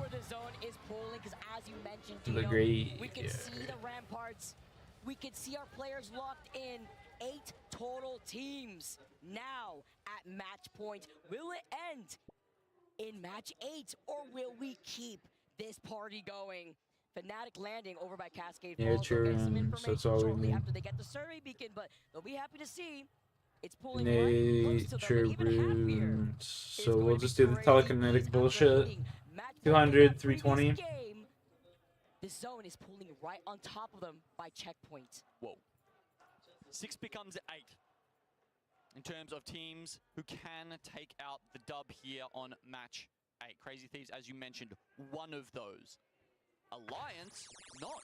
Alliance somehow, once again, through their very long, years-long campaign of bullying other teams, Your keyboard and and mouse Northpad have won't play? managed to get the That's strong fucked. Northpad I have no idea. double drop spot combo, and this time the zone, Vicky. That's crazy. Pathfinder, Hackers will be the only one in the lobby on that. I mean, you could call it a comfort pick, but let's be real. Alliance aren't the kind of team to fall back on comfort picks. It's just that they think it's strong and they know that Hackers is strong on it. I'm not too sure if I like it, though, I'll be real, because the last time we saw them try this out, it was devastating, honestly. And it didn't even pull towards devastated coast either, right? Like, they had just gotten caught in the middle of a rotate in the group stages, but it's crazy to see how many teams already have gone ahead with this rotation. I mean, you talk about S8UL being one of the teams to get to that match point club very early on, already taking an early fight, it looks like, against Legacy, and Crazy Thieves wasting no time. They want to find themselves in the trenches away from the teams that could pinch them, especially teams that could call out where their position is, because if they stay in checkpoints, teams already know that that is their POI. That is what they drafted in the POI draft. So they do not want to get pinpointed by the other squads that want to greet them. I think Alliance get lucky here. Obviously, with their composition, they need Pathfinder to hit blue shields and then pick the Ringmaster perk. Luckily for them, an Evo Harvester spawns near Trident, and they should have been able to pick That's that up. fucked, dude. I have no idea why that would happen. Hopefully you get that fixed. At Northpad, I believe, and that's why they've taken PCs aren't cheap nowadays. straight to one of the gazebos near Down Beast. This is a great position to hold. We saw Team Liquid win from here just the other day. Uh-oh, but NIP, they've lost out on McLovin. Now down to a duo with Curve in the back. He's the real Sparrow out here, but can he make the legless magic happen now? Stuck as a solo. It's SPI Egoist picking up Vayne next. I'm getting a little bit of deja vu though. Gino, when I take a look at a zone like this, the fact that we're in game 8 on Storm Point, pulling towards the outskirts of Down Beast, we saw a year and a half ago or so, a Respawn come out where we kept seeing some more Apex, where we saw it go, what, to game 12 or so? Can it happen again, maybe? As Oblivion, so much support for this team. Monsoon, he rolled out wearing the maid outfit, but now he has to play like he's in the Matrix around these nades. Oh shit, right into the nade. He gets the knock, and it is UNL who are trying to get these trades, but Oblivion specifically blinks her. He gets a finishing blow, but they can't stay alive. Oblivion, they get sent back to the lobby now. E36, they're clearing their path to take out these teams. And of course, 36, number 3 in the lobby. There's a 6 in their score as well. Maybe everything's lining up for them right now, except that Unlimited Peace has just stolen their trident. It's on fire. They said goodbye with the Sheila, but he's pretty happy to get out of there, frankly, because he's the only one left alive. I'm not happy that he's on the Ash. I guess GTA Legends is out and about. Remember what I mentioned about the Trident shenanigans going into Olympus? Of course, it continues on to Storm Point, keeping up to the script as Falcons move up. Yeah, I mean, if we're talking about comfort picks, I think that is actually one coming out there for Unlimited. We're going to see it from anyone, yeah, maybe from Peace, maybe from Asia as well on Gen G. We're sitting in 18th place right now. A couple teams are really struggling to get going. 5 years, VP, Gen G among those. And Force 36 have not had that problem. And despite losing that car, they have managed to get set up on down base. Oh no. Oh, they catch him. The drive-by. They take his shoes and they send NIP back to the lobby. Another team out. Their fate out of their own hands. And you talk about Gen G with not much to lose, only 20 points from a team that we know could play so aggressively. But I really like the shenanigans of the Trident that we've seen Gen G pull off before. Do you think they were like holding the gun sideways as they took them out with that one? Just like rocking up with the drive-by? Oh no. You gotta show them where you're from sometimes. As S8UL, another team on the bricks. S8UL with only Jesco alive. They call him out. It's the crypto drone hovering overhead, scaring him a bit. They feel the pressure. Legacy is pinging, giving them the information because it is CSM who have moved up into the trenches. Yeah, and as we mentioned, likely to be controller cycling on the legend bans from now on. Obviously, Rampart has just been unbanned. That's why everyone's rocking her this game. So Crypto, very likely to be a fixture for the rest of this series, Vicky. Trying to get away from drones, well, it's probably not the place for you. Bangalore actually just behind. 13 picks for her, 14 picks for Rampart so far. If Bang was going to get banned anywhere, it probably would have been on Storm Point. Yeah, exactly, because so strong, right, with those smokes and these rotation opportunities as Falcons. They get involved in a fight versus Go Next, and this is important because Go Next are the next team that are the closest to also hitting match points. And How wants to stop that opportunity from happening, but he's one shot backing away. Lovely cover fire from Guild to find Light. Gets that knock, playing off the side and the corner. See Go Next, they're pinging, but good luck on a reset. As Henchman at least gets the knock onto How, but they are bludgeoned as 17 squads are left, and Walty follows up to cover their backs. I mean, it's almost like Walty has the ESP. Every time he pokes around, Henchman should have been there, but just managed to dodge the bullets. But Unlimited, exactly the kind of team you don't want to pull up on you when you're 2 members down. We'll take out Team Falcons. Stopping a legacy from happening. Unlimited with the power of the crowd. Set themselves up with 40 points. They've been trying to brief these match point teams. They are on a quest. They have a duty to give us more Apex. There we go. Ring pulls quite predictably towards Fnatic and Alliance. Bunker positions over there, very important. As it closes in more, you'll start to be able to use the little rocks on the high ground in the terrain. Crazy Thieve set up in the building at the south side of North Pad. That will be good for a while as well. We'll just have to see if the next one pulls in a little bit more or goes up towards them. Another thing I really want to note here, Vicky, is that most of the teams on match point are the zone teams. So they're already getting in, and we're not getting the zone actually any more clustered than it might otherwise be. It's really the edge teams that are still just all fighting each other on the edge, kind of hoping that they might make it, make some KP and then make it in for a dub. Exactly. Different plans for those teams instead. While you have E36, who have been at match point for some time with only 4 match point teams left. TSM are holding the choke in the trenches behind the rampart walls.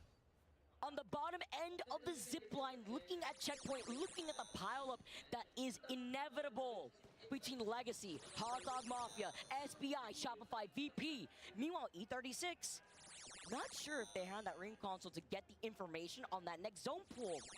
But a team who could wait for that action in the west side between E36 and Grow Gaming, another team at match point, is Alliance. They've been set up for the longest time here. As we said, blues coming from the Evo cache that they had over at Trident, but purples are actually probably going to be quite hard for them to achieve here, Vicky. They will most likely need some squad wipes for that, as I doubt they have much ammo to be poking endlessly into Zone 4, Zone 5 with. But that's the clutch of the Rampart, because you're behind the Rampart walls and you don't burn through that ammo. It's something that is worth sitting behind and playing patiently. Unfortunately for Alliance, they went for Pathfinder. Yeah, that's right. Oh, hockeys. Oh, it would have been so good. Oh. Great plan, but now you're taking away the opportunity from being able to have that extra loot. Meanwhile, Crazy Thieves, a team that has really woken up throughout the course of this tournament.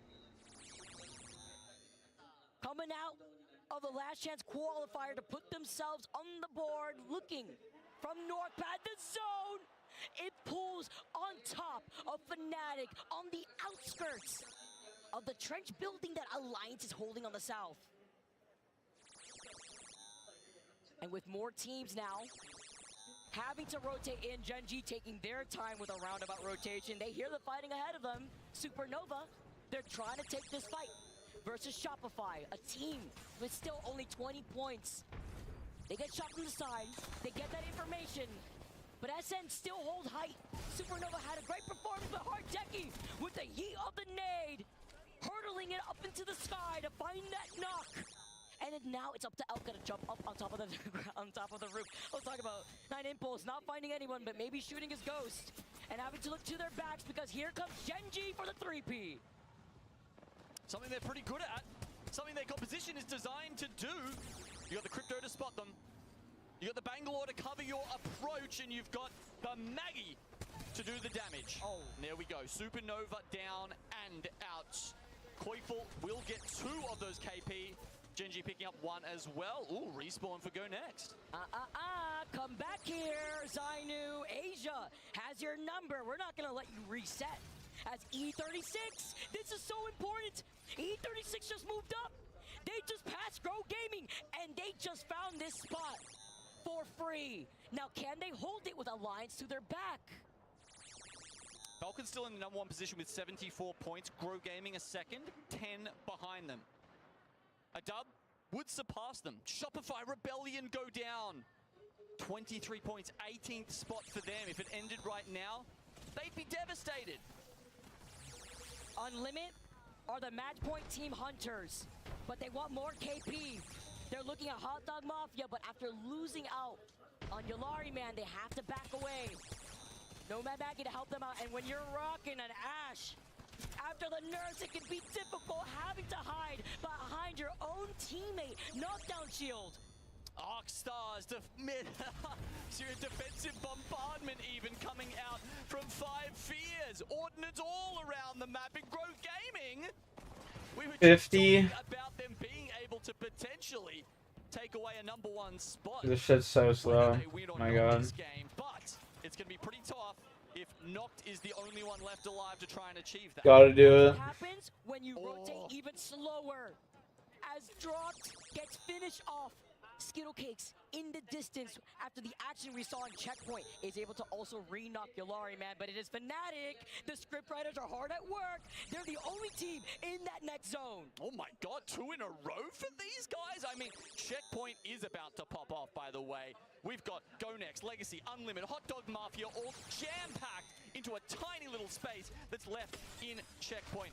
Unlimited do actually get the respawn for Yulari, man, and CRT now from the north. Crazy Thieves have to force Fnatic to look at them. They could force a 3-peat if Five Fears hears this.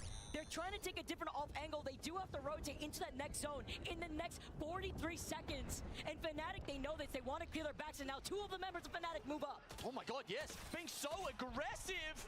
An awesome move for Fnatic. I mean, hey, if they don't win this game, it's too risky. They have to try and take it into their own hands. They have to do it even faster, though. They've moved away from the next zone. They clear out. Crazy Thieves as the crowd goes wild. And Genji, they hear this. They've gotten every invite to every third party thus far as they clear the east side of the zone. Yeah, that's what Crazy Thieves were worried about. They kept checking to their left, worried that someone would pull up, but they weren't there yet. It's only now that Fnatic have moved out of position that Genji will be a problem. This is an isolated fight for now, though, because all these teams are too scared to move up through the trenches. The only team that can look at this is Alliance and Genji. They push up onto a bludgeon Fnatic. They're trying to reset. Colonel, he pops the bet for now as Hot Dog Mafia get eliminated in your feet, but this is such an important fight as Genji, they wrap around Fnatic. TSM and E36 are the only match point teams left alive. E36 in a great spot as Fnatic get punished for their hubris. Cue the green light, though. We were talking about Alliance on Storm Point. 5F still alive.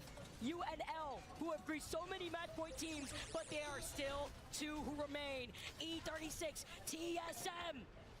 TSM with a different representation, with amazing young talent, have moved up with no jump necessary throughout the course of this whole tournament, have 55 points. It doesn't pull to them. They see the zone in their minimap right now. Plans have to be made very quickly as they start using the CQ towards 5 Fears. Unlimited on a tear. And TSM trying to jump in on this. They have to be careful. They cannot overextend. They know that they can wrap behind them. They're looking to their backs in case E36 push this, because this is a 3-4 pileup. Legacy, Unlimited, Genji showing face, and TSM want to clear the south side. This is complete chaos, though. Do you really want to get involved in this as a match point team? Certainly not with E36 coming up on the back. They want to win as well, though. Apparently, this is just too much for them, and they decide to play it safe. That leaves TSM alive. History in the making with this young player, Panic. He tries to get the beam, and Dexter doesn't look to the side. The EMP procced, and with some help from Dupe being on the crypto, no! Panic, he gets taken out, and Zicky, but Dupe is right there. Gets down as he tries to get the reset. It's a trade. Zicky still up on the high ground, though. They're forced to play off the knockdown shield, and the 3P is coming. Now they make their move. Enter Force 36 are in. Everybody's low. Surely they get both cleanups here. TSM are done for, and Genji are on the run. Oh, TSM get eliminated. It's only E36. Can history be made for APAC North as they get the res? Alliance now looking at them. Virtus Pro have the Gibraltar. There's the defensive bombardment. I was waiting for it, and Effect is trying to fly away from it, but has it come too early? I saw Hockeys on the drone, and they heard the fight, but they want to take this fight versus VP first. They have looked at E36, but neither of these teams want to commit. I mean, we know what happens here. There's 3 teams. The first 2 to fight should lose. If there is a way for Enter Force 36 to force them into each other, they can be champions right here, right now. Surely, VP and Alliance know that this is E36. Neither of these teams want to extend on each other, and the only reason why I say that is because who else will run the Pathy? VP are running the Gibby. It's so important because you could still have a possible EMP in a final zone like this. As we said, 8 match point teams, so that is a lot to keep track of. Will they be able to know who is left? The first knock, it's on to Justna. Alliance said, do not forget about me. They have Pride Rock. They gotta back away. They see E36, but they do not want to push in. Only just getting purple armor now. We talked about how hard it would be for Alliance playing that spot all game long and having to be chill and wait for their moment. This looks like it, but presumably E36 have got the revive by now. Can't believe this with the Pathfinder and Alliance aside. VP looking at them from the rock. They notice E36, who will be forced to move in right now. Round 6 closing behind their backs. Will we get more Apex? I'm going to bed, boys. You have a good night, everyone. Peace out. Well, not necessarily bad, but going to hang out for a little bit. Y'all have a good night. Peace.